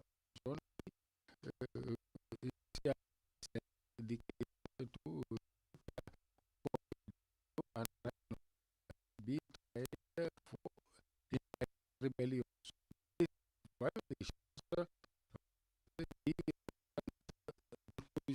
African Charter on Human Rights and the principles of the African Union. As far as we consider to be violated under the Constitution and also the documents distributed in all regions for the electoral committee. The Director General established and published the list to latest 30 December. And despite all these provisions, the body in charge of elections did not make public the voter register. So in Cameroon, this all shows that there is lack of willingness to ensure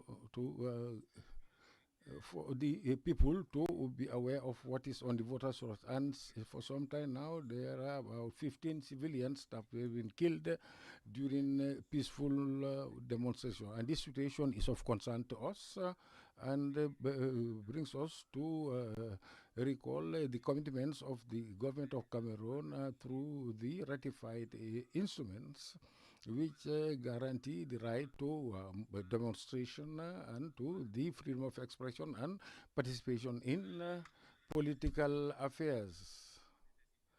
Given this situation and also the commitments made by the government of Cameroon, we would like to request the government of Cameroon to investigate murder cases before and during and after the election, and draw the attention of the government of Cameroon to the legal protection of the electoral process in Cameroon, and reiterate its request of release or without any preconditions the activists and demonstrators arrested in the north and southwest of the country, or as well as other political personnel since the elections of 2018, including those arrested since the electoral process of 2025, and also request the government of Cameroon to establish a Truth and Reconciliation Commission in order to solve this, remove this tension in the country. So we want to draw your commission. Please, can you please conclude? The time allocated to you has come to an end. Thank you. The Commission would like to thank you and takes due note of your recommendations. At this juncture, ladies and gentlemen, distinguished delegates, I would like to adjourn consideration of item number 5 and request you to have a break. So we will come back at 14:30. The session is hereby adjourned. Thank you.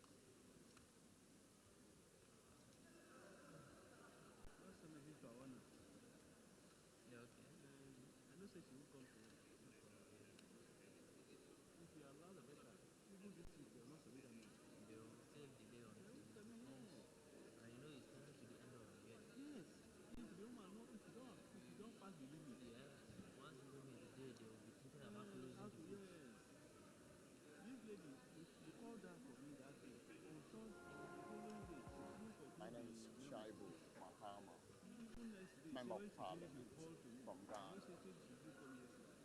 Well, so for me, this is my first time of attending the UN African Commission of Human and People's Rights, even though I've had some... Olá, meus. Olá, meus. INT News. News not also news na one of those. If I rent and I rent 300,000, I'm gonna furnish house.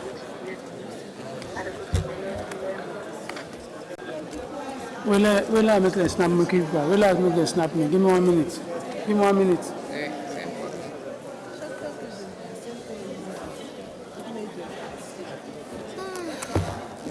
Excuse me. No, can you please take me a photo? Can you please have me take a photo?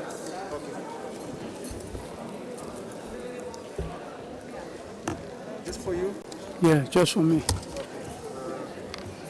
No, if you want to snap, if you want to snap. That's not human rights. No, it's a, I'm around you. Regarding witchcraft in Ghana, my own dear country. And so the highlight of the issues that are being faced by women normally. Women who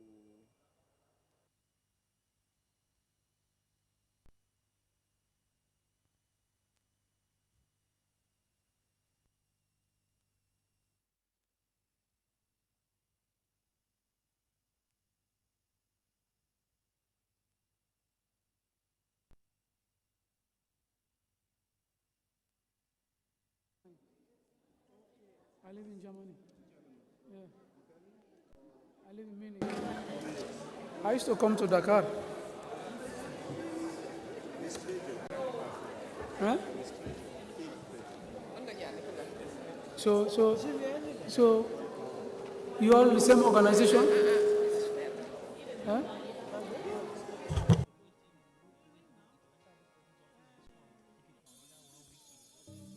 Welcome to the Gambia, home of the African Commission on Human and People's Rights.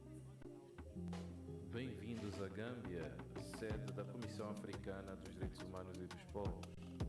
Bienvenue en Gambie, siège de la Commission africaine des droits de l'homme et des peuples. مرحبا بكم في غامبيا، البلد المضيف للجنة الإفريقية لحقوق الإنسان والشعوب.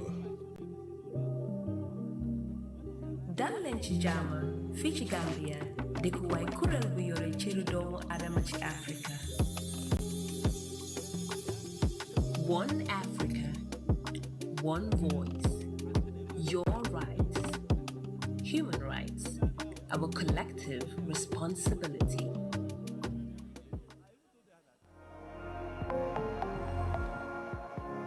Hello, my name is Albab Tasfay. I'm representing the Ethiopian Human Rights Commission and participating at the 85th Ordinary Session of the African Commission on Human and People's Rights. The National Human Rights Institution of Ethiopia today delivered a general human rights situation statement on Ethiopia during the intercession period. We also delivered a statement on the situation of women to the Special Rapporteur on the Rights of Women in Africa. It's important for national human rights institutions to take part in the proceedings of continental human rights bodies such as the African Commission on Human and People's Rights. Thank you.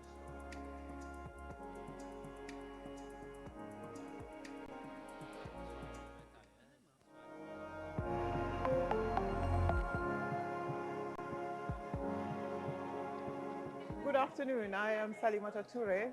I am the ambassador and permanent representative to the African Union for the Gambia. As PR, this would be my first participation in the sessions of the African Commission, and I've just started today and delivered a statement on migration management, externalization of migration management. And for me, the sessions are going on very well. Issues are being discussed that are of pertinence to the Gambia, but also to the African continent in terms of migration management and how we should help to defend our young people against all the negative effects of migration, but also on the way they are treated when going through third countries.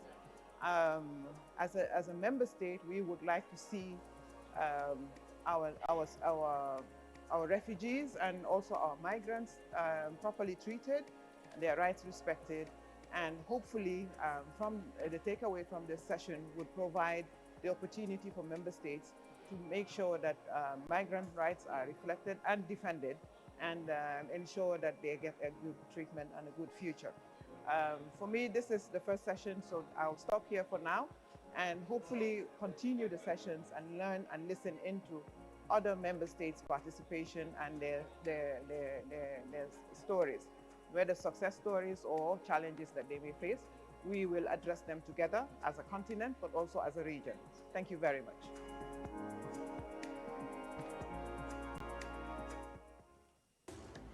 نرحب بكم في الدورة العادية للجنة الإفريقية لحقوق الإنسان والشعوب. حقوق الإنسان مسؤوليتنا الجماعية.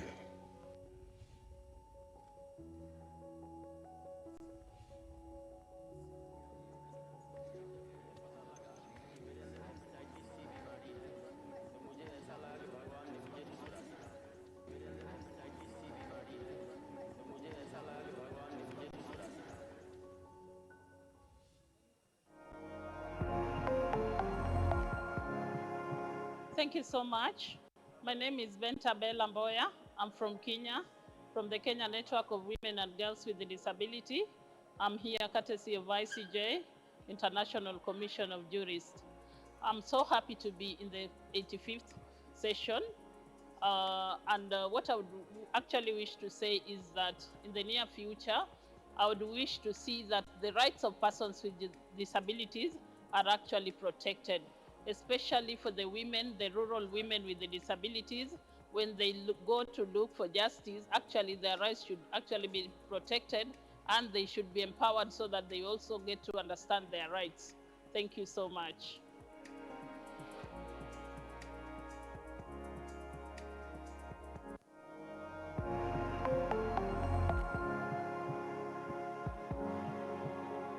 I'm called Brenda Kugonza, and I'm representing the Consortium for East African Women Human Rights Defenders Protection Network of Kenya, Tanzania, and Uganda. Yeah, so I'm glad that we have been part of this session, the 85th Ordinary Session of the African Commission on Human and People's Rights. I think for me in particular, this session has been very impactful because we have been able to have public conversations around issues that are affecting the continent, namely climate change and environmental issues, but also issues of marginalization and human rights. Then we have also looked at the whole issue around the increasing anti-human rights movements and anti-gender movements, especially on the continent. So I think having had a platform to discuss these emerging concerns is a step ahead in terms of finding solutions to address human rights violations on the continent. But I also think there have been opportunities where we are seeing focused collaboration between the state actors and the non-state actors, like civil society organizations, trying to collaborate and forge working relationships with the state actors. I am seeing the commission, the honorable commissioners, attending side events by different CSOs. And for me, that is strong because then they are getting closer to the voices from the grassroots and informing their strategies of how to address the problems that continue to affect us on the African continent.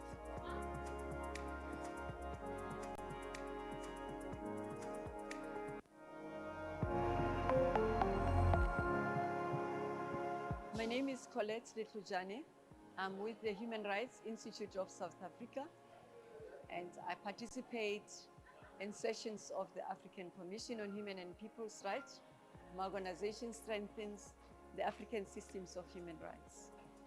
During this 85th session of the African Commission, my organization has been more inspired by the fact that the theme of the 2025 of the AU focuses on justice and for Africans and people of African descent through reparation.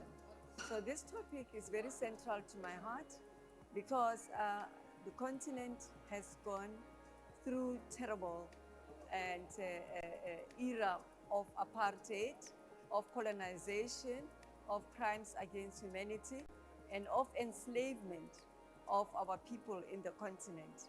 The reparation subject has not been a formalized topic, and we are looking forward to a mechanism that can be very effective to ensure that, the people of the continent receive, healing, and also are heard about their land that has been taken and the natural resources and the artifacts. Some of are taken without consultation. The people of the continent, in many countries, they've been calling for their former colonizers to return back all that has been taken. In terms of the reparation, it's not only about the issue of making compensation or payments for the damage that has been caused. We also, expecting to see support and the respect of the human dignity, the equality, and institutions of learning be enhanced with infrastructure, for example, sanitation, resources for educators to provide education to our people, especially our learners. And I would also like to see natural resources that have been extracted by transnational companies without making without any consultation and forceful removal of the indigenous communities without them being consulted. It's something that we want it to be seen, included in this whole program of reparation. And we would like to see also the very same communities that received, segregation, oppression, themselves to be allowed, to be provided resources, the opportunity to be here, to speak about their issues, to represent their own communities, and speaking in their own languages. The African Union recognized Kiswahili as one of the official languages. We would like to see more communities who speak these languages to come and present their state, their situation, to be in decision making, to contribute to the African systems of human rights. I thank you very much for the opportunity.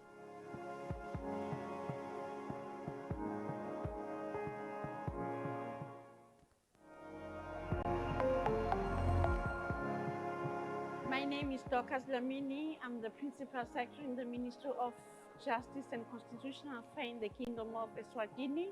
We are attending the 85th Ordinary Session of the African Commission on Human and People's Rights. And as the Kingdom of Eswatini, we have delivered our statement, and the most important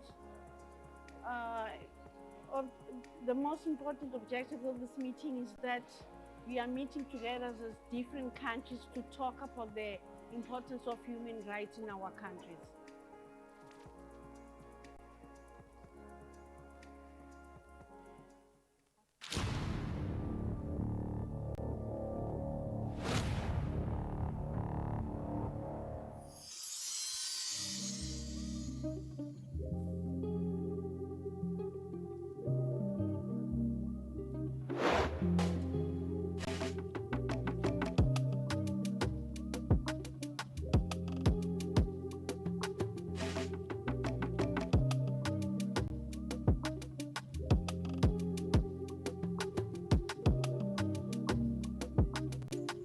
One Africa, one voice, your rights, human rights, our collective responsibility.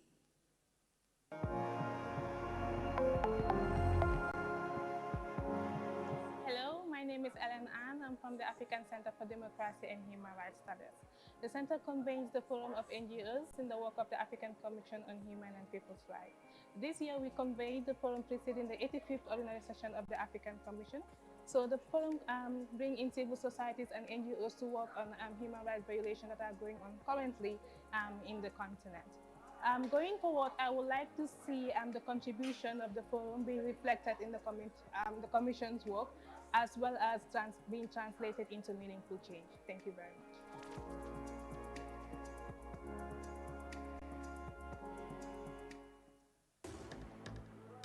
You are welcome to the ordinary session of the African Commission on Human and People's Rights.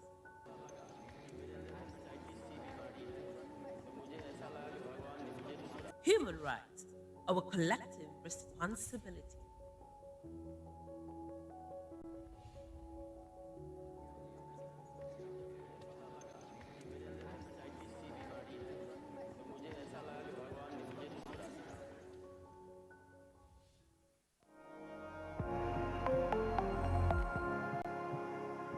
My name is Honorable Ernest Yawani, Member of Parliament for Kumau in Ghana.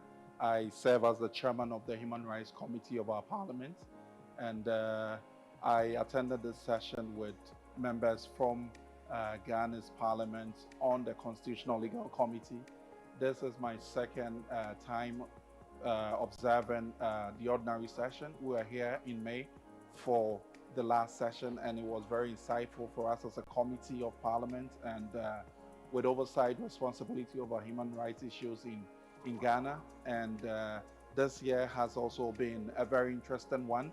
We have observed the opening session yesterday, where we had various statements coming from different states, and it's quite interesting, and to know about the different perspective of the African human rights situation across the globe is something for us as a committee to learn from, and also to see how best we can improve on our human rights situation back home in Ghana.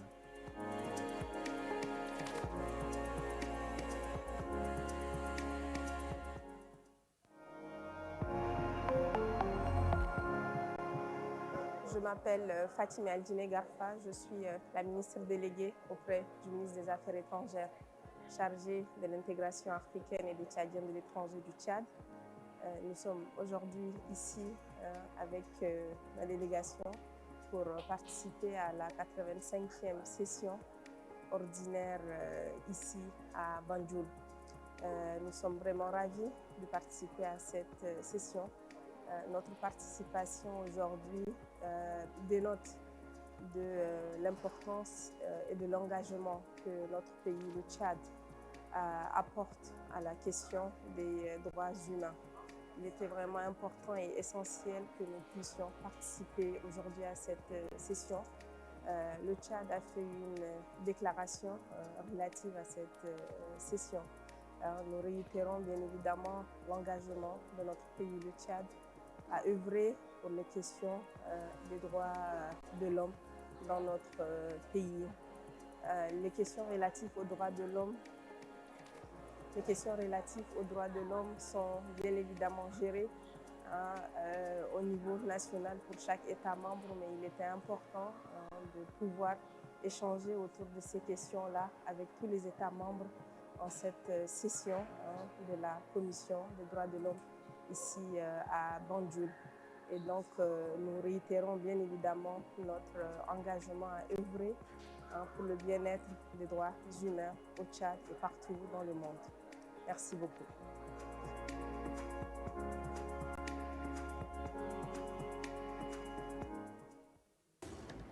Bienvenue à la session ordinaire de la Commission africaine des droits de l'homme et des peuples. Les droits de l'homme, notre responsabilité collective.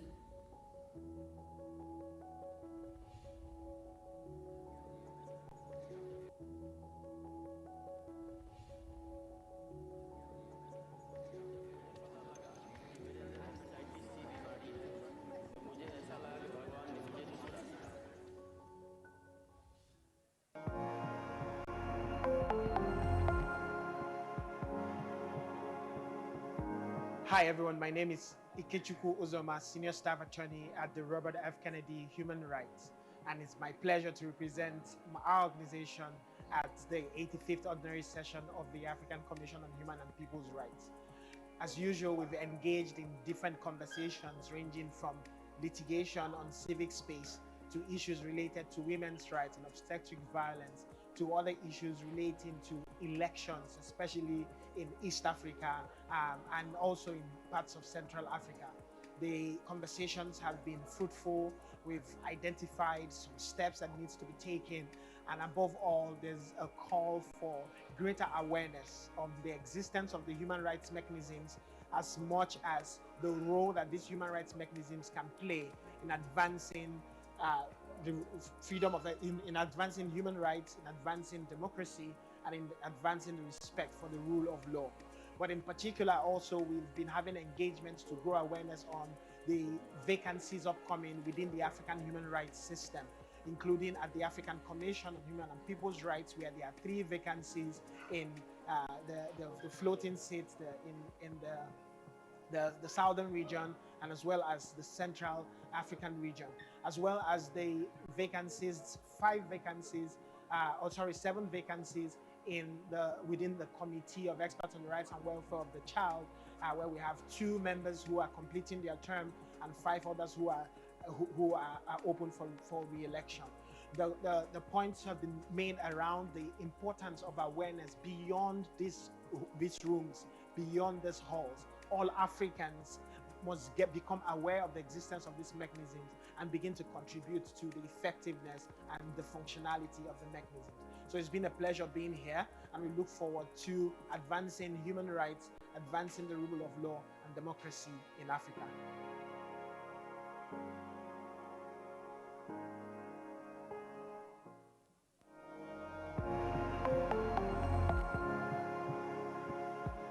Mon nom c'est Julien Gambour, je suis directeur des droits humains au ministère de la Justice. Alors pour cet échange, je pense que c'est un forum qui est très très important du point de vue de l'État du Sénégal que nous sommes venus représenter, parce que c'est un forum qui permet de parler de la situation globale des droits de l'homme en Afrique. Et je pense que c'est quelque chose que les États encouragent, en tout cas pour ce qui concerne le Sénégal, parce que ça permet de promouvoir une culture des droits de l'homme au niveau africain. Ça permet de discuter des problèmes au niveau africain en termes de droits de l'homme, des difficultés, mais aussi des obstacles et des propositions de solutions. Et c'est un forum qui réunit les États, qui réunit les ONG, qui réunit toutes les parties prenantes qui travaillent sur la promotion des droits de l'homme.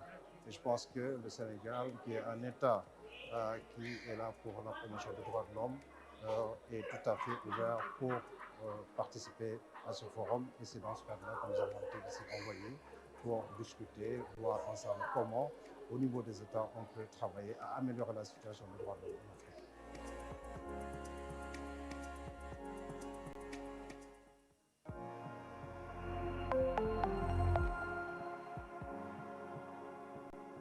My name is Kwame Andrews Dakler, a person with albinism, and I work with Africa Albinism Network as the advocacy manager. Where the Africa Albinism Network is at the 85th Ordinary Session of the African Commission on Human and People's Rights. And our coming here is not only to participate, but also to try to engage and influence policies and advocacy at this level. First of all, we participated in the NGOs Forum, where we had a panel on persons with albinism and reparations. And also we are here to also present a statement on the same issues, where issues of persons with albinism are presented before the African Commission to ensure that African Union member states take recommendations from what we are going to present and ensure the rights and welfare of persons with albinism are taken into consideration during their deliberations. Thank you.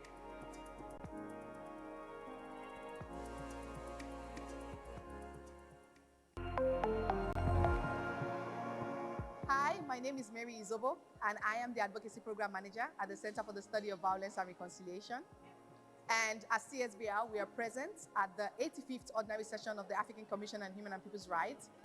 For us, we're going to be presenting a statement on the African Union Team of the Year reparations. We'll also be participating in the panel session on Saturday, the 25th of October, 2025, where we get to also talk about the AU Team of the Year on reparations, or should I say reparative justice for African descent.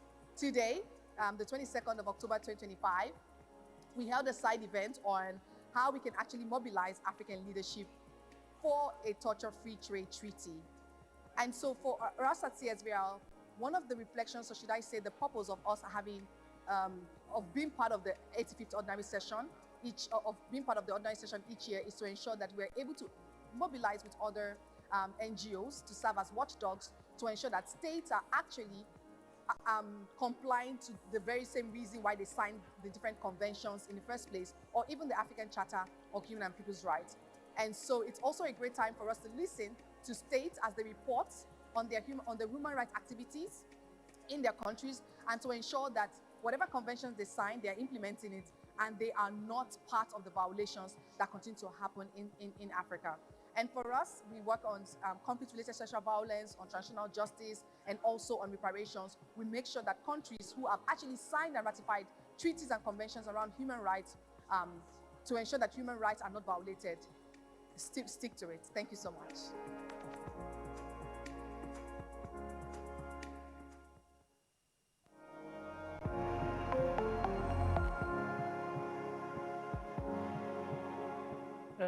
الاسم الكامل ناجي مولاي الحسن، رئيس شبكة الهيئة المستقلة لحقوق الإنسان في شمال إفريقيا. إذن اليوم كمجتمع مدني نشارك في الدورة 85 للجنة الإفريقية لحقوق الإنسان والشعوب، وخلال هذه الدورة تمكنا من تقديم بلاغات شفاهية أمام اللجنة الإفريقية، وكذلك التفاعل مع المقررين الخواص، وقد تمكنا كذلك من التحدث عن أوضاع حقوق الإنسان في شمال إفريقيا، كذلك في غرب ووسط وجنوب إفريقيا، وتناولنا كذلك موضوع الفضاء المدني والانتهاكات الجسيمة لحقوق الإنسان وأثرها على المجتمع المدني. كذلك تناولنا موضوع وضعية المهاجرين في شمال إفريقيا، التي حقيقة هي وضعية مأساوية، ونطلب قمنا بطلب الدول في شمال إفريقيا بوضع قوانين جديدة تحترم حقوق المهاجرين، وتحترم كذلك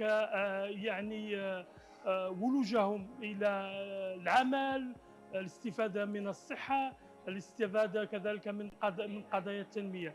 كذلك خلال المنتدى الإفريقي للمنظمات غير الحكومية تناولنا مواضيع مختلفة تخص حرية التعبير، حرية الصحافة، حقوق المرأة. تناولنا كذلك الفضاء المدني، حقوق ذوي الإعاقة، وتمكنا خلال 3 أيام من إصدار قرارات تهم 12 دولة في إفريقيا حول الانتهاكات الجسيمة لحقوق الإنسان.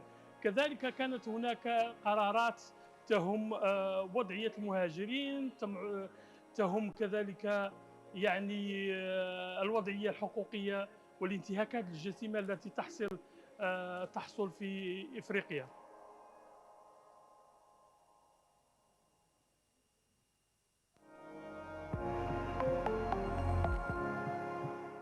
Hello, my name is Ndogozo Simanyoni. I am from the Center for Human Rights, University of Pretoria.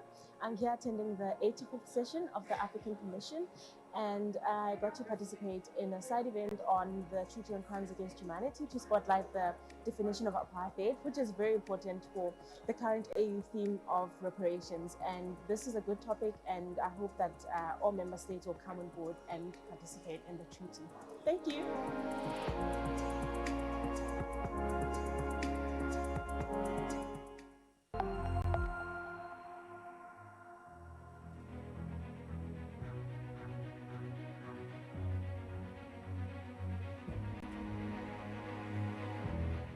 It is a distinct honor and pleasure for me, on behalf of His Excellency, the President of the Republic of the Gambia, President Adama Barrow, the government and the people of the Republic of the Gambia, to welcome you all to the smiling coast of Africa, the Republic of the Gambia.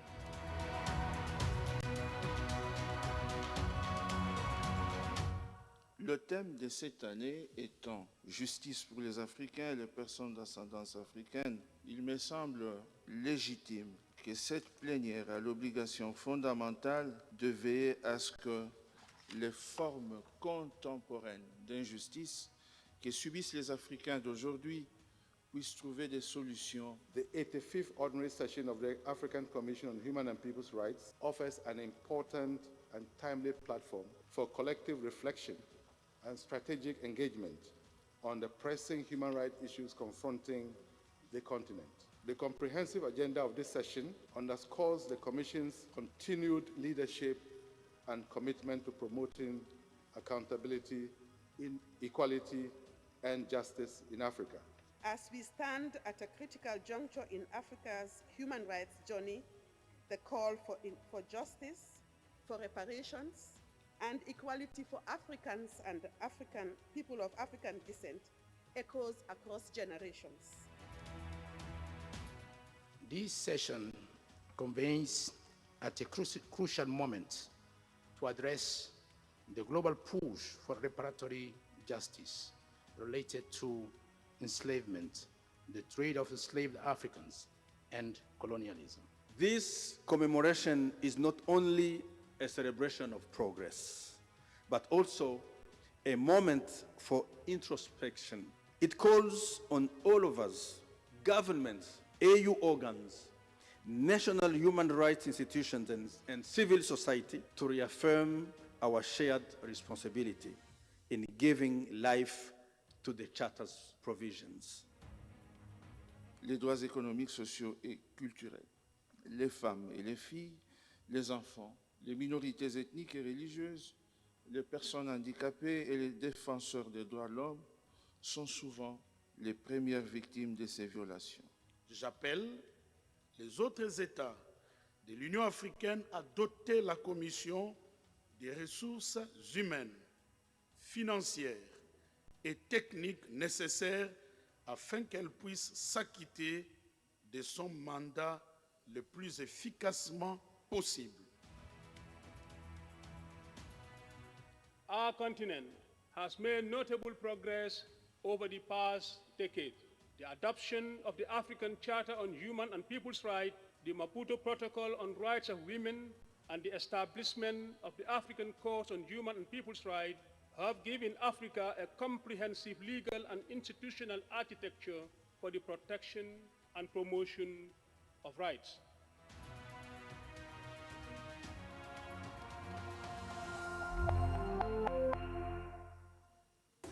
Sejam bem-vindos à sessão ordinária da Comissão Africana dos Direitos Humanos e dos Povos. Direitos humanos, a nossa responsabilidade coletiva.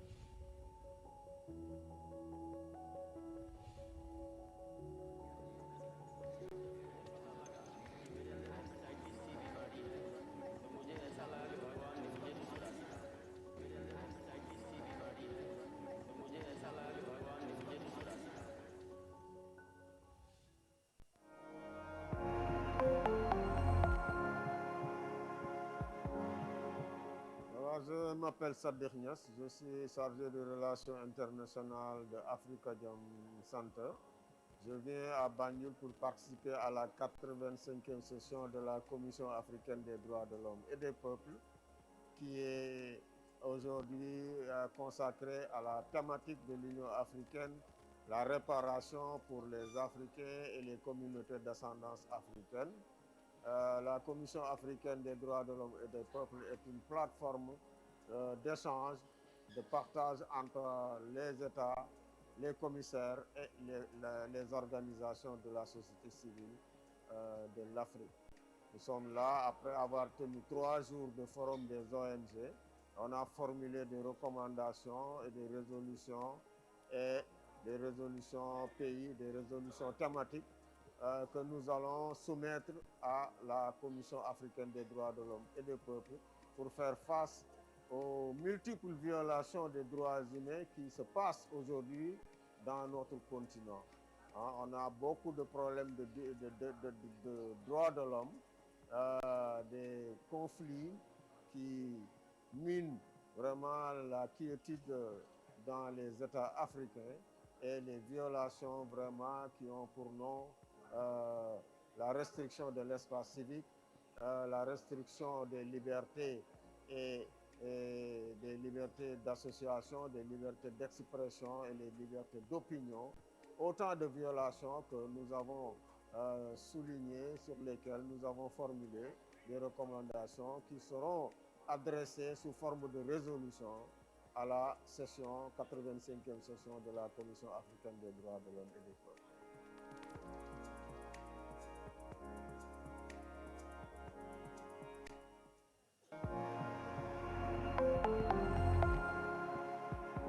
My name is Shaibu Mahama, Member of Parliament from Ghana. Well, so for me, this is my first time of attending the UN, the African Commission on Human and People's Rights. Even though I've had some stints with them in Ghana and online, I think coming here personally has given me some more insight into the workings of the Commission. I think it's absolutely great to have the various topical issues discussed. The areas that have been covered are really areas of importance as far as the African continent is concerned. I was glad to see a whole brochure regarding witchcraft in Ghana, my own dear country. And so the highlight of the issues that are being faced by women normally, women who are very vulnerable in this witchcraft saga. And I think that these are things that have been highlighted, and it's something that is important for us to take home and to deal with. So clearly this has been a very important conference, and I will take home a lot to be shared in Parliament. As a Parliament, our duty is oversight. And so importantly, we will report back to Parliament and to highlight the key issues that would need attention. And thank you.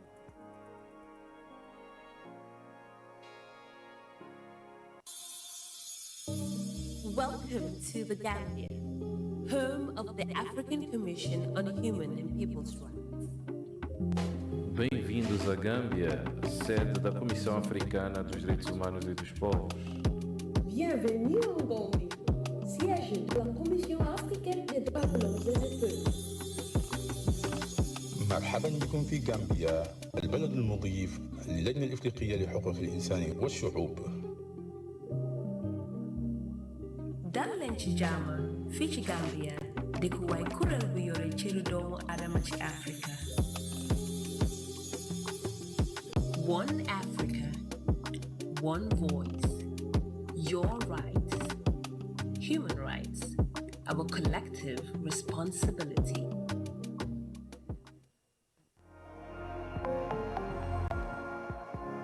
Hello, my name is Albab Tasfay. I'm representing the Ethiopian Human Rights Commission and participating at the 85th Ordinary Session of the African Commission on Human and People's Rights.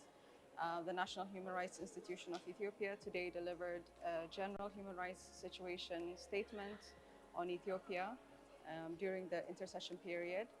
We also delivered a statement on the situation of women to the Special Rapporteur on the Rights of Women in Africa. It's important for national human rights institutions to take part in the proceedings of continental human rights bodies such as the African Commission on Human and People's Rights. Thank you.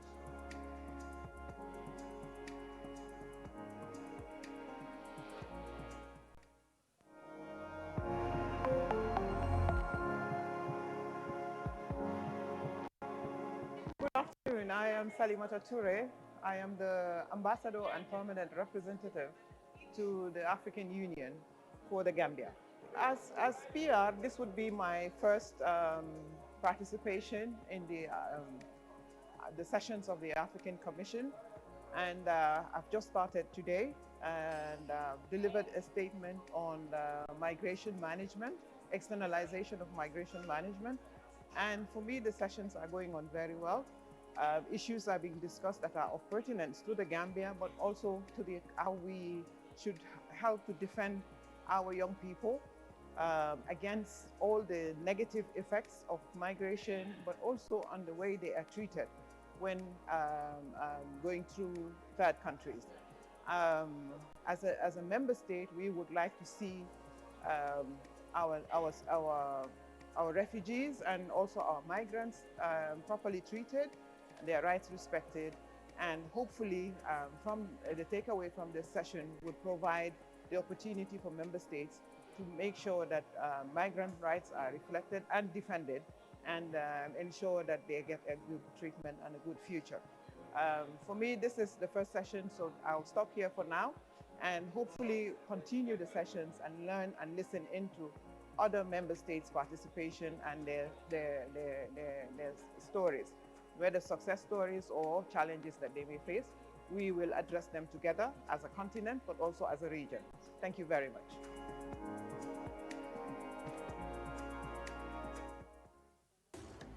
نرحب بكم في الدورة العادية للجنة الإفريقية لحقوق الإنسان والشعوب. حقوق الإنسان مسؤوليتنا الجماعية.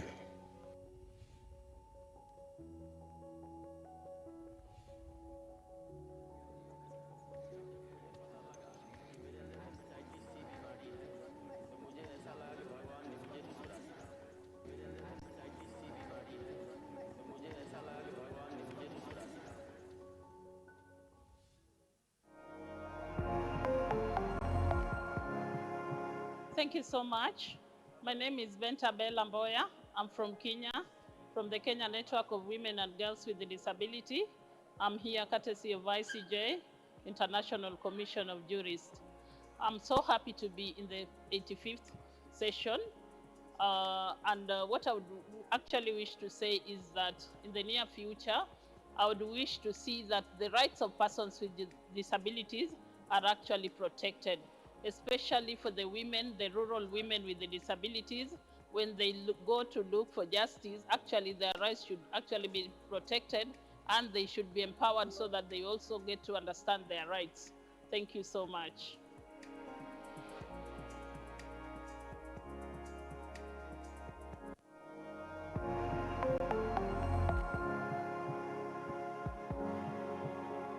I'm called Brenda Kugonza, and I'm representing the Consortium for East African Women Human Rights Defenders Protection Network of Kenya, Tanzania, and Uganda. Yeah, so I'm glad that we have been part of this session, the 85th Ordinary Session of the African Commission on Human and People's Rights.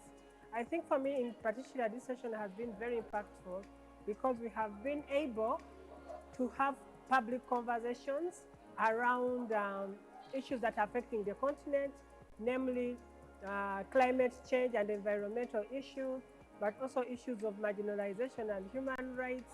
Then we have also looked at the whole issue around the increasing human rights movements and anti-gender movements, especially on the continent. So I think having had a platform to discuss these emerging concerns is a step ahead in terms of finding solutions to address human rights violations on the continent. But I also think there have been opportunities where we are seeing focused collaboration between the state actors and the non-state actors, like civil society organizations, trying to collaborate and forge working relationships with the state actors. I am seeing the commission, the honorable commissioners, attending side events by different CSOs.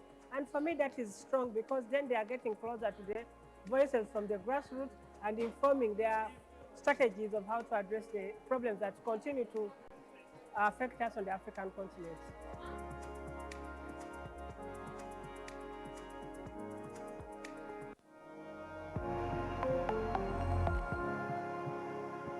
My name is Colette Letlujane. I'm with the Human Rights Institute of South Africa, and I participate in sessions of the African Commission on Human and People's Rights. My organization strengthens the African systems of human rights. During this 85th session of the African Commission, my organization has been more inspired by the fact that the theme of the 2025 of the AU focuses on justice and for Africans and people of African descent through reparation.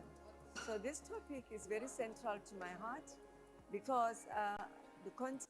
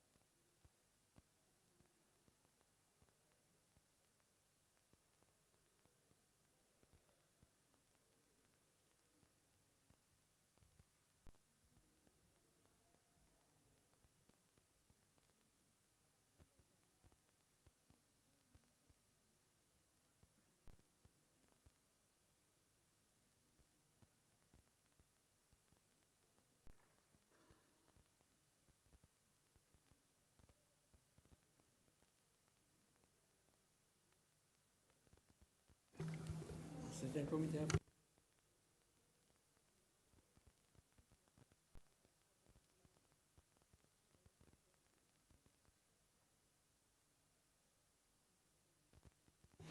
Mesdames et Messieurs,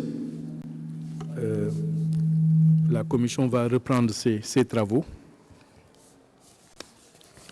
Start our meeting once more. I wish you all a good afternoon. We would start, as I said, with item number 6 of the agenda. Namely, at this juncture, we will listen to a panel discussion on the theme of the African Union of the year 2025. This theme deals with issues of reparations for Afro-descendants, decade for Afro-descendants. And to lead the discussions, I would like to invite Honorable Commissioner Lita Musi-Morgana to kindly come and join us at the podium, as well as the other panelists.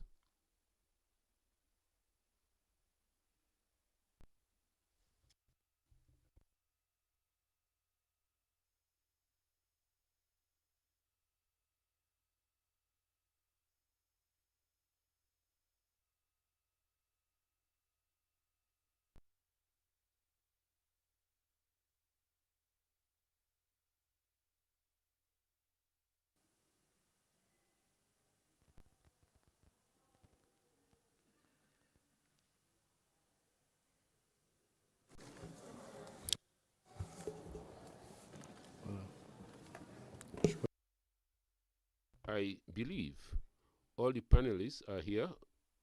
Those online are connected. So, Honorable Commissioner Lita, I will hand over the floor to you to lead us during these panel discussions, which will last an hour, starting from now. President. Good afternoon, delegates.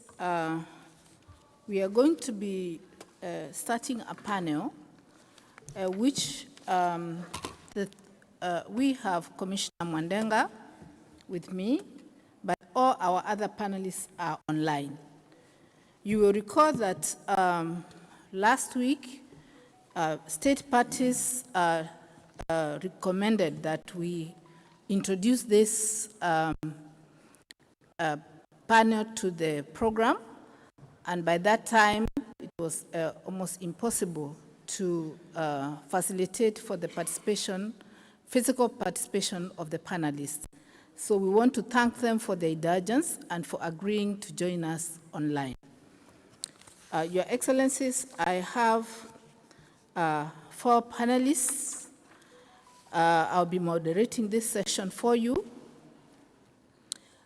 Commissioner Zakaria Mwandenga will be presenting on the AU theme of 2025, vis-a-vis the UN Decade for People of African Descent, Convergences and Synergies to Enhance Leverage. We will then have Ms. Mary Izombo, Program Manager, Center for Study of Violence and Reconciliation. She will be presenting on legal foundations for reparatory justice, successes and challenges in advancing the African common position in reparations and gender. Thereafter, she will present virtually. She will be followed by Mr. Sipiwe Baleka, founder and head of the Baleka Society in USA. He's already online. He will be presenting on Afro-Descendants Network Response to the adoption of the Commission's Resolution 616 and letters of commendation to states granting citizenship to people of African descent, efforts in the tracing ancestry and defining the focus of the African Union Decade of Reparations 2026 to 2036. And then finally, we will have the final presenter, also virtually, Mr. Felipe Nonguera, coordinator of the Caribbean, Pan-African and Indigenous Movement. Mr. Nonguera has sent us a clip of his presentation because he's traveling, and his presentation is the progress made by Pan-African Congress, PAC, towards the implementation of the AU theme of the year 2025, and PAC's reflections on the African Union Decade of Reparations 2026 to 2036. What should we aim to achieve? To set the stage, Chairperson, allow me to very quickly just run through the historical chronology of how we have gotten here. I want to start saying that the chronology has got 8 items. Namely, the first item is the transformation of the Pan-African Congress movement to the OAU, Organization of African Unity. And that was presented in the last panel that we had by Mr. Felipe Nonguera. The second item in terms of our chronology is the Durban Declaration, which looked at issues of discrimination based on, among other things, sex and gender, but which also put in clear focus the discrimination that Afro-descendants face in the 6th region. And then item 3 is AU creation of the 6th region in 2002 in Durban, in the new AU Constitutive Act 2000. The fourth item under our chronology is the Abuja Proclamation, which raised the issue of reparations from the African continent. And that is closely followed by the African Commission's Resolution 543, which squarely positioned the issue of the Commission to focus on reparations, among others. That is followed by item number 6, the Accra Reparation Conference, which identified the 3 tracks for reparations, namely slavery or historic slavery reparations, colonial-related reparations, and post-colonial or new colonial type of reparations, such as debt, burden, and all that.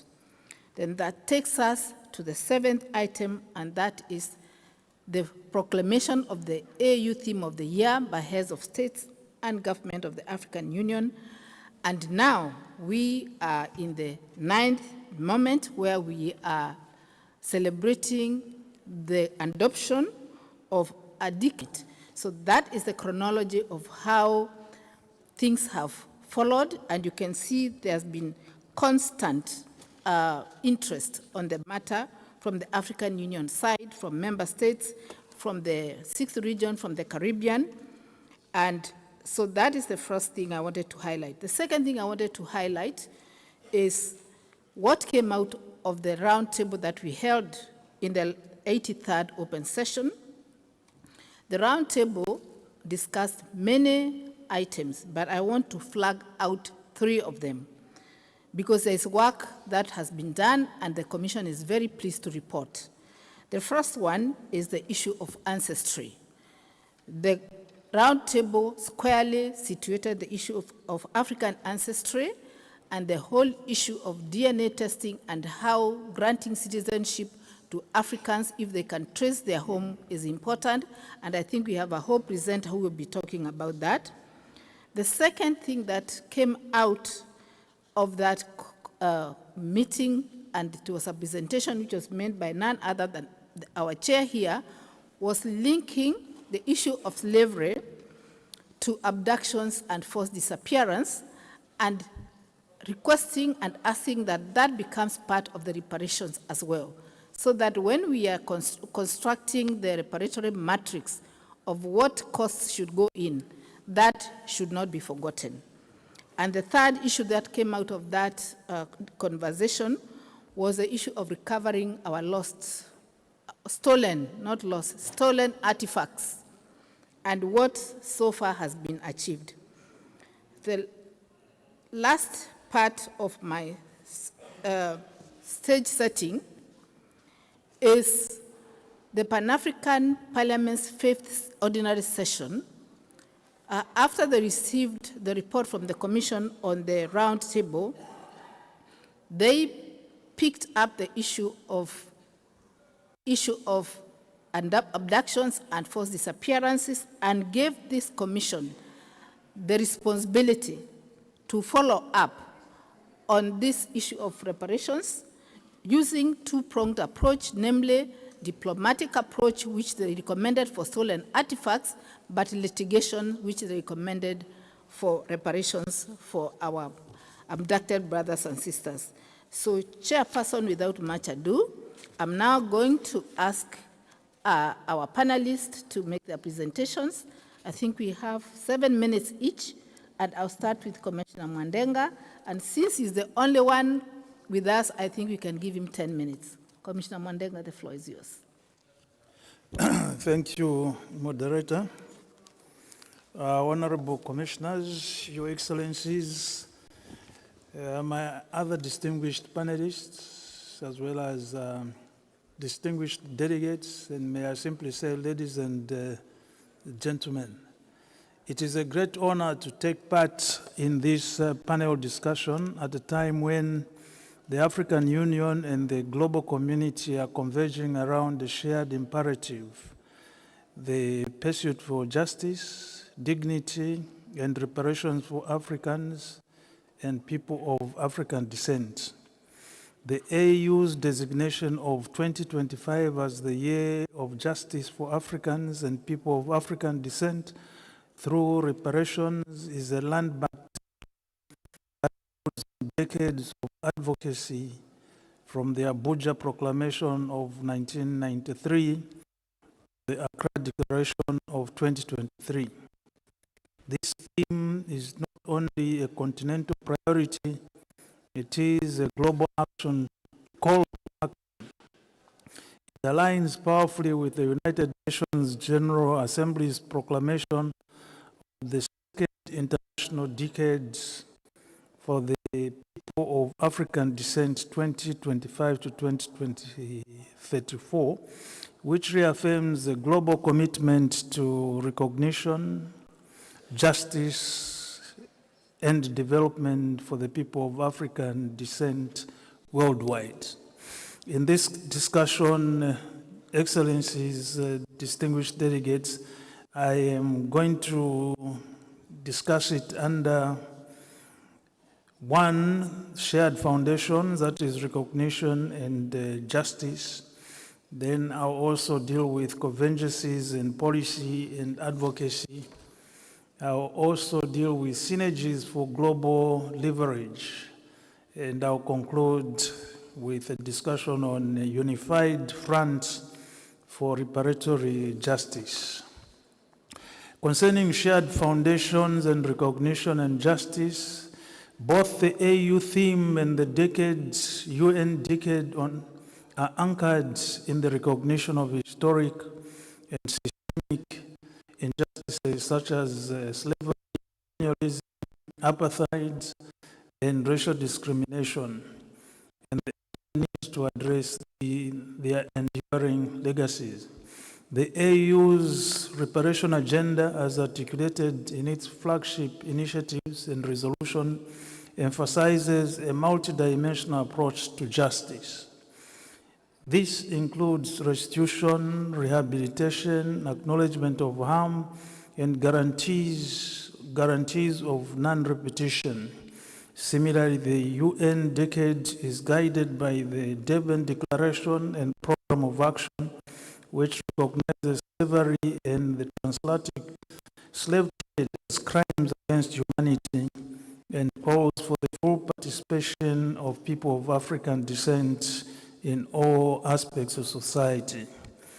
The convergence of these frameworks reflects a shared understanding that of reparatory justice is not only about financial compensation, but about restoring dignity, correcting structural inequalities, and affirming the humanity of those who have been historically marginalized.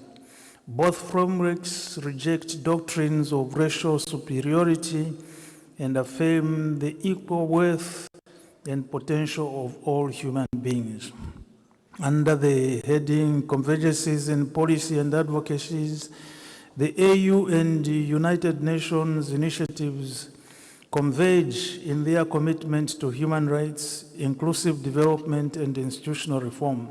The AU's roadmap for the theme of the year 2025 includes the establishment of a committee of experts on reparation, a reference group of experts, and a global reparations fund.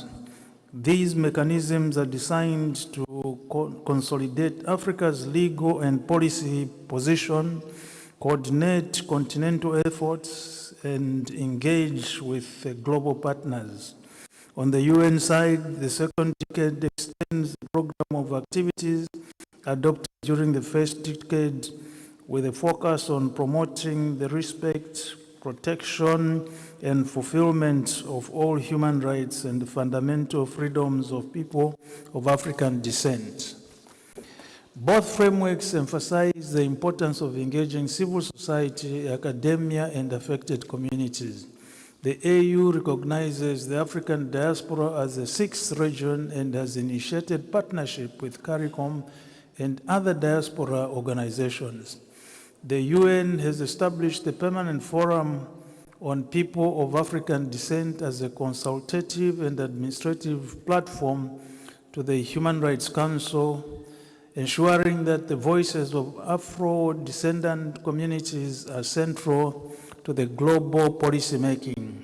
Under synergies for global leverage, to enhance leverage, it is imperative that the AU and the UN processes are strategically aligned. This includes joint advocacy at international platforms such as the United Nations General Assembly, coordinated programming with UN agencies like OSCHR and UNESCO, and the collaborative research and knowledge production. The AU's reparation agenda can benefit from the global legitimacy and institutional support provided by the UN decade, while the UN can draw Africa's leadership and lived experiences to shape a more grounded and impactful global reparations movement. The AU's proposal to seek an advisory opinion from the International Court of Justice on the legal status of slavery and colonialism as crimes against humanity is a strategic move that could be reinforced by the UN's normative frameworks. Similarly, the AU's effort to establish a center of excellence on reparations and racial healing could be supported by UN funding and technical expertise. These synergies can help transform moral outrage into legal action and historic recognition in structural reform. As I conclude, I discuss a unified front for reparatory justice. To conclude, the AU theme of the year 2025 and the UN's second decade for people of African descent are not isolated initiatives. They are complementary pillars of a global movement for justice. By forging a unified front, we can elevate the reparations agenda from aspiration to implementation. We must seize this opportunity to build cross-continental alliances, harmonize legal frameworks, and empower communities to lead the change for justice. Reparatory justice is not only about addressing the past, it's about shaping a future rooted in equity, dignity, and solidarity. Let us ensure that the convergence of these frameworks becomes a catalyst for transformative change. Let us move together as Africa and the global African diaspora towards a world where justice is not deferred, but delivered. Thank you, Madam Moderator, and thank you, delegates. This is what I thought I should say at this very important panel discussion. Thank you. Thank you very much, Honorable Commissioner, for that brilliant presentation where You have helped us to see the shared foundations, convergences, agencies, synergies, and need to work together with the UN decade for Afro-descendants, second decade for Afro-descendants. Allow me now to go online and give the first opportunity to Mr. Sipiwe Baleka, who would like to present and move to another assignment, and then we'll call Mary after Sipiwe. So Sipiwe, please, you have the floor. Thank you. Members of the African Commission on Human and People's Rights, working group chairs, and distinguished delegates. When I learned of the African Union's theme of the year for 2025, like many, I immediately envisioned actual reparations negotiations led by a team from the African Union on one side and government officials from the Vatican, Portugal, Spain, the Netherlands, France, Britain, and the United States on the other side. And once and for all, negotiate the terms of the just reparations due to African people for 573 years, 2 months, and 13 days of chattel enslavement, colonialism, and neocolonialism that was launched by the Papal Dom Diversus Apostolic Edict and conducted through Asiento monopoly war contracts. After all, it has already been determined that this was a crime against humanity, perhaps the greatest such crime, and has no statute of limitations. And so in my childlike understanding of the world, everyone knows this was not just wrong, it was evil. That no one has ever been punished, and that now in 2025, everyone knows that reparations is the right thing to do. And without this justice, there will be no peace, ever. Reparations is the hope of all right-thinking people, both African and non-African. Of course, such reparations negotiations did not take place in 2025. When the Honorable Commissioner, Dr. Letha Mujimi-Ogana, invited me to speak on this end-of-the-year panel, she stated that, among other things, we will be reflecting on the progress made since Resolution 616 was adopted, and that I could share my vision on what we should achieve during the decade with reference to ancestry and reparations. So I now take some time to do just that, to reflect on what progress has been made since I appeared at the 83rd session and attempted to ignite action by submitting 4 recommendations. In the interest of time, I will limit my presentation to just the first 2 of those recommendations.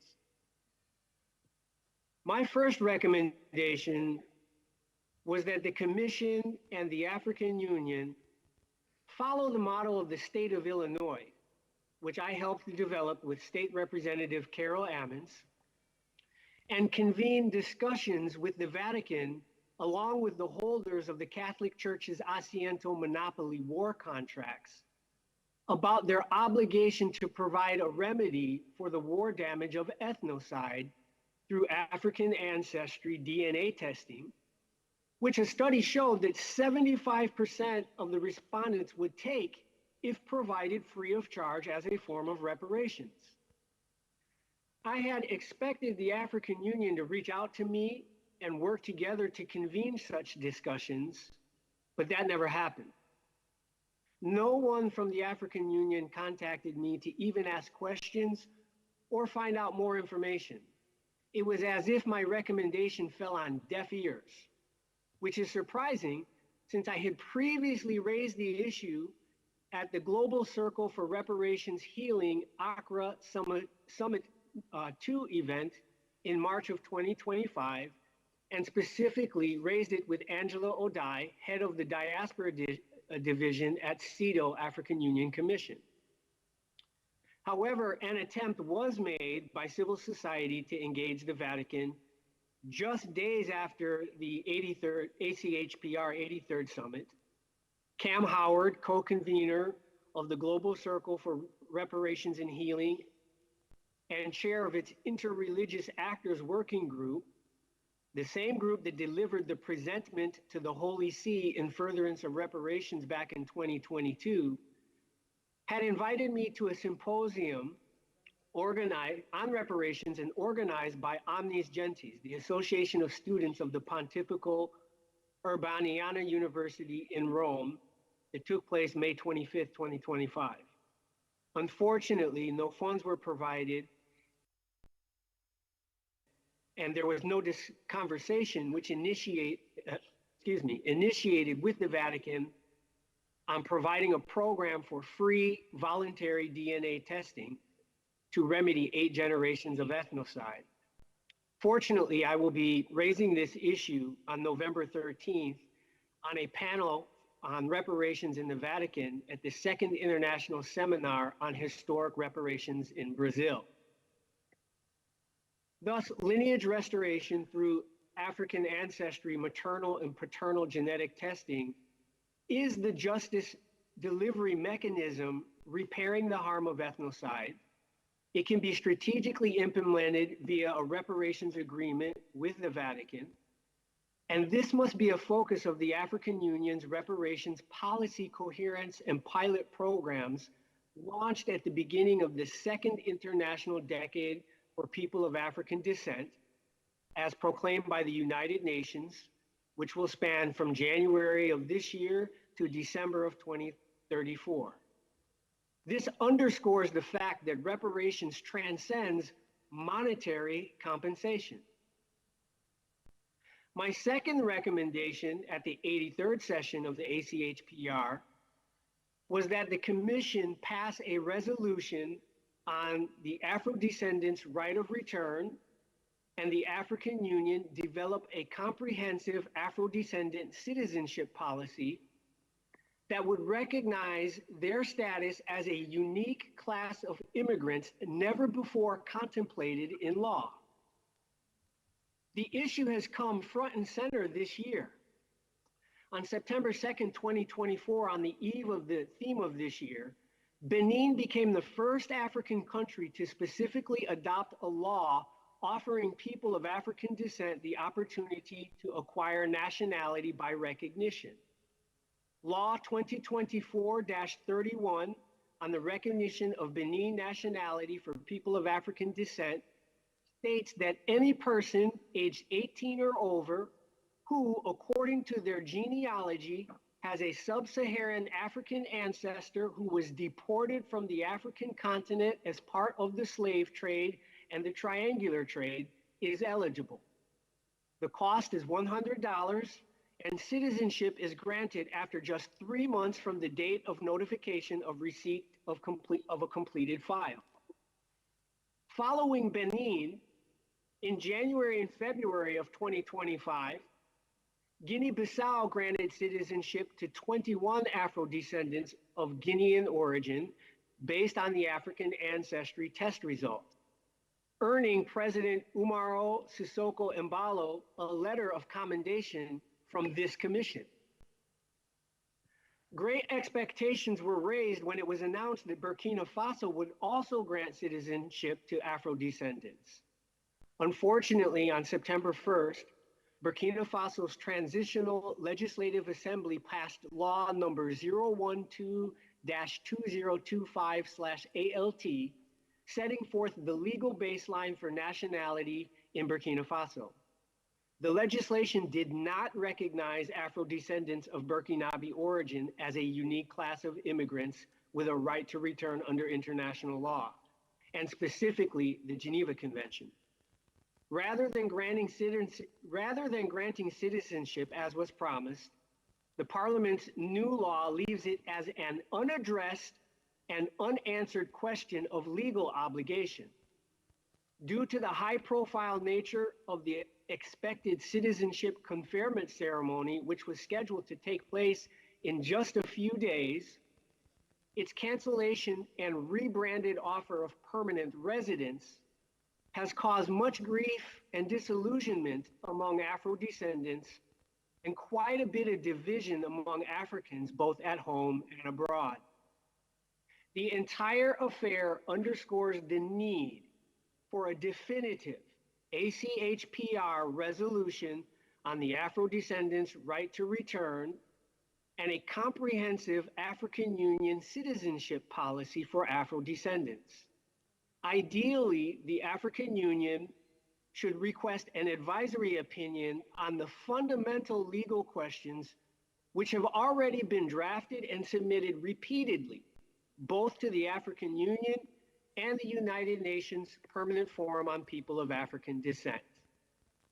Lastly, my journey from the cornfields of Chicago suburbs to repatriation to my Balanta ancestral homeland has done Alex Haley, author of the famous Roots, one better, and is a concrete example of the use of DNA testing and citizenship for bringing about repair. In my case, it is the first time that a victim of ethnocide resulting from transatlantic enslavement has regained their ancestral identity, has returned to their ancestral village, and taken a wife of the same ancestry to restore the severed bloodline. It just so happens that I am the president of the Balanta Society in America and leader of the lineage restoration movement, and my wife happens to be the Balanta princess, the daughter of the first and only Balanta president of Guinea-Bissau, Dr. Kumbayala. This marriage of Balanta leading families on both sides of the Atlantic is now the quintessential example, the symbol, the face of the decade of reparations and repatriation, showing that it is possible to reclaim one's original identity, return to the land, and regain one's lost language and culture, and reintegrate into the African family and society. This, and not investment banking or legal training, is the process that makes one an African expert on reparations, which could guide such professions. The African Committee of Experts on Reparations cannot be composed solely of technocrats. It must consist of people, at least one, and if not me, someone who has advanced the most in internal reparations, the self-repair and recovery from ethnocide, and has a track record of helping others do the same. Thank you so much.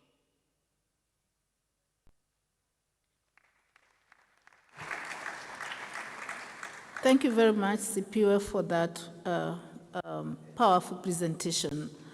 One of the reasons why this commission campaigned so hard for a decade for this theme is because we realized that some of the things that were put on the table during the round table could not be achieved in 1 year.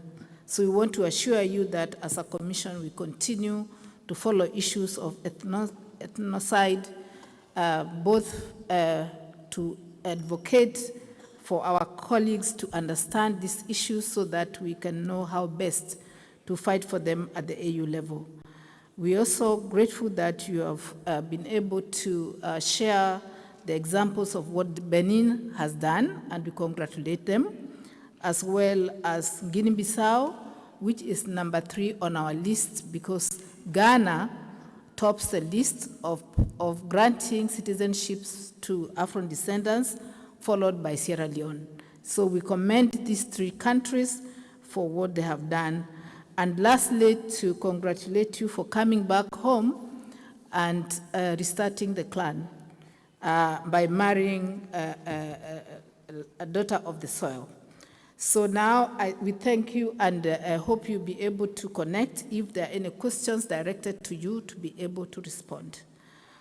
Allow me now to move to our third speaker, who is also online, and we'll be playing the tape because he would want to also participates, although is not able to join us virtually. So can I please ask IT to play the tape from Felipe Noguera, who is going to be speaking to us from Trinidad and Tobago, representing the Caribbean region.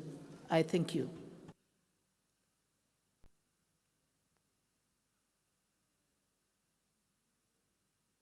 On three.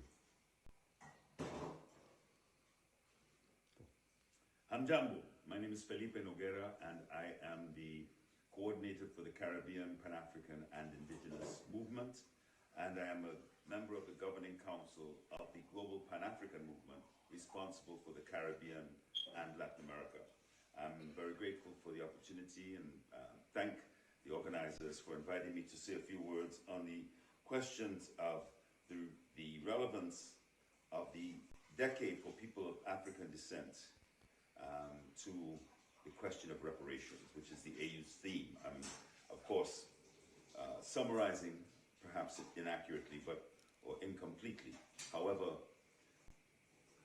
the first thing we would like to say is that from the Global Pan-African Movement's perspective, the first decade for people of African descent, from 2015 to 2025, did little more than pay rhetorical lip service to people of African descent. I can't think of one event, one major transformation.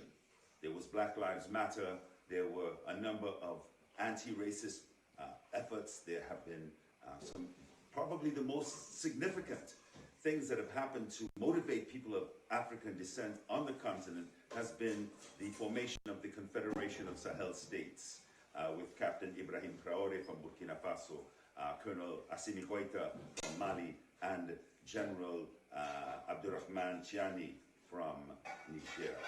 And yet they have been expelled from the African Union. So the grassroots of the Global Pan-African Movement is not very happy with the notion that, for example, climate change is, and investing in climate change is going to be proper reparations. On the other hand, we're not simply speaking about money. How much money could repair having been captured, enslaved, beaten until our heads bowed low and heavy from oppression and shame, losing all but our God, losing even our name. 400 years upon years without end. We're speaking about coming down a long road, a winding road with broken spirits that have to be mended. So the reparations that we are speaking about are not just financial, although they are financial, and they must relate to the communities of grassroots people from the entire African diaspora, the Caribbean, North America, South America, Europe, wherever we have been oppressed. But there is also intellectual, psychological, emotional repair that must take place. If we talk about reparations for Africa, not only from slavery and enslavement, but for colonialism, what did colonialism do? What colonialism did was to carve up Africa. So reparations means the reunification of Africa, and not in 2063 when none of us will be around to see it, but immediately. Now, let us follow the path of those who are quickly advancing to the integration, the aggregation, and the unification of Africa. And let us do it without allowing our former oppressors in different guises to divide, to confuse, and beguile us. I'm calling on Gen Z to accelerate the unification of Africa. Uhuru, Umoja, Ubuntu, Sasa. Thank you. Wow. Thank you very much, Dr. Noguera, for that short and very powerful presentation. I think one of the things you've cautioned us about is that a decade is not that long. It can come and pass very fast, like the UN first decade for Afro-descendants happened, and to caution us that we should make sure we take every moment of the African decade on reparations to make sure that we deliver within that time frame, and that reparations aims more than money. There is a serious work that needs to be done in healing of the Afro-descendants and also healing the descendants in the continent, and that there's need to fast-track integration. I thank you very much for your intervention. I don't know whether you'll be able to take any questions when it is time for questions, but we hear you well and clear. We now go to our last presenter, Ms. Mary Izombo, who is going to take us through the whole issue of reparatory justice, legal foundations for reparatory justice, successes and challenges. Mary, you have the floor.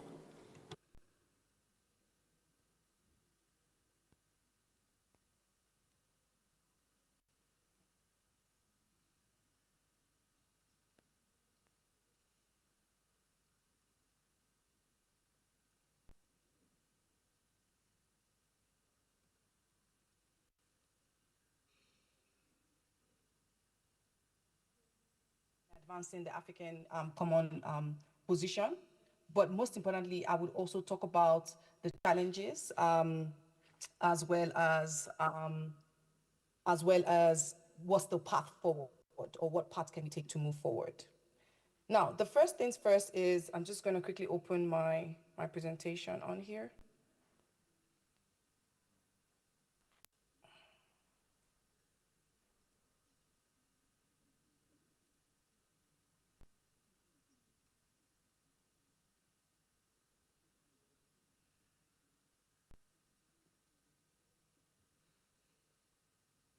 Okay. For starters, I would say that I'm excited to have been invited to contribute to this panel session on reparation, especially around the time where the commission had already established the fact that it is indeed a symbolic gesture and a continental commitment, but most importantly, the next 10 years from 2026 to 2036 have actually been named the decade of reparations. And so this ensures that we go beyond just financial compensation, but it includes apologies, restitution of stolen artifacts, but also systemic reforms, climate justice, and debt relief. And so the question first, so my presentation today will examine the legal architecture underpinning Africa's reparations agenda. It will also acknowledge the gains achieved so far, but it will also confront the obstacles that impede the realization of the African common position. The question first, I would say, is not the fact that whether reparations are warranted, but it's the fact that there is a moral and legal case that has been established through decades of advocacy and academic scholarship to say that indeed we will need to interrogate how the existing legal frameworks can be mobilized to translate the principles into practice, and how the African common position can be strengthened to withstand the political and economic pressures that have historically undermined accountability for colonial and racial injustices. And so the first question would be why reparations matter. I think we've gone through that, but just to summarize is the fact that we have gone through centuries of exploitation through slavery, colonialism, and apartheid, and we've also endured and continue to endure structural inequalities rooted in historical injustices. We also continue to suffer from economic dispossession and cultural destruction of our artifacts and also our historical materials. And we've also had what you call the intergenerational trauma that is affecting millions across the continent and the diaspora. And so to the next slide, I still hope, I'm hoping that you all can still see it, is to discuss the normative architecture, looking at the legal foundations for reparative justice. So I'll start with the one within the continent, the one that we have in Africa. So at the apex of this framework sits the African Charter on Human and People's Rights, which actually enshrines the fundamental principles of dignity, of equality and justice that underpin any meaningful reparations program. And so, for example, we have Articles 2 and 3 of the Charter, which establishes the non-discrimination principle and equality before the law, creating an obligation for states to ensure that they address systemic injustices and inequalities. And so within the Continental Legal Order, we have the ACHPR Resolution 543 of 2022, it's a resolution that talks about, it creates a decisive moment, right, where it acknowledges the profound harm that was caused by slavery, colonialism, and apartheid, calling for the conceptualization and implementation of a reparations agenda that addresses enduring legacies. And then what it also does is that it moves beyond abstract principles to demand concrete state action, which includes collaboration between governments, civil society, and regional organizations in developing reparation systems. So for those who have not had a chance to look at the resolution, please do have a look at it. And there's also the ACHPR Resolution 616 of 2024, which also prepares for the ahead of the AU theme of the year for 2025, which actually talks about or calls for consultations on African descendants, indigenous or ethnic ancestry reparations, and the 6th region of the African Union. Moving on, we also have the Abuja Proclamation of 1993, which some of the panelists already highlighted, which actually laid the groundwork for the call for reparations. Then we have the Durban Program of Action. Have I changed the slide? Okay, yes, I have. We also have the Durban Declaration, the Durban Program of Action 2001, which actually demands reparations for slavery and colonialism. And then we also have the Accra Declaration of 2022, which actually further consolidates the common African position by advancing Africa's commitment and framework. And so what the Abuja Proclamation also does is that it emanates from the first Pan-African Conference on Reparations, established the foundational claim that the transatlantic slave trade constituted a crime against humanity for which reparations are owed. And then we also have the Accra Declaration that actually builds upon this foundation. And then we talk about the Kinshasa Declaration that reaffirms right to reparations and co-creation through meaningful participation.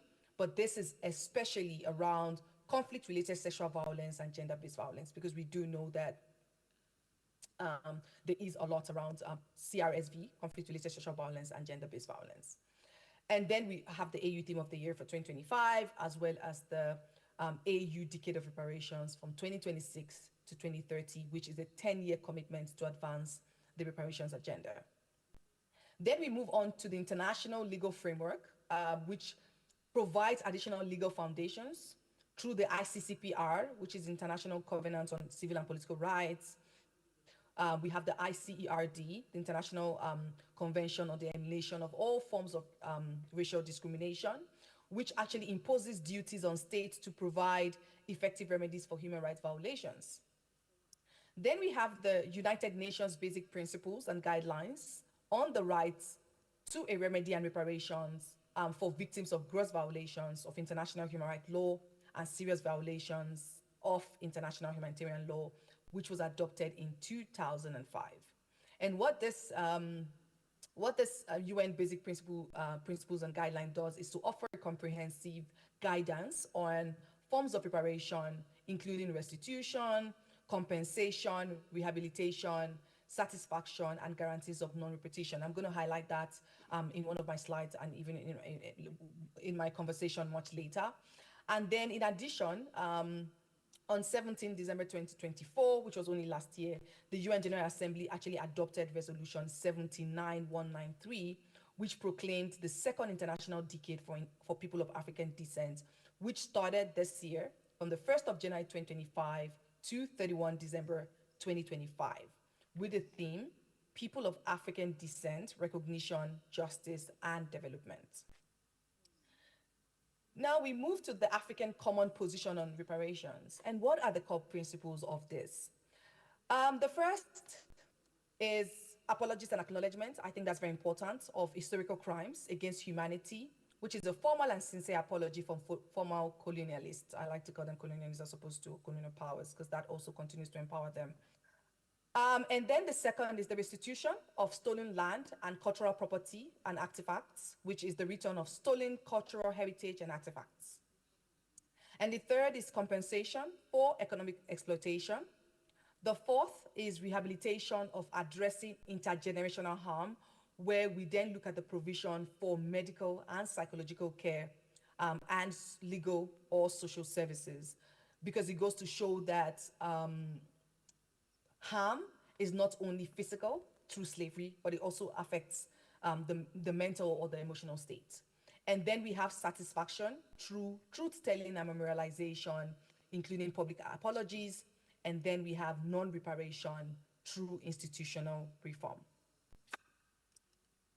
So far, there have been successes around, or should I say, incremental progress towards accountability. So despite formidable obstacles that we've had in terms of ensuring reparations, there's been some noteworthy gains, which I'm going to mention, that actually merit examination. And so we look at the diplomatic recognition of reparation claims that has expanded considerably. And you look at that several African countries that have been mentioned, like Accra, like Benin, some of those countries have actually highlighted and continue to ensure that people of African descent come back home to Africa.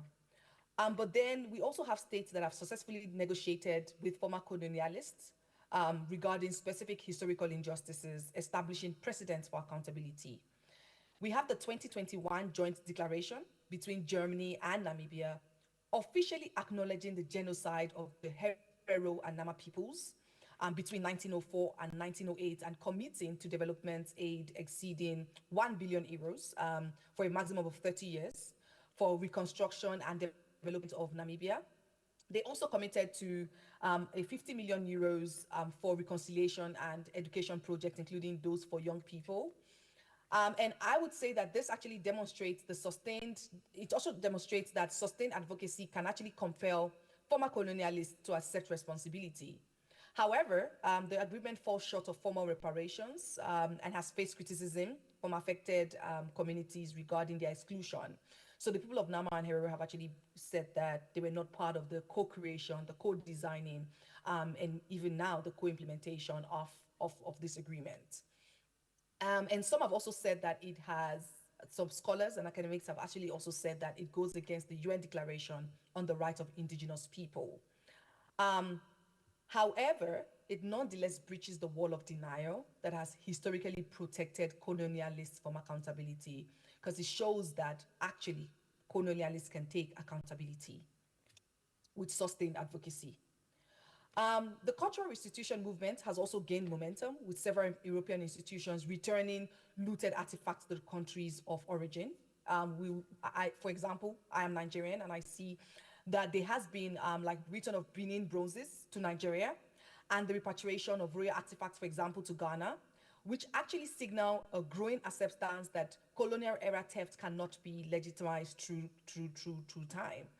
And I remember, I'm not sure if it was 2 years ago or last year, where I think it was the tooth of Mobutu that was returned, and his outfit or whatever was returned to the DRC as well. So we actually see that these returns carry symbolic and economic value, restoring cultural patrimony that is integral to African identity and historical memory.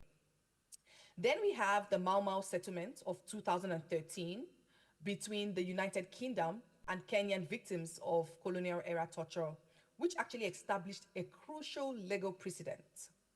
And so we see that there was a monetary compensation of 19.9 million pounds, which is modest. When you compare it to the scale of suffering, it's not enough, but I guess it's a step in the right direction.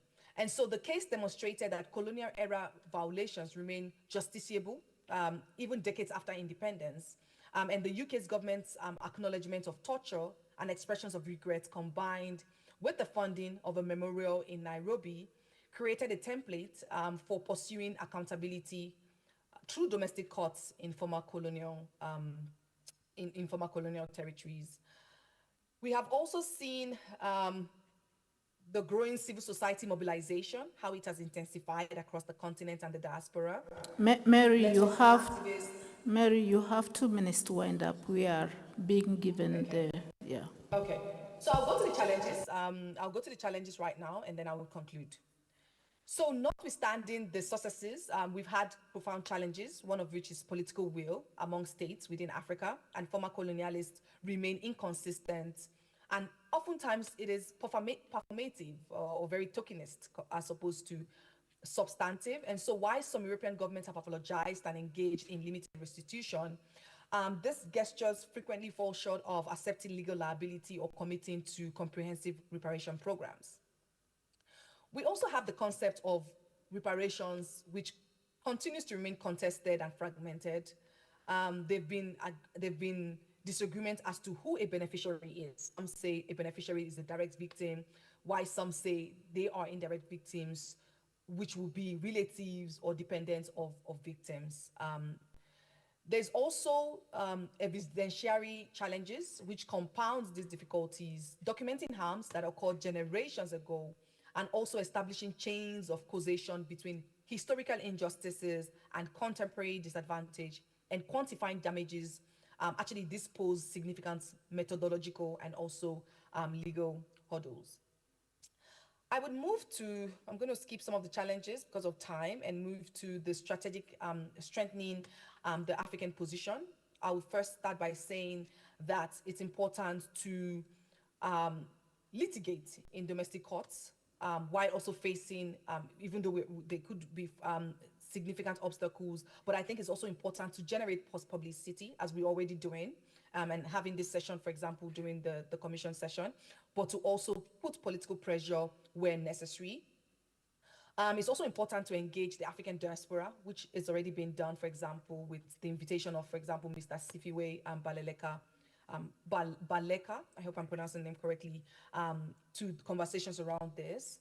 But most importantly is that we need to move beyond monetary compensation to actually talk about transformative approach that recognizes that reparations must address the structural legacies of colonialism that perpetuates inequality and underdevelopment. I would move now to conclude, but also to talk about how the African Commission can actually push for the common agenda when it comes to reparations on the continent. And so the first would be that it's very important that they are able to monitor the implementation of resolution 543 2002 and 616 2004. It's important for the African Commission to also advocate for state compliance with reparations commitments, to refer strategic cases to African courts under Rule 130, and then also provide technical assistance to member states, document violations and establish evidentiary records, but also convene stakeholders, including states, civil society, as well as the diaspora, but also develop a normative guidance through resolutions. Another would be to have a dedicated committee to reparations. That is very important. But to conclude, as I know that I do not have enough time, is that reparatory justice for Africans and people of African descent is not just a matter of historical accounting, but it is fundamental to addressing contemporary inequalities, healing and intergenerational trauma, especially those that are necessary to build societies grounded in dignity and mutual respect. And so the journey from aspiration to implementation, I would say it's not going to be easy. It's going to be lengthy and contested. And I'm sure that's why the African Union decided to make a decade of reparations from 2026 to 2036. But as this panel convenes in Banjul and some of us online, it's necessary that we are reminded that every advance in human rights has been achieved through the persistent efforts of those who refuse to accept injustice as inevitable. And I would say our obligation is to ensure that the demand for reparations moves from the margins to the center of continental policy, from symbolic recognition to material transformation and the aspirations of this generation to the lived reality of those who follow. Thank you so much. Back to you, Commissioner Lita. Yeah, thank you very much, Mary. Mary was here to make the presentation physically. That's why we are being very sensitive, and she had to go back because we changed this panel from the day it was supposed to happen to accommodate the member states' presentations that took the time for this panel. So we thank her especially for bringing to light the legal foundations that we are really going to need in following the issue of reparations in the following decade. So, Chair, through your permission, allow me to take at least 3 questions from the floor so that we can give member states and delegates a chance to interact. We have Algeria already, the flag is up. Any other 2 presenters, and then we close the floor.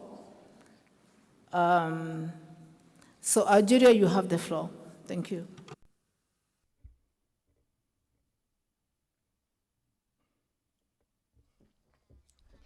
Thank you for giving my country's delegation the floor. First of all, Commissioner, I would like to thank the Commission for devoting this panel on this very important issue, and also to thank all the commissioners and the speakers in this session for their interventions. Without any further ado, I would like to add, it's just an addition, not a question. I want to say that with regard to Algeria's commitments that it made within the African Union concerning the African Union for 2023, Algeria plans to coordinate with the African Commission in December next year, or this year, I'm sorry, coming December.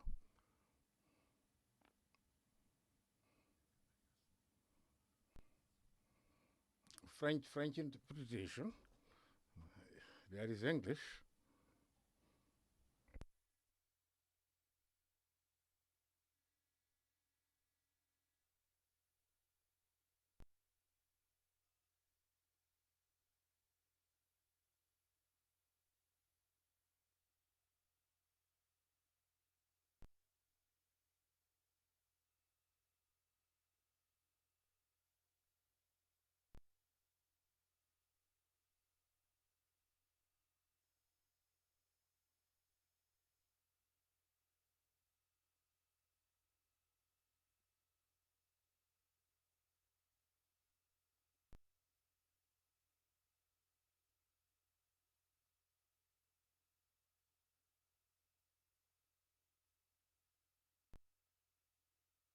We are ready. English is ready. I don't know. For French, have they talked to you?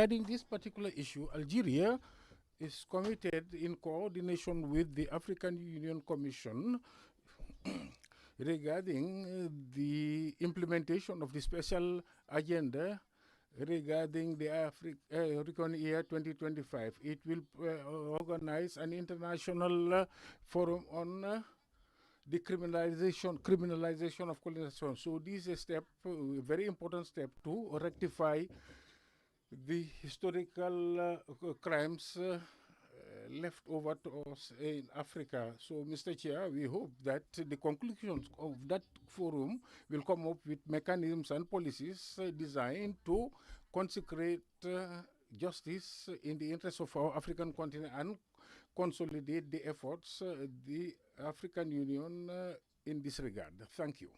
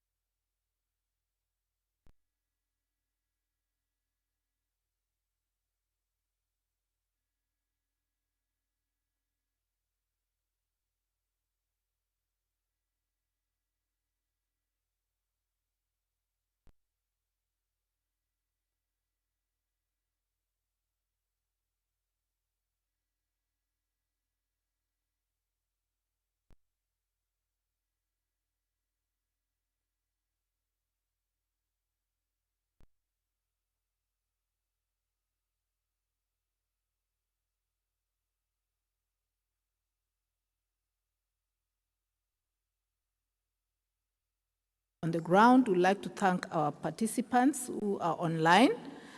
We have run out of time, but I believe that this conversation will add value to the outcomes of the 85th Ordinary Session. Chair, we thank you and submit.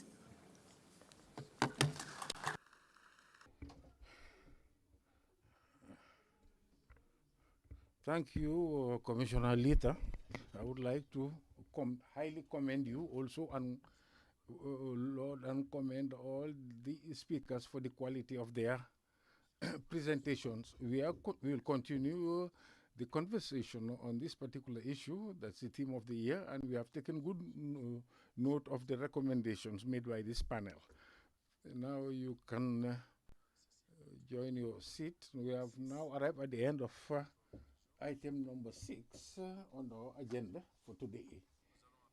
Now, we'll start now item number 8 regarding the activity reports of members of the Commission and Special Mechanism. We'll have 3 presentations, and the first presentation is that of the Special Rapporteur on the freedom of expression and access to information in Africa.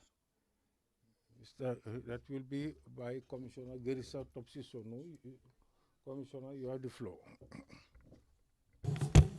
Chair,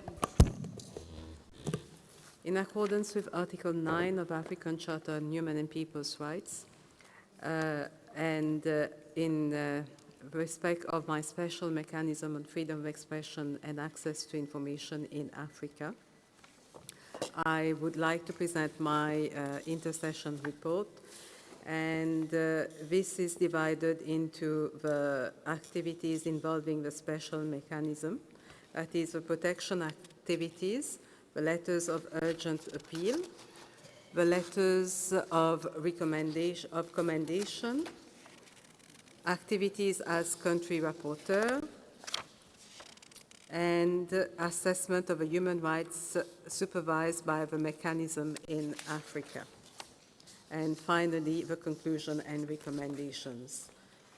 Chair, in line with the special mechanism's mandate to make public interventions where violations of the right to information, to freedom of expression and access to information have been brought to the mechanism's attention, including by issuing public statements, press releases, and sending appeals to member states asking for clarifications, the following interventions were issued.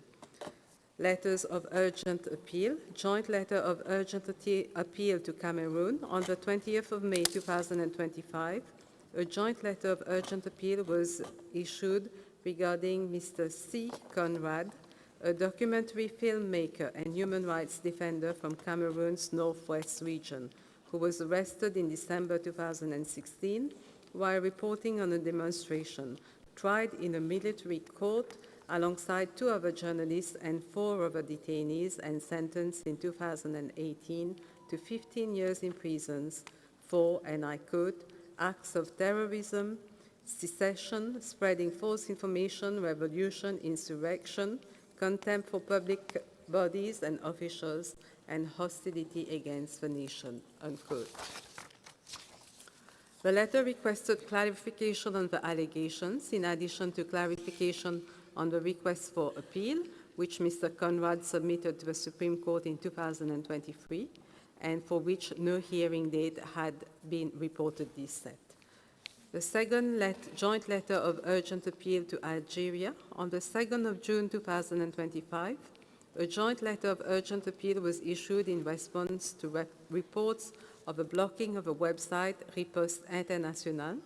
From 30th of April 2025, Internet users, journalists and human rights defenders reported lack of access to the website of Riposte International website. The letter requested clarification on the allegations of a reported blocking of a website in light of the fact that this constitutes an interference with freedom of expressions enshrined in Article 9 of the African Charter. On the 9th of September, a note verbal was received from the Embassy of the People's Democratic Republic of Algeria in Addis Ababa, which provided clarification in response to the letter of appeal. Receipt of this note verbal was acknowledged by the Commission. Thirdly, the joint letter of urgent appeal to Angola. On the 15th of September 2025, I participated in a joint letter of urgent appeal expressing concern regarding allegations of the use of force, killings, arrests, and arbitrary detention during the July 2025 protests in the Republic of Angola. The letter requested clarification on the allegations received and further called on the government to conduct investigations into the reported killings and injuries which occurred during the protests, with particular attention to allegations of extrajudicial executions. There was also a joint letter of urgent appeal to Chad. On the 2nd of October 2025, I participated in a joint letter of urgent appeal concerning the revocation of a Chadian nationality of Mr. Charfadine Galamay Saleh and Mr. Gouleba Makila, activists of human rights defenders from Chad, who are based in France. Reports received indicated that the Ministry of Territorial Administration and Decentralization of the Republic of Chad, by decree number 2300 of 2025, dated 17th of September 2025, stripped Mr. Saleh and Mr. N. Gouleba of a Chadian nationality on the grounds of, and I quote, collusion with foreign powers and, unquote, and also, I quote again, activities incompatible with the status of Chadian citizen, without providing further details on the activities and acts alleged against them.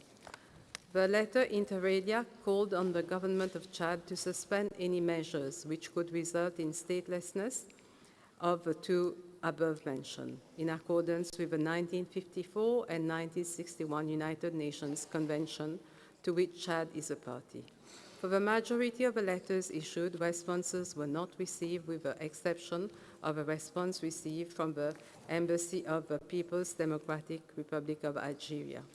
I would wish to thank Algeria for providing a response to the letter of appeal addressed to it, which provided clarification on the issues brought to its attention. This is the essence of a collaborative process with which the Commission engages with state parties to the African Charter. Letters of commendation. In addition to the interventions in situations where violations have occurred, the special mechanism issued letters of commendation and appreciation, noting efforts to implement the rights of access to information and freedom of expression. The first letter of commendation to Mauritania. On the 20th of June 2025, a joint letter of commendation was issued in collaboration with the Commissioner Rapporteur for Human Rights Situation in Mauritania, welcoming reports regarding the regularization of the contracts of 1,865 journalists working in Mauritania's public broadcasting service, which was announced by the Council of Ministers on the 11th of June 2025. Reports indicated that for over 30 years, these journalists endured difficult working conditions, including the absence of contracts and low and irregular salaries. The letter commended the decision, which put an end to years of professional insecurity, in addition to creating a conducive economic working environment for the 1,865 journalists working in Mauritania's public broadcasting service. The second letter of commendation went to Malawi. On the 18th of July in 2025, a joint letter of commendation was issued in collaboration with the Commissioner Rapporteur for Human Rights Situation in Malawi, welcoming the Constitutional Court's decision striking down Section 200 of the Penal Code, which criminalized defamation, declaring it unconstitutional for violating freedom of expression. The court held that Section 200 of the Penal Code imposed a disproportionate and unjustified limitation on freedom of expression. The letter commended the important decision, which will undoubtedly enhance free expression in Malawi, and further called on the government of Malawi to support the decision of the Constitutional Court in light of the potential of a ruling to promote and protect freedom of expression as guaranteed by Article 9 of the African Charter. I also issued a statement commemorating International Day for Universal Access to Information on the 28th of September 2025, a press statement was issued commemorating International Day for Universal Access to Information, which noted that it is not possible for democracy to function meaningfully without an informed citizenry, and this in turn is impossible without broad public access to information on the processes, procedures, and functioning of government. The statement referenced the Model Law on Access to Information for Africa, which provides that access to information holds the promise of fostering good governance by improving information management and by enhancing transparency, accountability, and greater participation of the populace in public affairs. Promotion activities. The following promotion activities were undertaken during the intersession period. The Commission mandated me to conduct widespread consultations with a view to develop guidelines for Resolutions 620, 630, and 631. I have since the month of January conducted weekly online consultations with a number of civil society organizations. I have also had a meeting in Johannesburg, South Africa, with Meta to inform them about the resolutions and to encourage them to contribute to the development of the guidelines. I also participated in the M20 summit in Johannesburg from 2nd to 4th of September 2025 on the session on information integrity. Virtual meetings with the International Commission of Jurists on State Periodic Reports were also done on the 16th of October 2025. I also participated online to the launching of a joint declaration of the 4 special rapporteurs in Vienna on the 24th of October 2025. The joint declaration was on AI, freedom of expression, and media freedom. I was joined by the UN Special Rapporteur for OSCE and the OASSR Special Rapporteurs. I also participated on the 16th of October online with the ORIF on l'intégrité de l'information et processus démocratique à l'ère numérique et de l'intelligence artificielle. I also participated online with, on the 30th of September, on the International Day for Universal Access to Information, on a conference that was organized by UNESCO. I also participated online at the Qatar National Human Rights Committee on the 6th of October on the crimes of aggression and impunity, challenges for international accountability and the protection of human rights. Activities as country rapporteur. In line with my mandate as the Commissioner Rapporteur for the human rights situation in a number of state parties, I undertook the following activities. Protection activities. I issued a joint letter of urgent appeal to Tanzania on the 12th of May 2025 in my capacity as the country rapporteur for the human rights situation in the United Republic of Tanzania. I participated in a joint letter of urgent appeal in collaboration with the chairperson of a working group on death penalty, extrajudicial summary or arbitrary killings, and enforced disappearances in Africa, in addition to the Special Rapporteur on Human Rights Defenders and focal points on reprisals and on the judiciary in Africa, regarding the human rights situation in Tanzania, ahead of national polls, which are scheduled to be held in October 2025. The letter raises concern concerning the arrest of Mr. Tundu Lissu, the chairman of Tanzania's main opposition party, who was detained on the 9th of April 2025 after holding a political rally to promote his party's No Reforms, No Elections campaign, calling for major reforms in the country's electoral system. The letter also expressed concern of the charges of treason brought against Mr. Lissu in relation to social media posts made on the 3rd of April 2025, given that the crime of treason is a capital offense punishable by hanging in Tanzania, and people charged with this offense are not eligible for bail. Mr. Lissu was also charged with 3 other offenses in relation to the publication of false information under the Cybercrimes Act of 2015, reportedly in relation to his criticism of the independence of the judiciary and the Electoral Commission, and the use of the police to rig the elections. The letter also expressed concern on reports of violent dispersals of supporters who attempted to attend the court hearings of Mr. Lissu's case on the 24th of April 2025, in addition to raising concerns on other reports of violations, including the assault of Father Dr. Charles Kitima and the reported abduction of Mr. Nyagali, whose whereabouts were unknown, and as at the time the letter of appeal was issued. The letter requested clarification on the veracity of the alleged reports, in addition to urging the government to conduct prompt investigations on these. On the 2nd of June 2025, again in my capacity as country rapporteur for the human rights situation in Tanzania, I participated in a joint letter of appeal with a special rapporteur on human rights defenders and focal points on reprisals and the judiciary in Africa, and the chairperson of a committee for prevention of torture in Africa.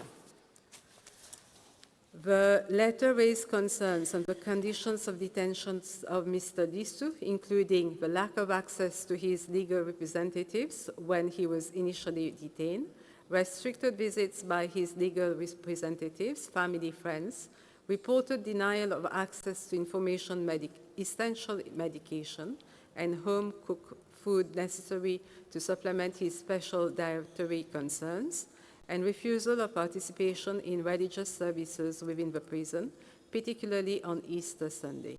The letter also raised concerns about extremely concerning reports received on the arrest, denial of entry into Tanzania, and subsequent deportation of a number of people from neighboring countries, including Ms. Agatha Achure, a Ugandan journalist and human rights defender, Mr. Boniface Mwagandi, a Kenyan activist and former justice minister, Mrs. Martha Karua, and several other Kenyan human rights activists.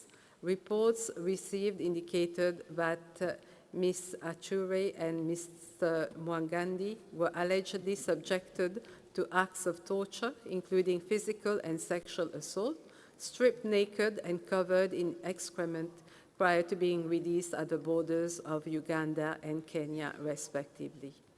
The letter requested clarifications on the veracity of the allegations, called on the government to ensure that Mr. Lissu receives adequate treatment in prison in accordance with the Luanda guidelines, and to conduct investigations into the circumstances surrounding the arrest, denial of entry into Tanzania, and subsequent deportation of a number of activists from neighboring countries, in addition to the reported acts of torture. To date, no response has been received from the government of Tanzania. Promotion activities. In line with my mandate as the Commissioner Rapporteur, I participated in a number of virtual meetings which focus on electoral context and human rights in Tanzania ahead of the 2025 elections. Assessment of the human rights supervised by the mechanism in Africa. Access to information. Access to information has become one of the most promising tools to combat corruption, increase people's participation in governance, and thus strengthen democracy. The right to information enshrined in Article 9.1 of the African Charter is a fundamental human right necessary for the enjoyment of other human rights. And further, the right to seek and receive information is essential for a transparent and accountable government. Digital technology and connectivity have taken over our daily lives, and we rely heavily on digital access for virtually everything, from connecting with others to accessing information. Access to information in the digital age has been revolutionized by the Internet, enabling unprecedented speed and volume of access. While digital technologies can improve access to public information and empower citizens, they also require new regulations to ensure security, privacy, and equitable participation for all. Therefore, it can be observed that the right to information can be considerably strengthened by the creative use of information technologies, However, realizing this potential requires revisiting the design of access to information policies, tools, and practices to update them to serve citizens in the digital age. In 2013, the Commission adopted a model law on access to information for Africa, which was developed with the aim to serve as a guide to state parties in Africa, in order to ensure that access to information legislation adheres to regional and international standards. In view of the current digital evolution, the Commission has decided to undertake a review of the model law on access to information in conjunction with the African Union Commission, as directed by the Executive Council in its decision of December 1235, adopted during the 44th Ordinary Session of the Executive Council in February 2024. The AU was requested to, and I quote, work with the African Commission on Human and People's Rights to undertake a 10-year review and update of the 2013 African Model Law on Access to Information to ensure compliance with the 2019 Declaration of Principles on Freedom of Expression and Access to Information in Africa, and particularly to make it fit for purpose in the digital age, unquote. Accordingly, the Commission adopted Resolution 639 on the need to undertake a study on the review of the model law on access to information for Africa during its virtual 84th Ordinary Session held from the 21st to 30th of July 2025, in which it decided to conduct a one-year continental study on developments in the areas of freedom of expression and access to information in the digital era, with a view to reviewing and updating the model law on access to information in Africa. I would like to call on all interested stakeholders to work with the Commission through my mechanism on freedom of expression and access to information in order to undertake this important assignment. Freedom of expression and cybercrime laws. The Declaration of Principles on Freedom of Expression and Access to Information in Africa reaffirms in Principle 10 that freedom of expression, including the right to seek, receive, and impart information and ideas, either orally or in writing or in print, in the form of art or through any other form of communication or medium, including across frontiers, is a fundamental and inalienable human right and an indispensable component of democracy.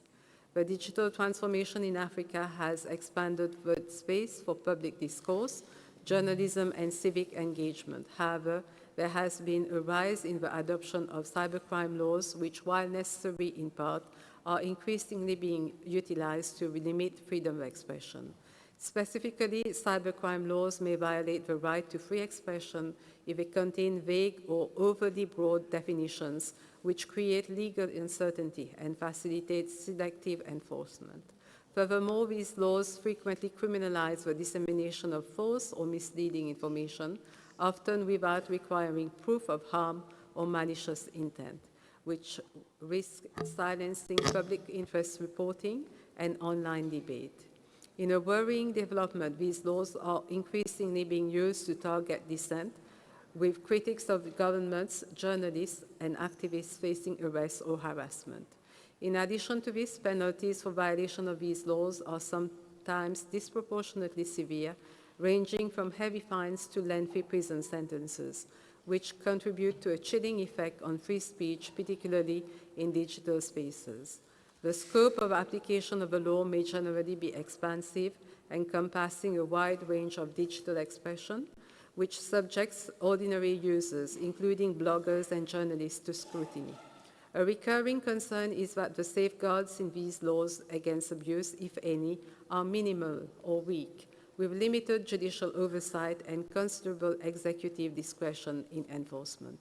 Principle 9 of the Declaration provides that states may only limit the exercise of freedom of expression and access to information if a limitation is prescribed by law, serves a legitimate aim, and is necessary and proportionate means to achieve the stated aim in a democratic society. This three-part test is a key safeguard against excessive limitations on freedom of expression. It is important to ensure that existing cybercrime laws and bills, which are currently being drafted by states in Africa, are scrutinized in line with regional and international human rights standards, and where required are reviewed to ensure that the freedom of expression is not curtailed. Furthermore, it is important to ensure that laws which have the potential to limit free expression are not used by the state to target opposition, journalists, minorities, or vulnerable groups. To conclude, I urge state parties. I commend Mauritania and Malawi for the measures taken to advance freedom of expression and access to information. I welcome the response from Algeria. I call on states to respond to letters of urgent appeal from the Special Rapporteur and for the Commission providing clarification on reported violations of freedom of expression and access to information, including providing information on the conviction of Mr. Conrad by a military court in 2018 to serve 15 years on multiple charges, with his request for appeal to the Supreme Court still being pending, the reports on the use of forced killings, arrests, and arbitrary detentions during the July 2025 protests in Angola, the revocation of a Chadian nationality to Mr. Saleh and Mr. Makalia, activists and human rights defenders from Chad, and allegations brought to the attention of Tanzania, including inter alia, the charges of treason brought against Mr. Lissu, reports of violent dispersals of protests, and the deportations of activists from Uganda and Kenya. I also urge state parties to enact cybercrime laws which do not restrict freedom of expression and repeal existing laws which limit such rights. To NHRIs and NGOs, I invite them to collaborate with a special mechanism for submission of shadow reports and complaints on violations on the right of freedom of expression and access to information in Africa. I also urge NHRIs and NGOs to collaborate with a special rapporteur with a view to review the model law in accordance with Resolution 639. Thank you, Chair. I have said.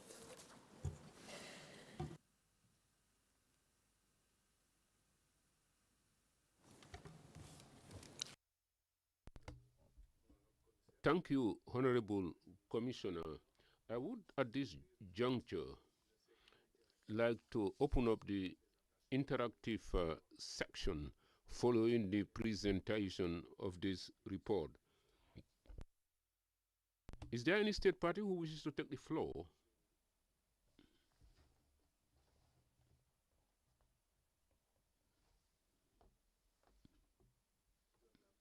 I would give the floor to the Arabic Sahrawi Democratic Republic.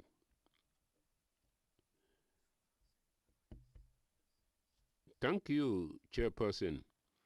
Distinguished commissioners, distinguished participants, the delegation, my delegations, appreciates the efforts of the Commissioner Topsy Sono, and once again we would like to urge her to come and visit the Sahrawi Republic so that she can continue her noble mission. In the meantime, allow me, Chairperson, to express, to talk about my concern, which are as follows. Number one, in the territories, on the occupied territories of Sahrawi Republic, we find 351 Sahrawi families who are waiting. But after having waited for their destiny, and they have been waiting for 35 years after the Kingdom of Morocco has indicated that they died in the family, they died in prison. So this family, since 2010, is impatiently waiting for the bodies of these relatives so that they can give them a dignified burial. Mr. Chair, in the occupied territories of the Sahrawi Democratic Republic, there are 163 European companies who loot our resources. And these are the same companies that are found everywhere else in Africa. And they neglect the provisions of all international conventions, and they do not take into account the legal opinion. This was pronounced in 2002, and they ignore the legal opinion of the African Union in 2013, and they also do not take into account the resolutions of the European Court of 2020, which acknowledges very clearly that Western Sahara and that the Kingdom of Morocco are two different and distinct territories. Chairperson, dear participants, since 2021, up to date,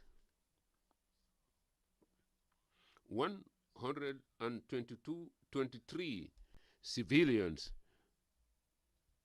were assassinated in the freed territories through bombings done by the Moroccan Air Force. Among those killed, there are citizens of African borders.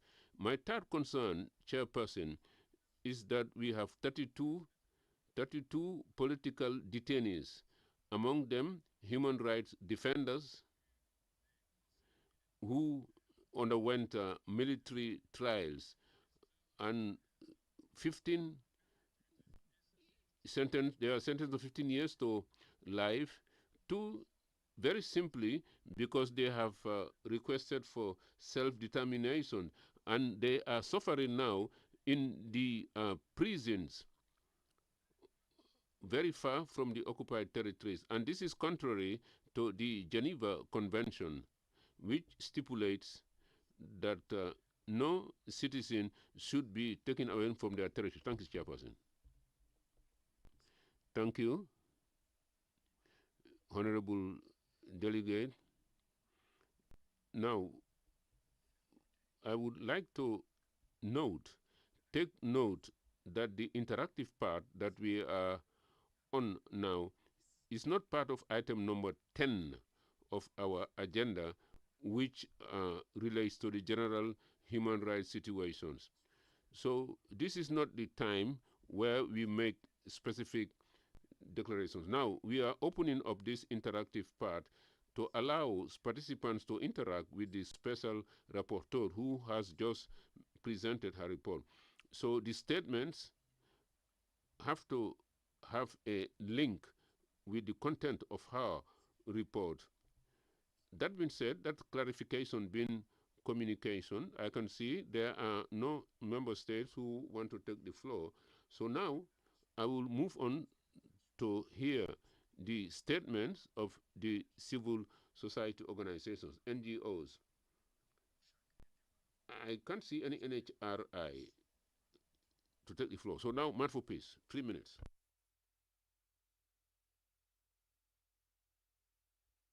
The reality of the continent reveals a wide gap between the commitments of the state and their human rights record.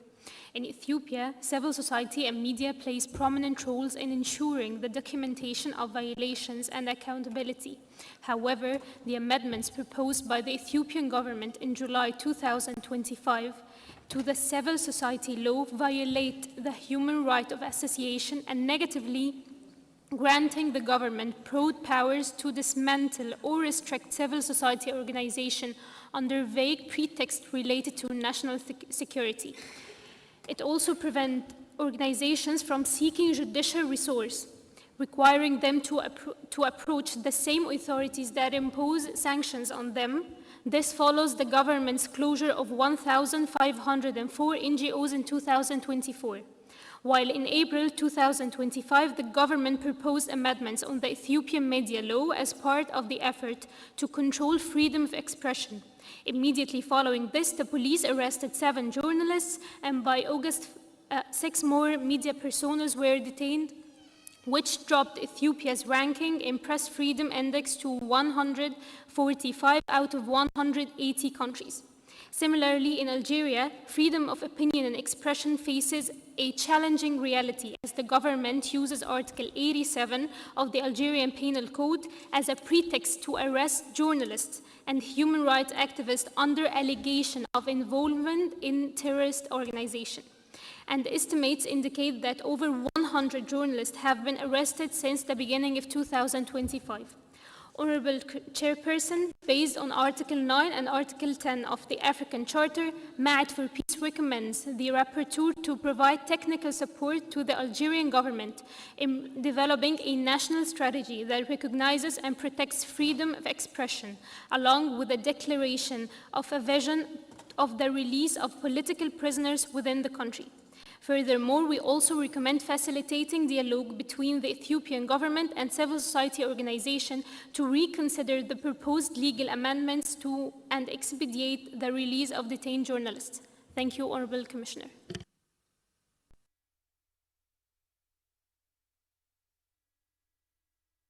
Thank you, Mad for Peace. Now, I'll call upon Partner Nelson.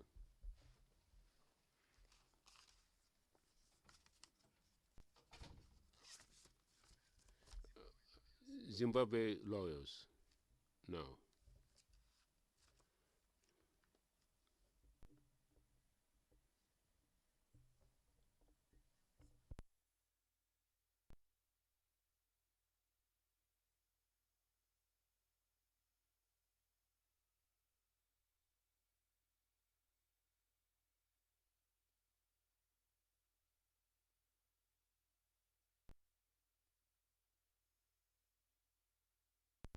Who's speaking? Please come over here to address the Commission.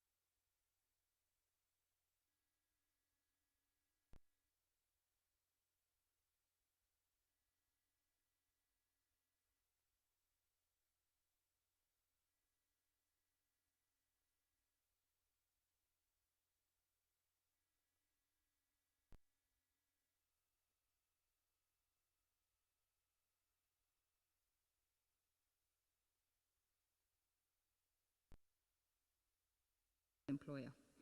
Ongoing prosecution of AMH journalist Mr. Blessed Mhlanga on charges of violating the criminal code for an interview conducted in the course of his journalistic duties depicts an alarming affront on the freedom of expression in Zimbabwe.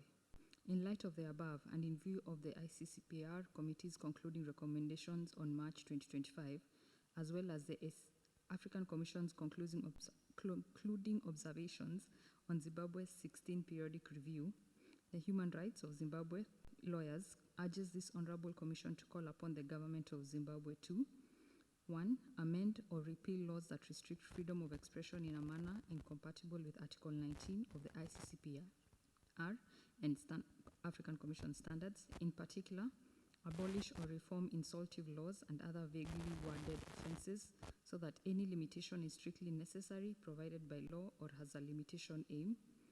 Create a safe and enabling environment for media and artistic freedoms consistent with the Constitution of Zimbabwe and regional and human rights standards.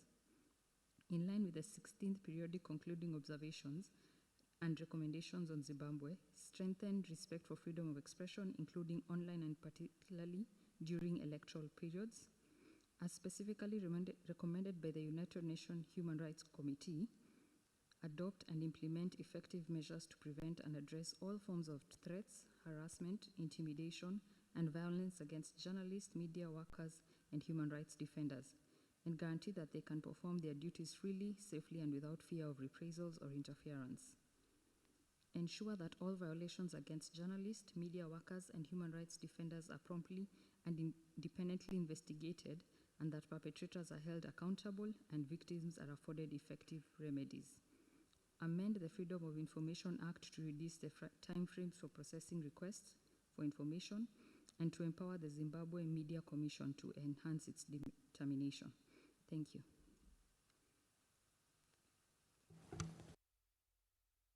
Thank you. The Tunisian League for the Defense of Human Rights. Thank you, Chairperson. Distinguished commissioners, the Tunisian League for Human Rights. Madam, kindly come over to the podium.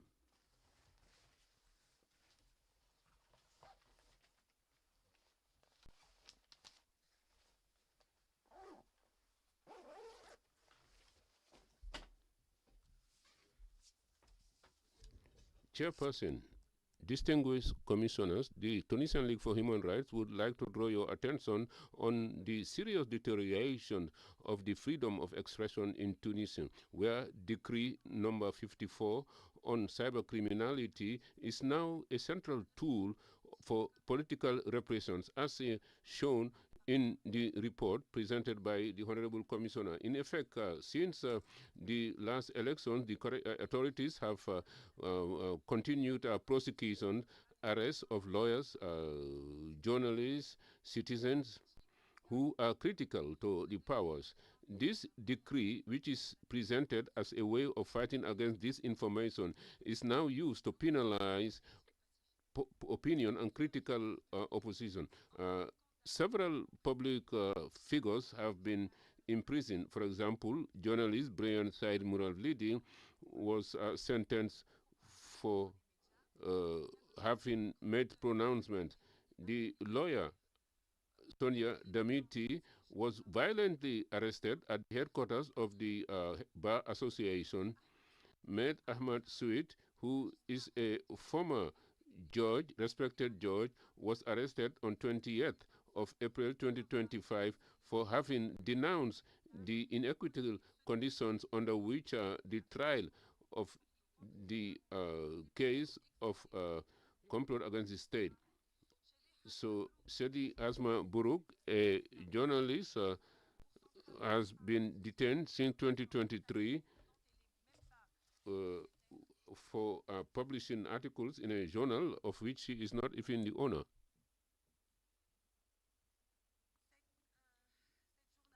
This journalist, Madam Hartenberg, who is a physically challenged person, is bearing the brunt of bad treatment in the prison.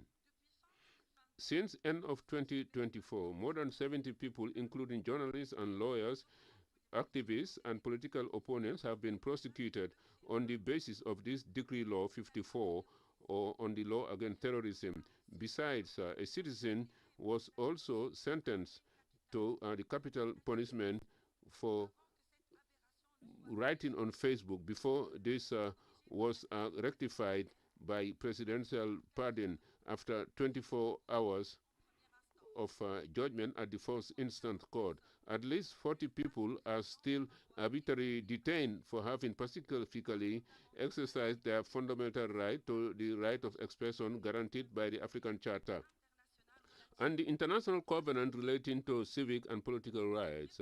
This repression is part and parcel of the shrinking of the civic space in Tunisia, characterized by pressures and attacks against civil society organizations, especially those who defend the rights of migrants and refugees. In the context of the military agreement, migratory agreement concluded with the European Union.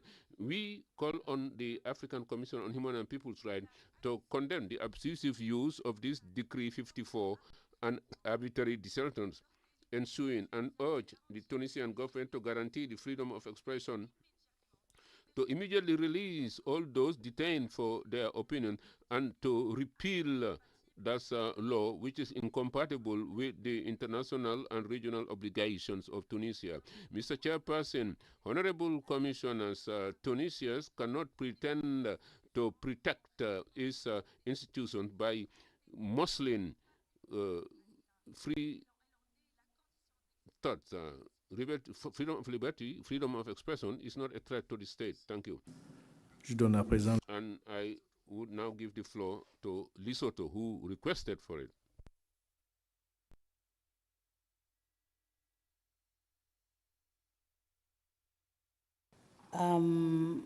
Distinguished delegates of member states, NHRIs, NGOs, and ladies and gentlemen. I wish to begin by congratulating the Honorable Commissioner for her indelible work around promoting the right to freedom of expression and access to information within the continent. Chairperson, indeed, the right to access to information is not only a basic human right, but it is also a catalyst for democratization, where governments unequivocally provides through the national normative framework for access to this right, citizens are really empowered. They are able to engage and interact effectively with the government. Citizens are able to inform what should be and what should not be the national priorities. Thus, they are also able to inform inclusive budgeting, which is fundamental and highly important for the realization and promotion of the socio-economic rights, which we can all attest to the fact that it is a challenge to effectively realize these rights owing to the budgetary constraints within our governments. Chairperson, as a result, Lesotho appeals to member states to ensure that within their national jurisdictions, they provide for the right to access to information and freedom of expression, which will enable the governments to be accountable and also to take initiatives that are people-oriented or people-centered. In conclusion, I wish to reiterate that Lesotho supports the work of the Commission in promoting access to in promoting the right to access to information and freedom of expression. I thank you. Thank you, Your Excellency. We have taken due note of your statement. I will now give the floor to Algeria. Thank you, Mr. Chair. Yes, Mr. Chair, the Algerian delegation would like to reply to the concern expressed by IDMAID organization. I would like to stress once again that the legal framework and institutional framework in Algeria guarantees fully liberties and rights, and also guarantees proper space for expression and for the work of human rights in line with international instruments. And the Constitution confirms this, as well as the organic law regarding the press and the media. And this law or act comprises all rights concerning journalists and are protected from all forms of violence, harassment, and humiliation in the performance of their duties. I would like to stress once again that Article 52 of the Constitution stipulates that the freedom of expression is guaranteed, just like in other countries, and also all laws concerning human rights ratified by Jolo, and Algeria guarantees all rights and freedoms, expression of freedom, subject to the respect of public order and the rights and freedoms of other people. And this issue is in line with Article 19 of the Universal Covenant on Rights and Freedoms, and also the African Charter on Human and People's Rights in this regard. Thank you. Yes, the Commission would like to thank you. I come back to the list of NGOs. There are 4 requests for the floor. Yes, I would like to call on Amnesty International. Amnesty International. I call on OMTC, the World Organization Against Torture. You have the floor.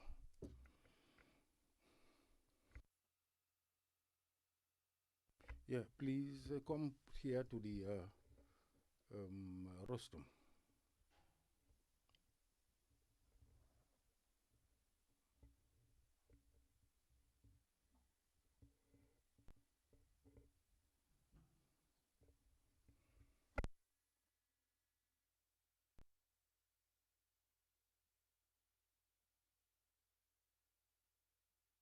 Restrictions on freedom of expression in Egypt, including online expression.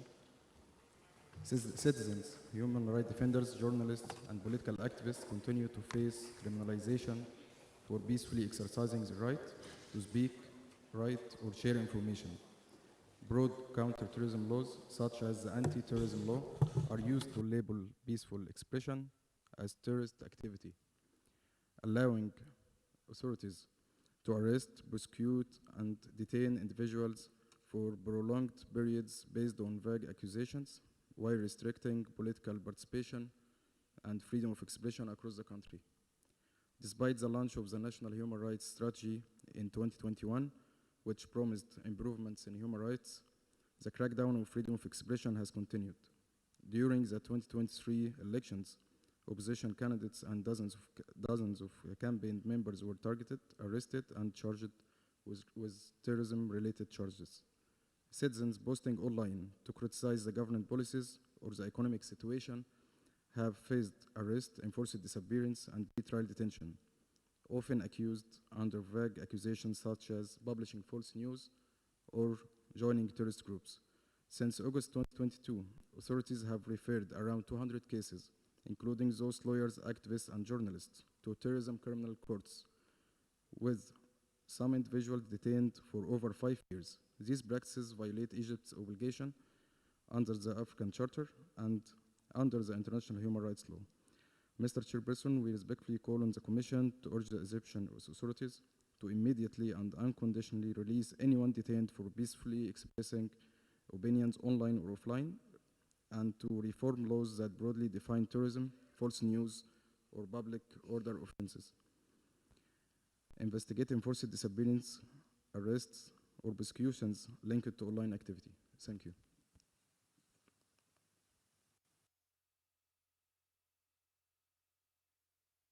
The Commissioner would like to thank you. I call on the Center for Reproductive Rights. Reproductive Rights Center. I call on the defenders.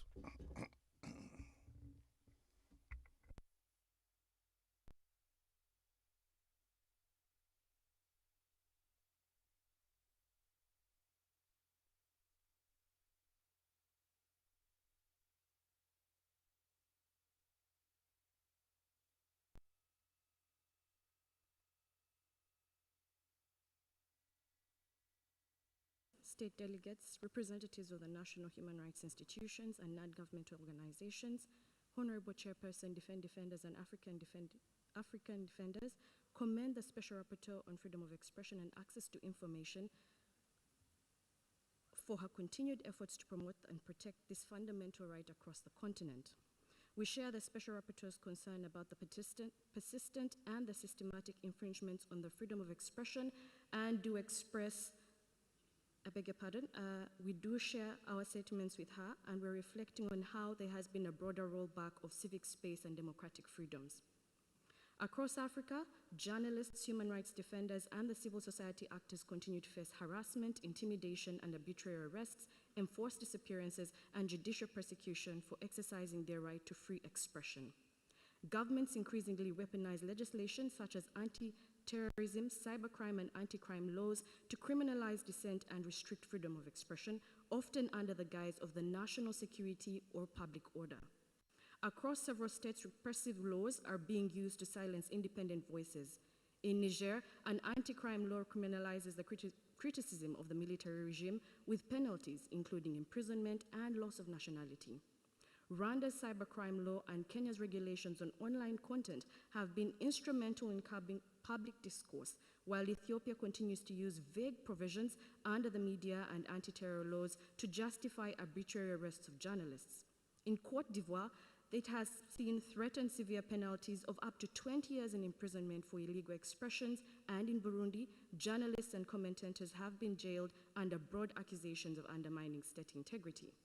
Freedom of expression online is increasingly under attack. In Tanzania, more than 80,000 websites have been blocked, while access to platforms such as X and Telegram remain restricted. Kenya has used its communications authority to hold live coverage of protests and suspend broadcasters. In Eritrea, where all independent media remain banned, digital activism is closely monitored and online critics face detention. Meanwhile, in Somalia and Somaliland, they have extended control of online spaces. In many countries, journalists and human rights defenders operate under constant threat. In Ethiopia, reporters have also been arbitrarily arrested and have been abducted. In Kenya, the killing of the blogger Albert Ojwang and attacks on Kenya Human Rights Commission officers highlight dangers faced by media workers. Ugandan journalists and opposition figures continue to face abductions and intimidation ahead of the 2026 elections. In Burundi and South Sudan, reporters have been detained or barred from covering politically sensitive events, underscoring the erosion of accountability and media independence. In countries such as Eritrea and Djibouti, independent journalism is virtually non-existent. State-controlled surveillance and the absence of independent oversight mechanisms have silenced all forms of critical reporting and civic participation. Eritrea's continued ranking as the lowest globally on press freedom underscores the participants and the persistence of total information control. As defenders and African defenders, we're deeply alarmed by this collective backsliding. These violations undermine transparency, erode democratic participation, and weaken public trust in institutions. They have also threatened the safety and well-being of journalists, human rights defenders, and citizens who depend on access of information to hold power to account. We therefore urge the African Commission on Human and People's Rights to call on member states to uphold Article 9 of the African Charter by guaranteeing freedom of expression and access to information without intimidation or restriction. Urge states to repeal or amend repressive laws used to criminalize journalists, human rights defenders, and online expression. Ensure that digital spaces remain open, protected from arbitrary shutdowns and censorship. Support the establishment of independent national mechanisms for the protection of journalists and human rights defenders. And lastly, strengthen cooperation between the Special Rapporteur's mandate, national human rights institutions to promote accountability and monitor compliance with the regional standards. Defenders and African defenders reaffirm their commitment to working with the African Commission and the Special Rapporteur to promote a continent where all individuals can express themselves freely, access information openly, and contribute without fear to building trust and just, democratic, and accountable societies. We thank you.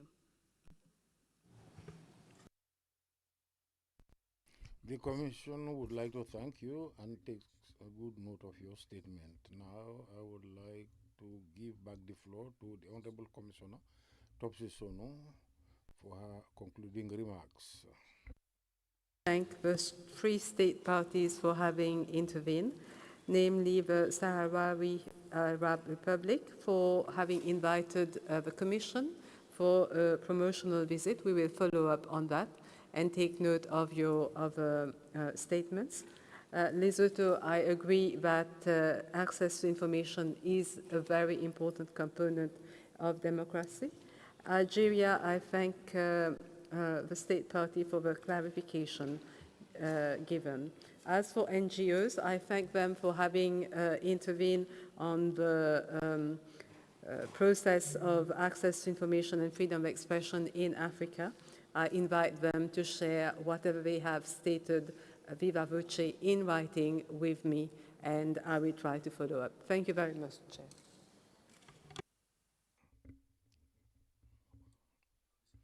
Commissioner Topsisono, if act to what we have satisfied and fulfilled with regard to the presentation of reports in accordance with the African Charter on Human Rights and the regulations of the Commission. I commend you in this regard. Now we'll continue with the second report on the agenda of our session. I invite Lita Musini Ogana, Commissioner to present her intercession report.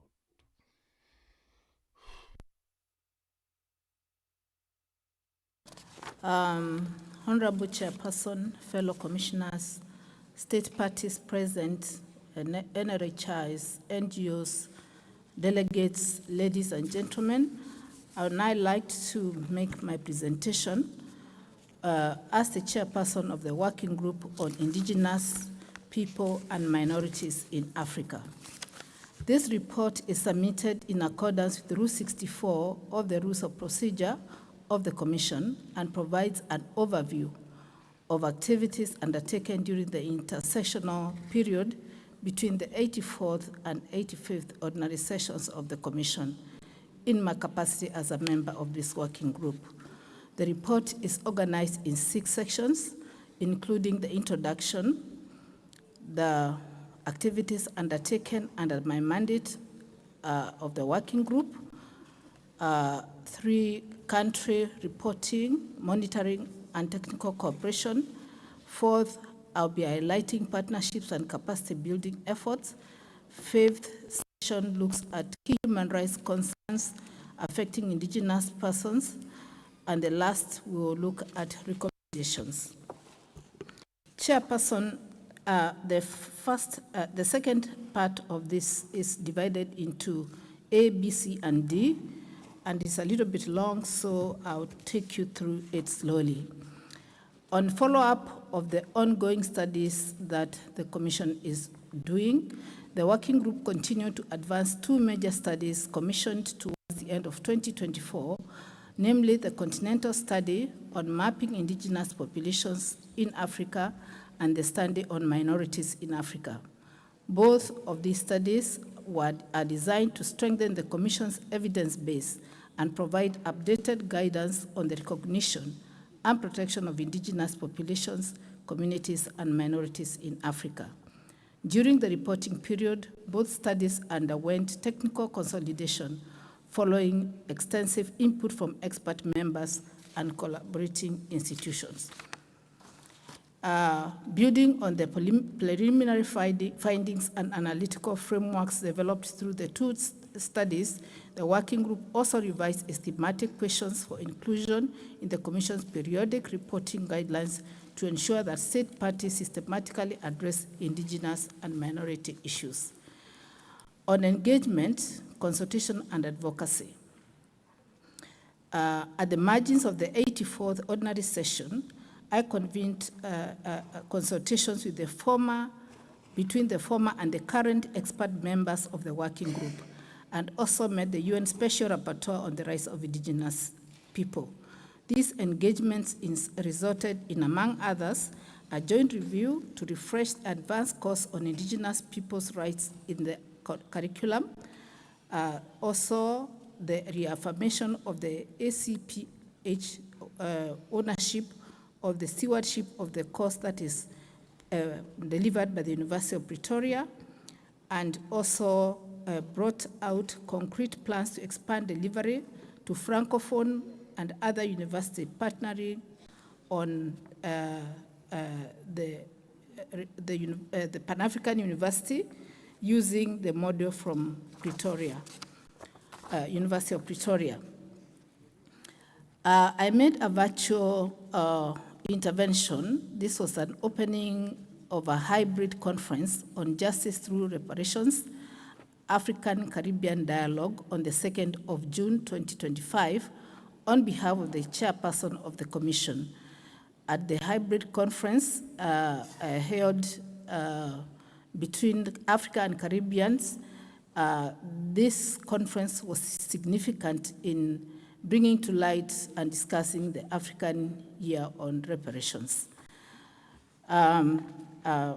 Between 12th and 13th July 2025, I joined Commissioner Deso in participating at the expert consultations on human rights on environment convened by the UNEP in my capacity as the chairperson, vice chairperson of extractive industries. This meeting was held in Nairobi.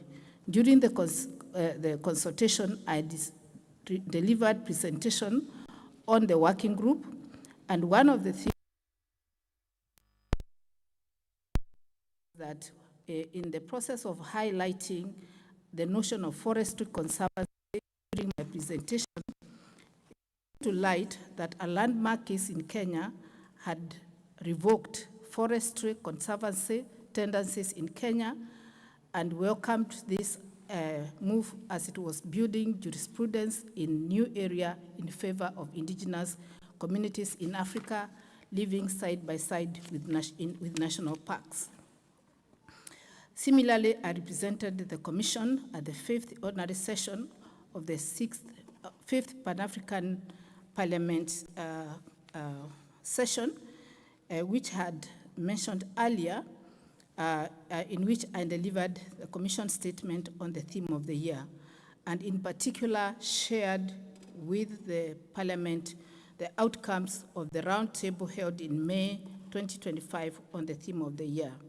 It was during the discussion of this presentation that the two-pronged approach to reparations, mainly on diplomacy and litigation, was arrived at. The Commission, through the working group, also facilitated a forum of African traditional leaders held in the Kingdom of Eswatini from 5th to 9th September 2025. I had the honor of facilitating this forum in my capacity as the chair of the working group, which was hosted by His Majesty King Mswati III and brought together 50 traditional leaders from the whole continent. It brought together these leaders to discuss the theme of the year, and in particular, to make a declaration and an apology to the Afro descendants to deal with some of the concerns that they had, that there was negative propaganda circulating in the 6th region that traditional leaders, kings and queens, had been involved in selling their people during slavery. They came with a very strong declaration, giving examples of how traditional leaders died fighting slave masters and how some of their people were taken away to the West. Again, in this same forum, I was very happy that I managed to work closely with UNAIDS country office in the Kingdom of Eswatini and the head of the HIV/AIDS Prevention Council in the Kingdom to host a roundtable on HIV/AIDS in which the traditional leaders participated in, asked questions, and decided to form a traditional leaders network to support the protection of people living with HIV and AIDS.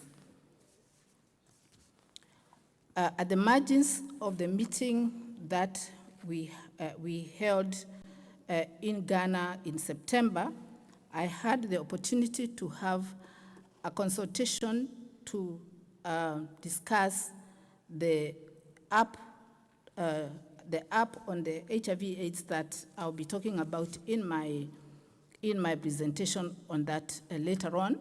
But during the substantive meeting held between 25th and 26th of September in Accra, Ghana, I had the honor of moderating the session entitled Women in Extractive Industries, which explored human rights implications of extractive activities on women's livelihoods, land rights, and socio-economic empowerment.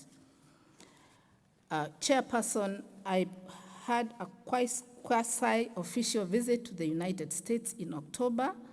I visited the state of California to receive an award. However, I took that opportunity to undertake a series of advocacy initiatives in Oakland, San Francisco, and Silicon Valley. In particular, I was able to meet the mayor of Oakland. I think this is important to mention. She is the first Black African woman to be a mayor of Oakland, and she was very keen to hear about the theme of the AU theme of the year, which I shared with her, as well as the decade. I also had the opportunity to visit Silicon Valley Technological Hub, and I had the honor to visit Adobe headquarters and had meetings with the technical laboratory where they decide which languages are used in the Adobe list. Kiswahili was not among them. They had 19 languages. And following my visit and advocacy, they decided that we should have a conversation to make sure that we see how we can add Kiswahili to be one of their digital tools, which means that Kiswahili would be able to rotate globally as a language that they are using. And this, in my capacity as a commissioner in charge of indigenous and knowledge, I thought was a good intervention that I should share with you. On the same note, I also visited University of California in Berkeley to just find out how they were profiling and archiving African culture, music, oral histories, and traditional knowledge, just for future collaboration and for learning. Chair, I now come to public statements and urgent appeals. On 9th of August 2025, at the occasion of the International Day of World's Indigenous People, on behalf of the Working Group and the Commission, I issued a statement drawing on the international theme to center Indigenous youth as agents of change, which called for inclusive education, meaningful participation in resource governance and climate action, and support for intergenerational knowledge and transmission. On partnerships and capacity building, during this period, I prioritized strengthening partnerships between working group and institutions that share complementary mandates in the promotion of human and people's rights of indigenous populations and minorities. It is in this regard that at the margins of the 84th Ordinary Session, I held consultative meetings with representatives of the International Work Group for Indigenous People, IWGIA, the Office of the United Nations Commissioner for Human Rights, and other expert partners to review ongoing areas of collaboration and identify new opportunities for joint action. Honorable Chairperson, on July 2025, the working group was involved in rights on the draft global plan of action for the health of indigenous people. We contributed by submitting our Commission's perspective and views on the draft global plan of action and prepared within the framework of the World Health Organization. We also renewed our partnership and collaboration with the Center of Human Rights, University of Pretoria.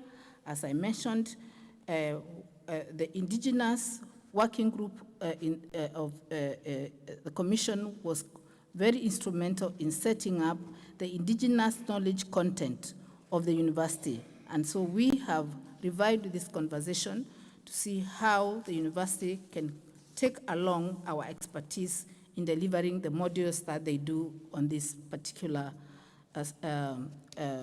work they do. On cross-cutting human rights concerns, the working group continues to observe persistent and emerging cross-cutting human rights challenges affecting indigenous populations, communities, and minorities in Africa. These issues cut across region and themes, influencing the enjoyment of collective and individual rights guaranteed under the African Charter. And during the period under review, we managed to look at the issue of transition minerals and rights of indigenous populations, communities, and minorities. In this regard, across the continent, expansion in extraction of transition minerals has happened, heightened human rights concerns, especially around meaningful engagement, land rights, benefit sharing, displacement, and environmental impact. E.g., in Mozambique and in Namibia, there are reports that we looked at, and we think that this is an issue that needs attention. With regard to meaningful participation on prior informed consent, across several African states during the transitional intercession period, the working group has noted that the principle of free, prior, and informed consent and meaningful participation have continued to be challenged. In South Africa, for example, the Khoi and the San community leaders publicly critiqued consultation process launched after key approvals with limited translation, short notice, and uneven access to information. This is not just peculiar to South Africa. We have come across other government mechanisms which are done without enough consultation. Chairperson, in my capacity as the country rapporteur for the Ngambia, we noted one of the key issues that that came to our attention was how harmful traditional practices continue to endanger women and girls. And this has been captured by the Rapporteur for Women's Rights, but it is also a cultural issue, and it also raises issues on indigenous practices. And in this connection, following this, the information that the death of a 1-month-old girl in August had happened, and we joined the rapporteur in condemning this harmful traditional practice. Chairperson, data invisibility and weak desegregation is an area of concern. The persistent undercounting and poor data collection continue to hinder feasibility of indigenous and minority peoples in Africa.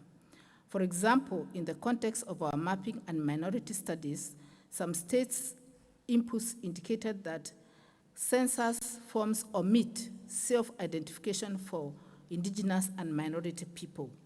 And this lack of information makes it very difficult for us to know whether there are indigenous people and minorities in Africa, in certain countries in Africa.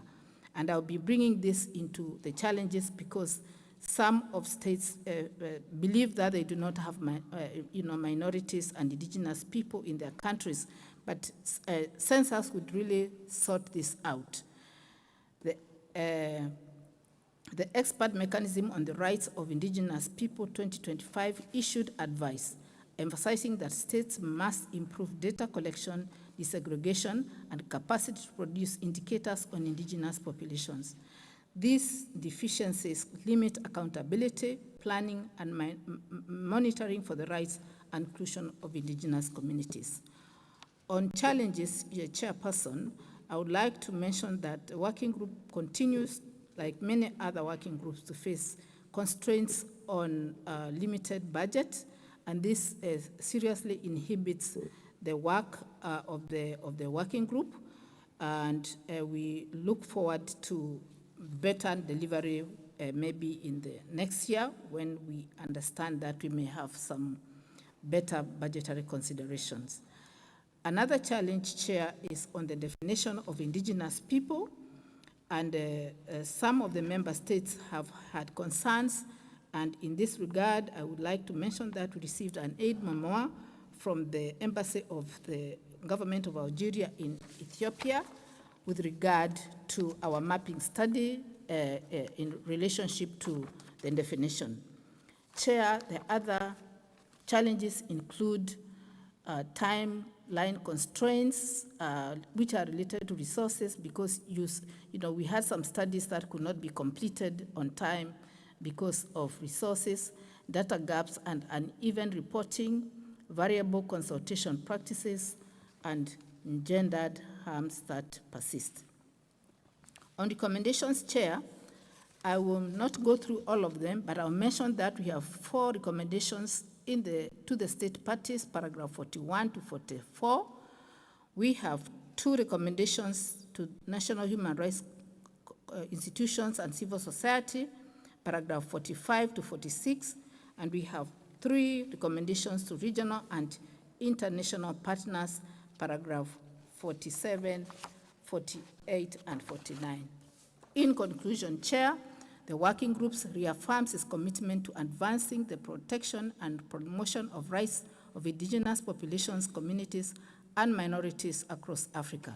It will continue engaging constructively with state parties, civil society organizations, and international partners to ensure inclusive development and equality consistent with the African Charter. I submit, Chair, and thank you.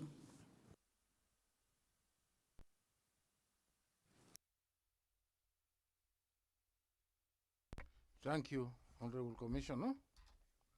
Now I'll open the floor for our interactive discussion, so to allow the delegates to interact with the chairperson of the working group on indigenous populations and minorities in Africa. Is there any member state that would like to take the floor? Yeah.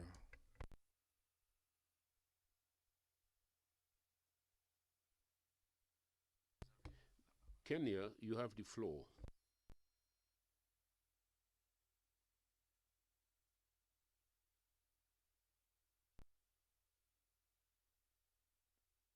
Wish to commend the work of the Commissioner on the aspect of minorities and marginalized groups. We know the special place this group holds in our communities and the efforts to employ affirmative action to ensure that they enjoy the same rights as every other citizen of our respective countries. Kenya's constitution protects the rights of minorities and marginalized groups, with Article 56 guaranteeing their representation and governance, special opportunities for access to employment, to protect and develop their cultural values, languages, and practices. We note there is recent development in ensuring that there is equal attention on this aspect of our community through the establishment of a Marginalized and Minority Affairs unit within the Executive Office of the President.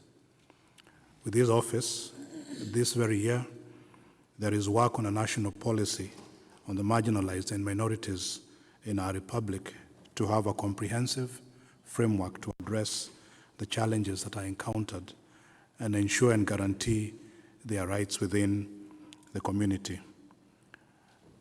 This delegation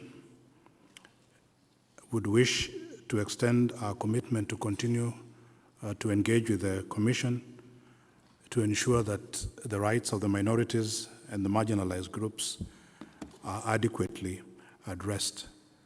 We also wish to commend the work of the Commission and the working group and hope to interact further in the intersessional period towards advancement of this work.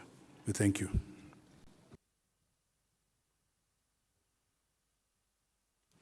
Je vous remercie. Je donne à présent la parole à la République de Gambie. Thank you, Chair.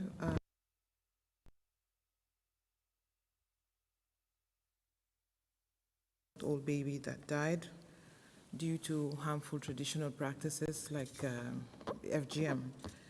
And like I said the other day, the government has taken action and the perpetrators have been taken to court. The main culprit will face lifetime imprisonment. The two others have been bailed, but they're still going to court. So in terms of action, we have to allow the court processes to take place, and that is going on. So I just wanted to highlight that for the record, but also to mention a few other activities that the government has taken to protect Gambian children and any child born on Gambian soil. So I would just read a paragraph of two of some of the legislations that have been enacted with the aim of protecting women and children. So the ratification and enforcement of international protocols relating to children's rights are being implemented. The Gambia ratified the optional protocol on the CRC on the involvement of children in armed conflict, whilst ongoing efforts to enforce and align national legislation with the CRC remain robust. Significant amendments have been made to the Children's Act of Amendment Act 2015 that protects the girl child against female genital mutilation. Additional provisions to protect children from all forms of online sexual abuse and exploitation have been made in the Cybercrime Bill 2023, which is before the National Assembly. Further, the Sexual Offences Act 2013, Labor Act 2023, and the Tourism Offences Act 2003 have been revised to strengthen protection of children against economic exploitation and abuse. Child protection strategies have been fully implemented. The National Child Protection Strategy and Plan of Action has been revised to complement the National Social Protection Policy 2015 to 2025. This strategy includes a monitoring and evaluation mechanism and is currently being implemented across the country. Additionally, there are plans to develop a comprehensive national children's policy to accompany this strategy. The government has established a child protection unit across various security agencies to enhance the safeguarding of children from abuse and exploitation. These specialized units collaborate closely with other key government bodies, including the Child Welfare Unit of the police and those of the other security services, the Sexual and Gender-Based Violence Unit of the Ministry of Justice, the Directorate of Children's Affairs under the Ministry of Gender, Children and Social Welfare, the National Agency Against Trafficking in Persons, and the Children's Court under the judiciary. Together, these agencies form a robust network designed to address and mitigate instances of violence against children. So these are just a few of all the policies and strategies and legislations that are in place to protect children. The Gambia is committed to protecting women and children and will therefore do everything possible to ensure that this particular case gets the accountability and the action desired. Thank you very much. Je vous remercie, Madame l'ambassadeur. Nous allons donner la parole à l'Érythrée.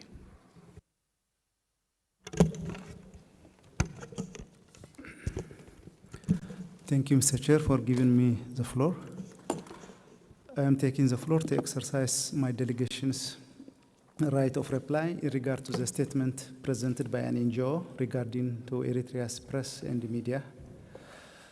Mr. Chairperson, Eritrea duly recognizes the importance of free press and the media in nation building and the development. It has been widely used as an instrument of nation building and in the promotion of harmony among the Eritrean society. However, with media freedom comes also responsibility. the Eritrean National Charter of 1994 and Article 14 of Eritrean Transitional Civil Code underline that under no circumstances should the media play negative role or destructive role that undermine the unity, harmony, and security of the nation. Thus, my delegation categorically rejects the allegation made on this issue a while ago. I thank you, Mr. Chair.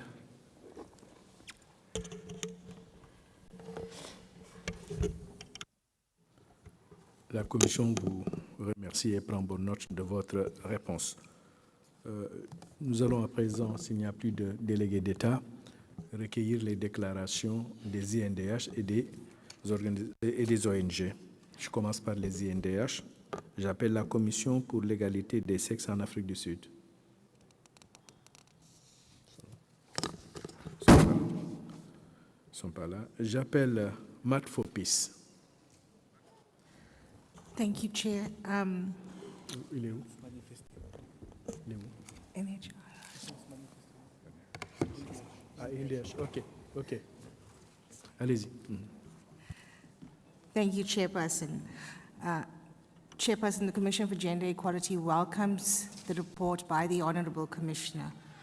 Honourable Commissioners and distinguished delegates, the Commission for Gender Equality appreciates the opportunity to present this statement, which is grounded in our research on barriers to communal land access faced by women in several provinces within South Africa.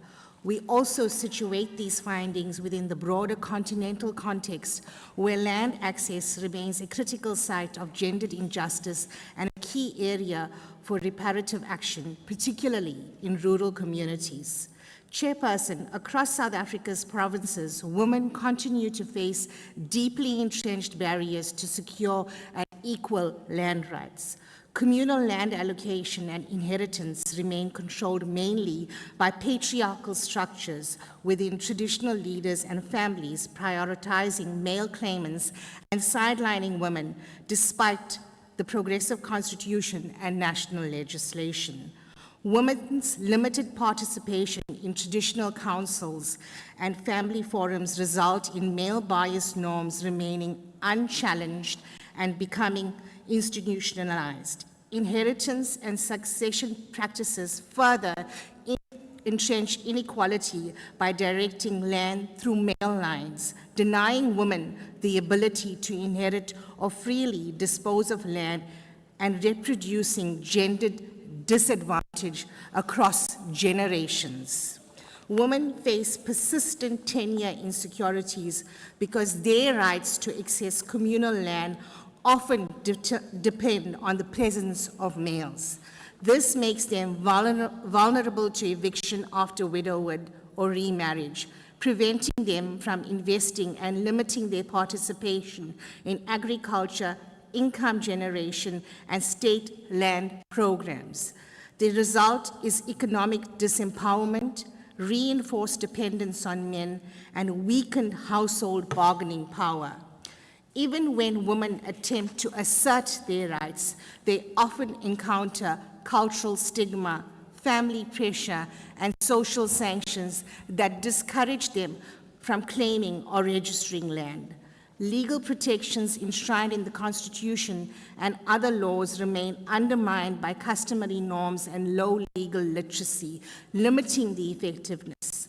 Ultimately, insecure land rights and economic marginalization heighten women's vulnerability to gender-based violence, trapping some in abusive relationships where they cannot leave without risking loss of land, shelter, or community belonging. Socio-cultural norms determine who is considered a landowner and who has a voice in community governance. When those norms favor men, even the best designed legislation and policies fall flat. This is evidenced by how women are shut out of decision-making, punished for claiming their rights, and left insecure and economically dependent. In the context of reparations, land access must be recognized as a central pillar of restorative justice for African women and people of African descent. Reparations must go beyond symbolic gestures and address structural inequalities that have historically excluded women from land ownership and control. This includes dismantling patriarchal land governance systems, reforming discriminatory inheritance laws, and ensuring women's full participation in land-related decision-making. The Commission for Gender Equality urges African governments to pursue comprehensive legislative reforms that ensure women's equal rights to land ownership, access, and governance. National land legislation and policies must be harmonized with Article 15 of the Maputo Protocol, constitutional equality provisions, and other human rights instruments and international standards on gender equality. These reforms should embed gender equality as a core principle, actively addressing patriarchal practices, gender discrimination, and cultural exclusions that persist in land governance. Women's meaningful participation must be guaranteed through increased representation in traditional and local land institutions, ideally achieving 50% of gender parity, and through targeted inclusions of women with disabilities, rural women, and LGBTQIA+ persons in decision-making spaces. Justice for African people and people of African descent through reparations must include land justice for women. Without secure land rights, women remain economically vulnerable, socially excluded, and politically marginalized. Reparations must therefore be transformative, addressing historical harms and building inclusive systems that empower women as equal stakeholders in Africa's development. I thank you.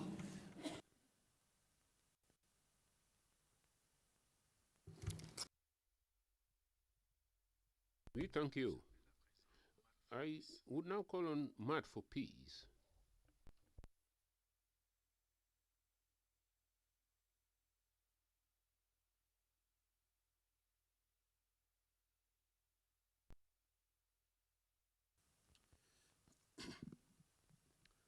Honorable Chair, Commissioners, report on the challenge and recommendation of civic space in Egypt. Egypt's civic space is becoming more and positive. This means that people and organizations are more able to... S'il vous plaît. Nous ne sommes pas en train de recueillir les déclarations au titre de la situation des droits de l'homme. Je donnais la parole pour interagir avec la commissaire à la suite de la présentation de ce rapport. Si vous avez une déclaration dans ce sens, allez-y. Sinon, vous attendrez demain et pour vous inscrire sur le point 10.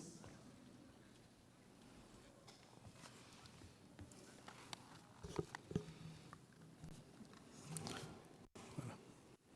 Vous voulez que je reprenne? Oui, je disais qu'à ce stade du débat, nous ne sommes pas en train de recueillir des déclarations au titre de la situation des droits de l'homme. Nous donnons la parole, j'ai ouvert le débat, c'est pour interagir avec la commissaire sur la présentation de son rapport. Si vous avez une déclaration dans ce sens, je vous laisse continuer. Si tel n'est pas le cas, je vous prie de vous retirer et de demander à prendre la parole demain quand on ouvrira à nouveau le point 10.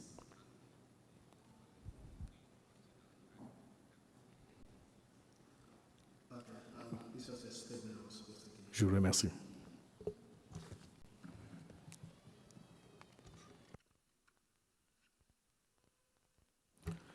J'appelle l'Organisation mondiale contre la torture, OMCT. Organization Against Torture.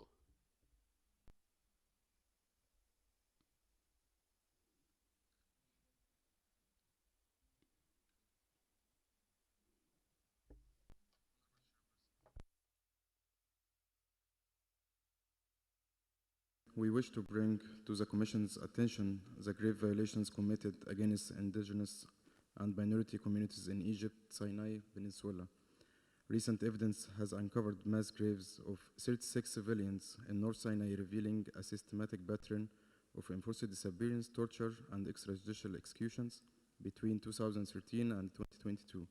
These findings confirm a long-standing testimonies that security forces arbitrarily detained these individuals, subjected them to torture, and later executed them in secret before burying them in unmarked graves.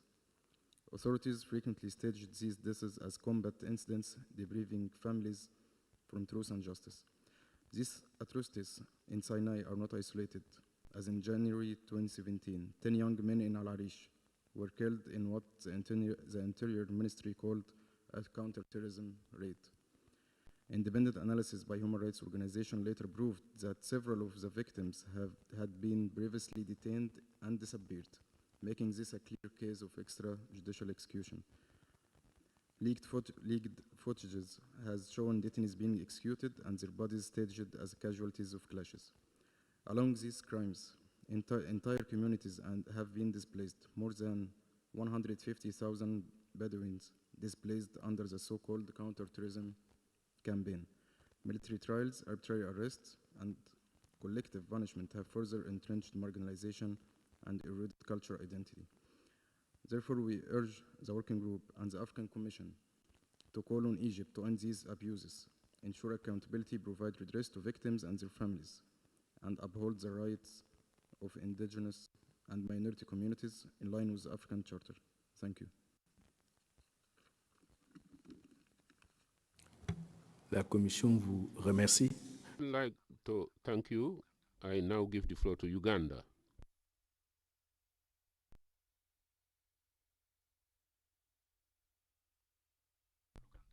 I gave the floor to a state delegate, Uganda.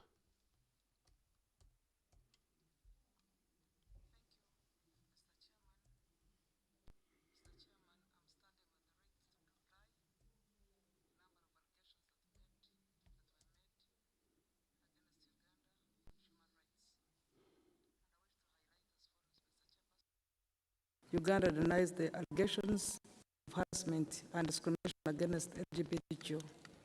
In line with Article 21, Section 1 and 2, Uganda Constitution, all persons in Uganda are equal before the law, and as such, government does not tolerate discrimination or harassment, including any LGBTQ persons, and no one has been discriminated against based on their sexual orientation. Government upholds the rights to non-discrimination and has set up mechanisms for recourse to ensure timely access to remedy in unlikely event of violation of abuse. These include the courts and specialized mechanisms such as human rights defenders, desks at the Ugandan Human Rights Commission and Equal Opportunities Commission. Matters of sexual orientation have long been considered private, and government has not interfered in its practices. What has never been condoned and will not be condoned is the deliberate promotion of sexual orientation of any kind of heterosexual, homosexual alike. It is therefore important that even the exercise of rights, other people's rights and freedoms are equally respected. Chair, regarding allegations concerning Bob Njeri and Nicholas Ayo, my delegation extends sympathies to their families and friends that cannot be reached by their loved ones. Uganda reaffirms its commitment to the rule of law and to the protection of the rights to deliberate except when restricted in lines with existing laws of Uganda, for which the procedure of arrest, detention, and production before independent, competent, and impartial court of law are clearly stipulated in law. Chair, I wish to inform this meeting that the appropriate domestic legal procedures and mechanisms in the country have been engaged and utilized by interested parties concerning this matter with the full cooperation of our justice, law, and order agencies. Chair, it's in this regard that an application of a right of habeas corpus was lodged before the Independent High Court of the Republic of Uganda, on which law and order agencies in the country were requested to present the person of one, Bob Njeri, and Nicholas Ayo to court, dead or alive. Chair, it is on this record that Law and Order Justice cooperated with the esteemed court and informed that they were not in possession of the said persons. Chair, the Honorable Judge considered all the available information and evidence provided before the court, found that the government was not in possession of the said person. The judge ruled that the complainants should lodge a formal complaint of missing persons with the Uganda Police Force, the competent authority of this matter. And this delegation reiterates this call to ensure that an appropriate response to that matter is made. Chair will also call upon all persons to cooperate with the police once the matter has been officially lodged with Uganda Police for investigations and provide any credible evidence to facilitate investigations and aid an urgent location and rescue of the said individuals. Chair, the Special Rapporteur on Uganda indicated in his activity report to this meeting that he had transmitted several letters for urgent appeal to the attention of Uganda, and response is yet to be received. Chair, my delegation has not seen any communication and requests the Commission to officially transit the same for an appropriate response to the Commission. Chair, on allegations of arbitrary detention and harassment of journalists and human rights violation in Uganda during the ongoing campaign ahead of 2026 national election, the allegations were presented in an exculpatory or speculative manner. My delegation takes exceptional speculative accusations of potential human rights violation just because an election is upcoming. For several months now, the national election cycle has been running peacefully in line with existing laws and guidelines issued by the Independent Electoral Commission. I really want to speak about this as an active politician, and I thought by now I would be getting a medal because we have not seen any kind of violation of any human rights, specifically within these elections. None has been reported. My delegation would like to assure this meeting that there are sufficient mechanisms for accountability of any persons who abuse or violate the rights of other persons in Uganda. More specifically, the coming force of the Prevention and Prohibition of Torture Act 2012 and Human Rights Enforcement Act 2019 amplifies persons' responsibility and liability for any private or public officials for violation of human rights. Mr. Chairman, the Attorney General of the Republic of Uganda has since publicly announced and indeed reiterated for presentations and any government official involved in violation of human rights. It is against this premise of strong personal accountability mechanism that the culture of rule of law and upholding human rights in Uganda has grown and deepened. Therefore, if there are any allegations, these allegations should be brought before appropriate mechanisms for redress. Chair, my delegation reiterates its commitment to protection of human rights and to continued cooperation with the Commission towards this end. I thank you.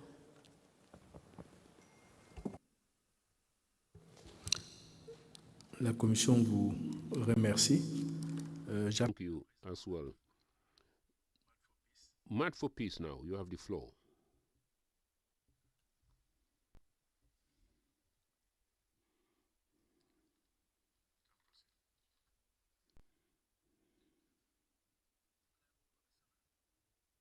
Peace expressed its concern regarding the deteriorating and fragile situation of indigenous people and ethnic groups in Africa, as they are the most vulnerable to violations such as cleansing, genocide, displacement, forced evasion, and exclusion and discriminations. Similar to what is what they are experiencing in Sudan and in Ethiopia. In Sudan, the Rapid Support Forces deliberately target non-Arab and dark-skinned peoples, ethnicities, and tribes, including the various ethnics, under the pretext of their allegiance to the Sudanese armed force. This was evidenced in their attack in January since April 2023. In Ethiopia, indigenous people lack the legal recognition of their rights and suffer from the consequences of the government projects. The indigenous people in various regions face threats from the Grand Ethiopian Renaissance Dam, displacing about 5,391 families without free consent and disregarding their historical and cultural tie to the land. Additionally, people in those regions suffers from the Ethiopian government trying to leasing lowlands for foreign investors. In the Gambia, Mat for Peace has expressed alarm regarding the recent mass arrest of youth across the country, which has resulted in a loss of life and injury as a result of police use of force. In this context, Mat for Peace recommends that the working group urge the Ethiopian government to enact legal legislation recognizing the rights of indigenous people and ensuring their free, informed, and meaningful participation in the development and implementation of development plans and projects. It's also called on the Gambian government to undertake legal reform that explicitly prohibit police use of force. We call on the authority to protect the protectors, and the freedom of assembly is granted without discrimination based on political affiliation. Mat further urged the condemnation of the genocide crime committed by the Rapid Support Force as the assurance of monitoring and documenting those violations to ensure accountability and compensation of victims. Thank you very much. La Commission prend bonne note de... The Commission has taken due note of your statement and would like to thank you, Honorable Commissioner Lether.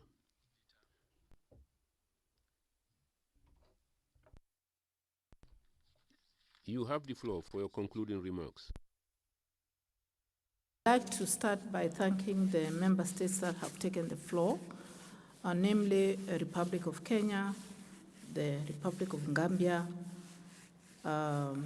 and note that we have taken note of your positive contributions to this debate, sharing what your countries are doing in terms of responding to some of the issues we raised in our presentation, and also sharing your constitution's provisions as well as laws for the two countries. With regard to the comment from Eritrea, State of Eritrea and Uganda, Chair, I think these two statements can be attributed to the previous presentation. When I listened carefully, I realized that they were not focusing on indigenous communities and minorities in Africa. With regard to the intervention from South Africa, we listened keenly to the results of your findings, and we take note. And I think the issue of land rights for indigenous women is particularly important, and we hope your research also captured this, and we look forward to getting a copy of your research to see how it can inform us further. With regard to the intervention from Amnesty International, which mentioned atrocities of indigenous people in Sinai, and particularly this is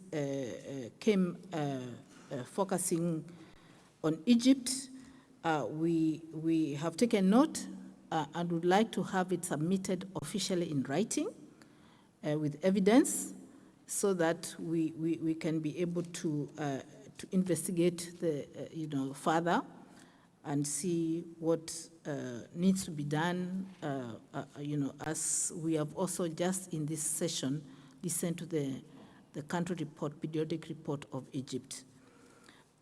With regard to the last intervention, also from Mad for Peace, it has mentioned issues that are facing indigenous people in Sudan and in Ethiopia. We take note of these interventions, and we will, having been part of the fact-finding mission for Sudan, I would like to assure you that the mission paid great focus on the ethnicity, issue of ethnicity in the war in Sudan. And I think if you participated in some of our panels, we brought this to light. So we thank you for complementing our work.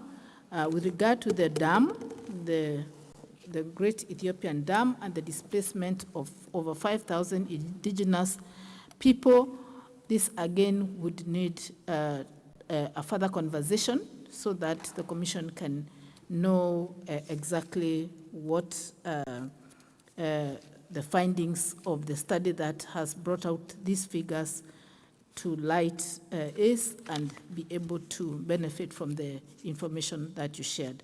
Otherwise, Chair, I think we take note of the interventions, and on behalf of the Commission, I would like to say that we thank you for them, and we will do our best to incorporate them in our work. I thank you, Chair, and cede the floor.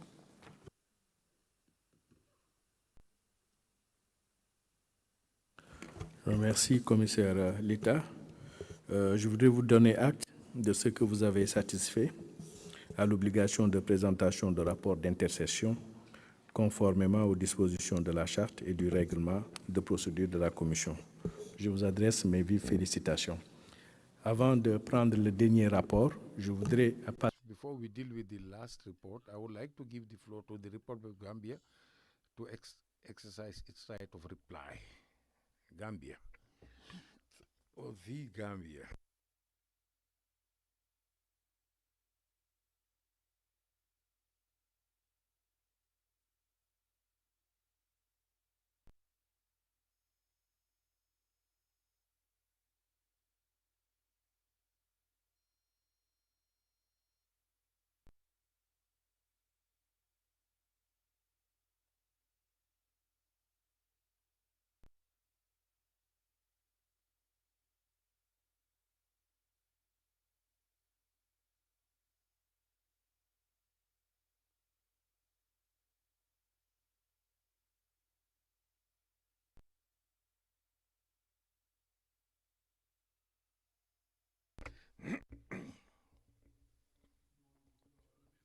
I would like to thank you. We've taken due note of your answer or your reply. Now, we will now listen to the last report. Honorable Maria Teresa Mariela, you are kindly requested to take the floor to present your intersessional activity report. Thank you, Honorable Chair. I'd like to give enough time for people to connect to interpretation. I would like to express my gratitude for this opportunity which is given to me to express my gratitude to state delegates, NHRIs, NGOs, all participants, all protocols duly observed. I'll try to be as brief as possible to present this report and the rules 25.3 and 64 of the Rules of Procedure. These two articles require that each mechanism present their report, and I would like to proceed with the mechanism as Foundation Article 6 conjugated with Article 6.7 of the African Charter, and they are all with rights that are interlinked. Having said that, some issues will be linked to the Committee on Torture, others on the Working Group of Communication, and other on death penalty, of all of which I'm a member. It covers the period from the 81st to the 84th ordinary sessions, including the 38th extraordinary session, which was held recently. There are 5 parts to my report. The first is a rapid introduction of activities carried out, the situation of implementation of human rights in the countries under my responsibility, the evolution of the study on prisons, and the issues on prisons, we only refer them in the area of concerns. Lastly, we have some recommendations which we frequently direct to state parties, NHRIs, NGOs, and other parties. Honorable Chair, in the intersession period, I participated in the scheduled activities of the Commission and also accepted some invitations of partners, and you can find the details in the first session of my report. I'd like to highlight the mission to Ghana last September and the excellent interaction with state actors. I said state actors because apart from government officials, we also interacted with state actors and civil society organizations. The mechanisms which I'm a member on working group of communications and death penalty in June and July of this year. As a rapporteur for the mechanism parallel to public sessions, I maintain permanent contact and bilateral engagements with mechanism partners to reactivate, maintain, and establish new contacts in order to redimension my activities. In such meetings, I receive reports on prisons, on the action of the police, the sharing of working plans to coordinate our common activity, with the end of ensuring the promotion and respect for human rights of detainees, prison officers, and all law enforcement agencies in Africa. I take this opportunity to share that by invitation, the mechanism has participated in the consultation and in progress in the parliamentary forum at SADC on the SADC model law on prison supervision in South Africa. It has been a crucial moment to present our points of view regarding such subjects. At the level of countries which I'm a rapporteur on human rights, I'll be quickly talk about Cabo Verde. Cabo Verde is a country known by its stability and being one of the best in terms of the respect for human rights. It's well positioned internationally and at the top in the African continent. In recent times, the country had to issue state of calamity in municipalities of São Vicente, Porto Novo, and São Nicolau, following the damage caused by the tropical wave which struck the islands of Santo Antão and São Nicolau. However, Cabo Verde is also facing challenges in spite of positive developments. Its interaction with the organs of the African Union is weak. As you may know, government officials are never in our sessions. Since 1996, they haven't presented their periodic reports under Article 62. They did not sign the protocol which establishes the African Court. However, the Human Rights Commission is constantly interacting with the Commission, although they haven't yet presented their report. We have been informed that they are working on the report. Regarding Guinea-Bissau, we observed that the country is drafting their state report covering the period from 1986 until date. For that, they will leave the list of non-compliant countries from next year, and we are hopeful that that happens. On the other hand, we also await for the elections projected for the month of November. We hope that all goes on well, contrary to the trend of convulsions during electoral period. I'd like to highlight that the law which established the Human Rights Commission in the country has been updated, and the bylaws have been granted during this session. But we have some concerns on the use of force by the forces of security, limitation of the right to demonstration, records of kidnapping and disappearances of political opposers. The absence of Guinea-Bissau officials is a concern, but will continue to disseminate for the change of this status, inviting the country to take their place in our continental platform. Regarding Equatorial Guinea, we have positive developments in the country, precisely in issues relating to basic education, which immediate results is reflected in the age, health care in urban areas, and also an evolution in having women in public administration and magistrate. But challenges remain, especially in their interaction with the African Union organs. Its intermittent participation in our sessions.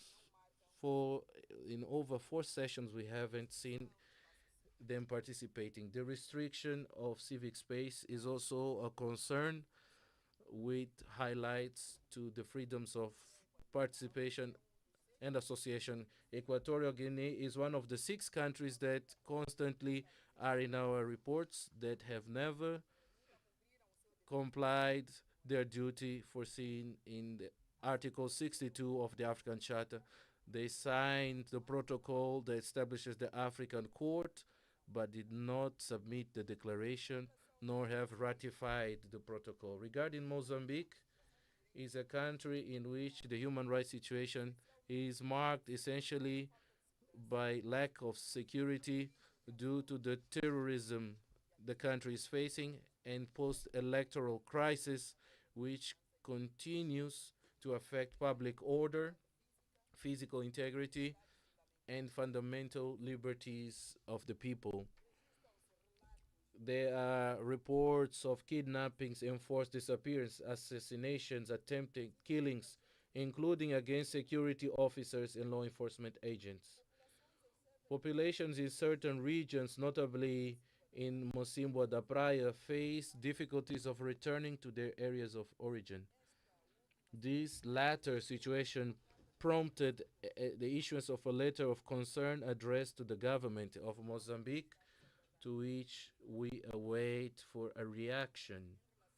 With regard to São Tomé and Príncipe, this country is one that communicates seldomly with the Commission, and in my almost 8 years in this Commission, I don't recall São Tomé taking part in any of our sessions.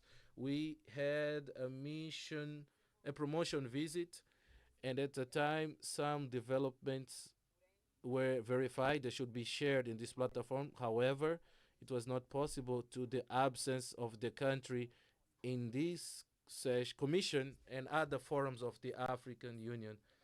There are persistent reports of child labor and gender-based violence. This is another country that has never presented their report since 1986, but we continue to exchange with the focal points that have been indicated in the sense of changing the status quo. Honorable Chair, under the study that we have conducted, we visited several countries. I would like to highlight a few meetings. They brought positive inputs to this report. Our participation in Baraza in Uganda, Baraza, which means in the local language general convening. In this convening, it was linked to sexual reproductive right, but focused on women detained by the crime of abortion. Highlight was the judicial support, especially to those that are illiterate, don't know their rights, and accept any decision. Excellencies, I would like to share a testimony according to which an ex-convict, after being in prison due to an illegal and arbitrary detention, thanked the government for being freed without knowing that she was entitled to compensation and a formal apology by the state. We also saw the issue of the minimum penal age, which is 12 years of age. Our participation in the Conference of African Correctional Services Association in Kenya with the theme on the ACHPR resolutions. I should highlight the high level of participants and the interaction between the mechanism and this Correctional Services Association, as well as the partners of the Roel Wallenberg Institute who co-organized this workshop. At the time, we also had the opportunity of understanding the point of view of correctional officers. We also observed their enthusiasm in reinforcing the relationship and sharing good practices of prison management. However, we verified that within this association, which congregates several responsible for prisons, the Portuguese-speaking countries are not represented, and we made sure that in our opening and closing speeches we made reference to such. We visited San Juan prison, where we had the opportunity to observe developments regarding education and health. In education, focus to the content of the curriculum ministered in prisons by civilian teachers at various levels. Actually, the register of prisoners that had success to tertiary education but continue to be detained. There are still challenges to be overcome, but we do understand that they don't interfere in the overall success. I'd like so to highlight the experience of Cameroon, which in terms of education in prisons and the registry of prisoners in the tertiary level were positive highlights to be shared. Honorable Chair, data on the study are attached to the report. We take this opportunity to request the engagement of state parties, NHRIs, mechanisms of torture prevention, as well as CSO working in prisons to support the Commission in this first study drafted by this Commission on prisons and alternatives that we would like to suggest to replace effective punishments for alternatives to detention in accordance to each case, and that such provision should include the national legislation. We also observed some positive developments on pages 13 and 14 of our report.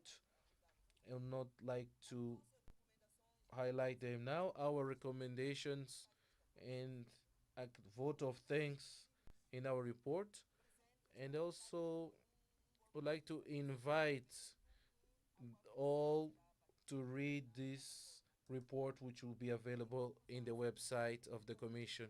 In conclusion, Honorable Chair, I would like to express my gratitude to those that have contributed to the success of this mechanism, in particular the support received by certain state parties which enable the pursuit of this mission. If the human rights in general already present a dilemma, the human rights of prisoners who remain invisible because behind prison walls are even more sensitive to address. It is essential to have courage to lift the veil and to speak candidly about what actually occurs in prisons and detention facilities. My sincere appreciation also goes to partners who have accompanied us throughout this journey, that we continue steadfast in our objective of turning prisons in a place where human rights can be respected, promoted for prisoners and agents, and changing the prevailing paradigm of understanding. Thank you, Honorable Chair, for your attention.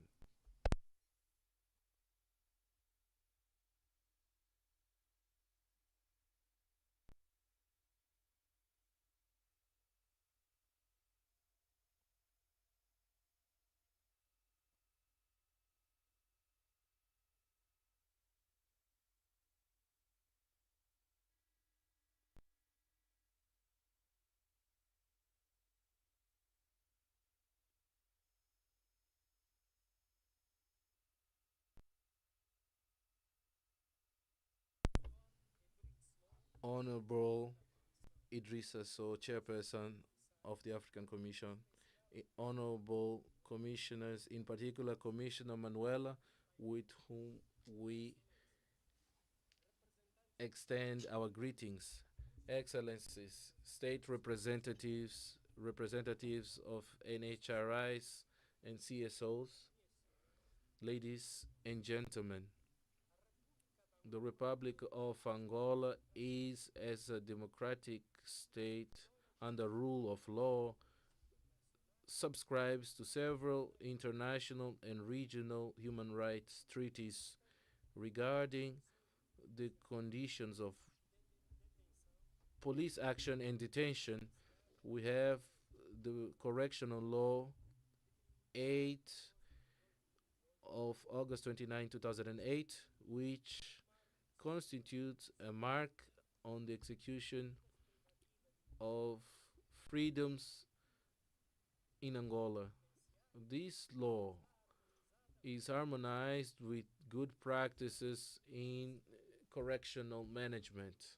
On the other hand, the publishing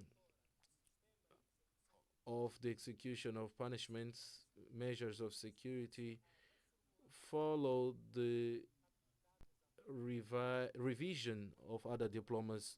The Angolan Penal Code through Law 38/20 and the Code of Criminal Process through Law 39/20, both from November 11.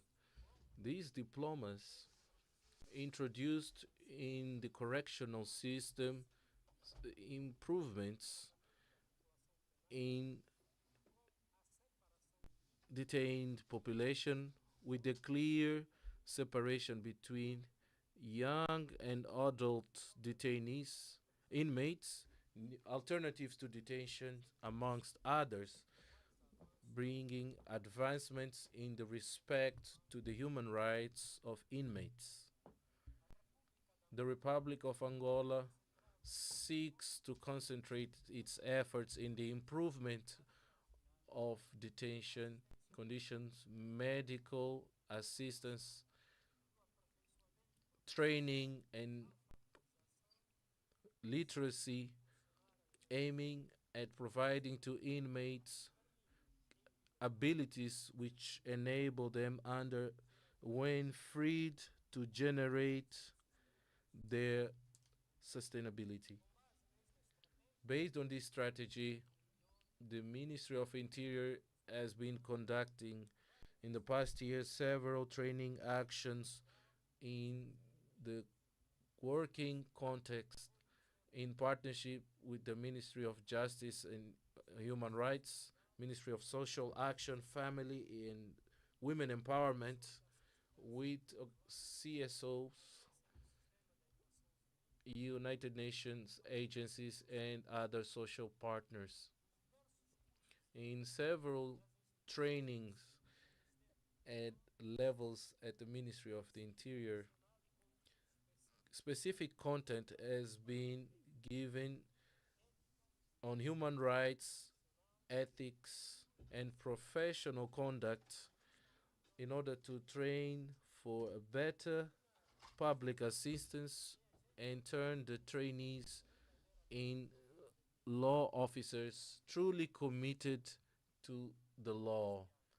This year was launched the integrity campaign known as Commitment and Values Towards Institutional Excellence, which aims of strengthening ethics, discipline, and the heritage of police officers countrywide. The Angolan executive continues to work towards improving the activity of correctional services as well as improving the conditions for the inmate populations, including the virtual parlour established in the female facility, improvement of prisons and detention centers, capacity building programs to provide conditions near the society norms in conformity with the Mandela rules. In this framework, in the beginning of this year, a new detention center was inaugurated in the Cabinda province, the Mabende Center, with a capacity for 800 inmates. Currently, the correctional services has 44 establishments with 27,300 inmates, out of which next to 3% are women. Honorable Chair, I conclude my intervention assuring that the Republic of Angola continues committed to the humanity of the National Correctional Service by reinforcing the respect of human rights of its population. Thank you, Honorable Chair.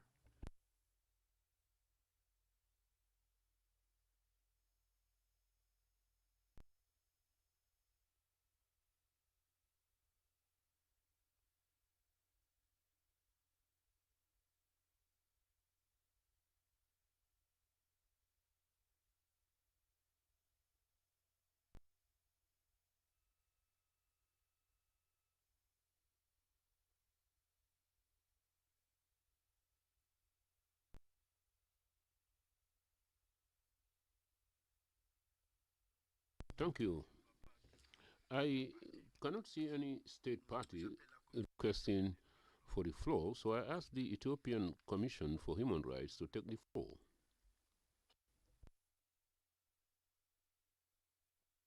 The Dennis Institute Against Torture.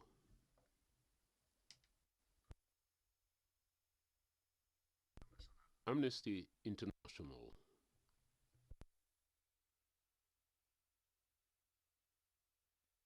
Mad for Peace.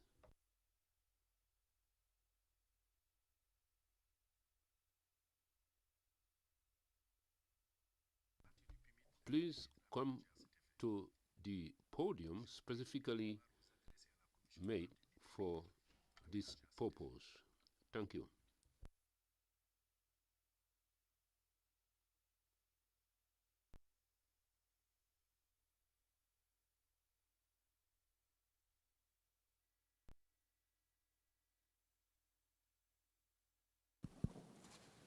شكرا لك سيدي الرئيس.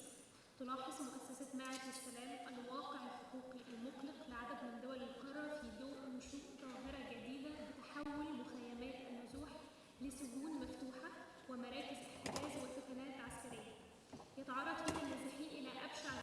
Haïti, est-ce que vous pouvez assister pour le micro? Le micro, s'il vous plaît. Est-ce que vous pouvez l'assister? Okay, start again. So we can.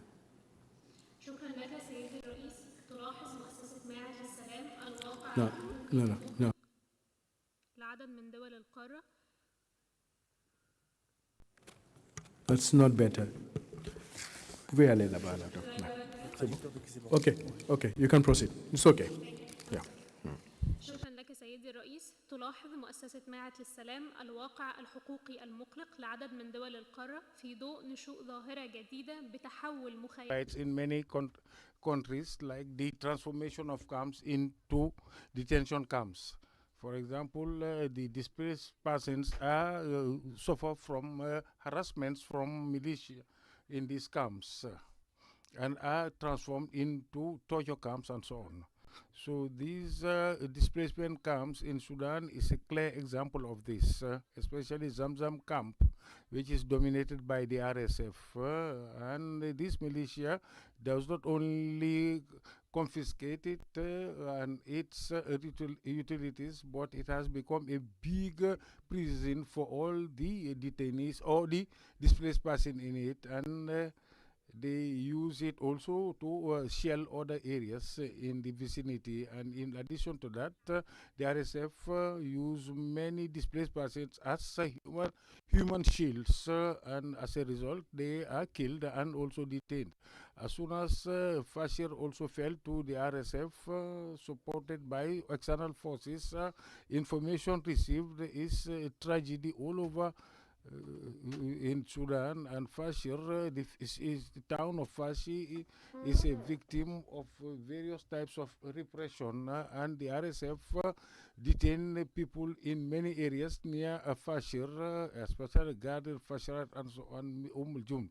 And there are no information on the situation of Sudanese in other parts of Sudan. So, Mr. Chair, since SMART condemns all the violations that take place in those refugee camps, among them Zam and Fashir, Matt Bilfili request the rapporteur special to work with the fact-finding mission on, in Sudan to look into this matter, investigate the issue, and request the Commission to request the RSF to put an end to the detention of thousands of Sudanese in Fashir and in its vicinity. Thank you. Fiakat, you now have the floor. It would appear they are not here. The World Organization Against Torture, MCT, that would be the last, very last. Honorable Chairperson, Honorable Commissioner, we wish to welcome and congratulate you on the report, and we wish to highlight the grave situation of political prisoners and prisoners of conscience in Egypt. Across the prison system in Egypt, detainees and prisoners face systematic torture, denial of medical care, and degrading conditions that amount to cruel, inhumane, and degrading treatment. This is particularly evident in Badr and Wadi Natrum prisons. Badr Prison 3 specifically was officially described as part of a new correction and rehabilitation center, but in practice it operated as a site of abuse and repression. In Badr Prison, prisoners are kept under continuous surveillance, with bright artificial lightings left on around the clock, depriving them of any sense of privacy or natural day and night cycles. Court hearings are conducted remotely by video conference. Family visits are denied for all prisoners, and access to legal counsel does not exist. In Wadi Natrun prison, similar measures have been documented. These prisons are designed to isolate, exhaust, and torture prisoners. These conditions have resulted in hunger strikes and repeated suicide attempts. In last July, we documented that two prisoners attempted suicide inside Badr prison, while one prisoner tried to commit suicide in court in front of the judge. We further documented more than 40 hunger strikes in protest of the ill treatment, including the former Minister of Supply and Interior Trade, Dr. Bassem Ouda.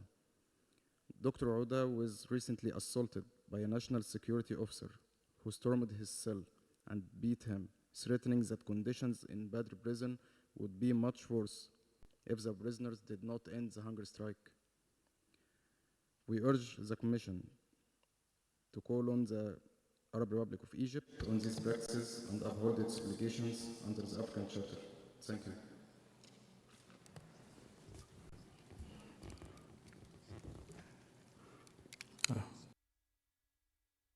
We thank you.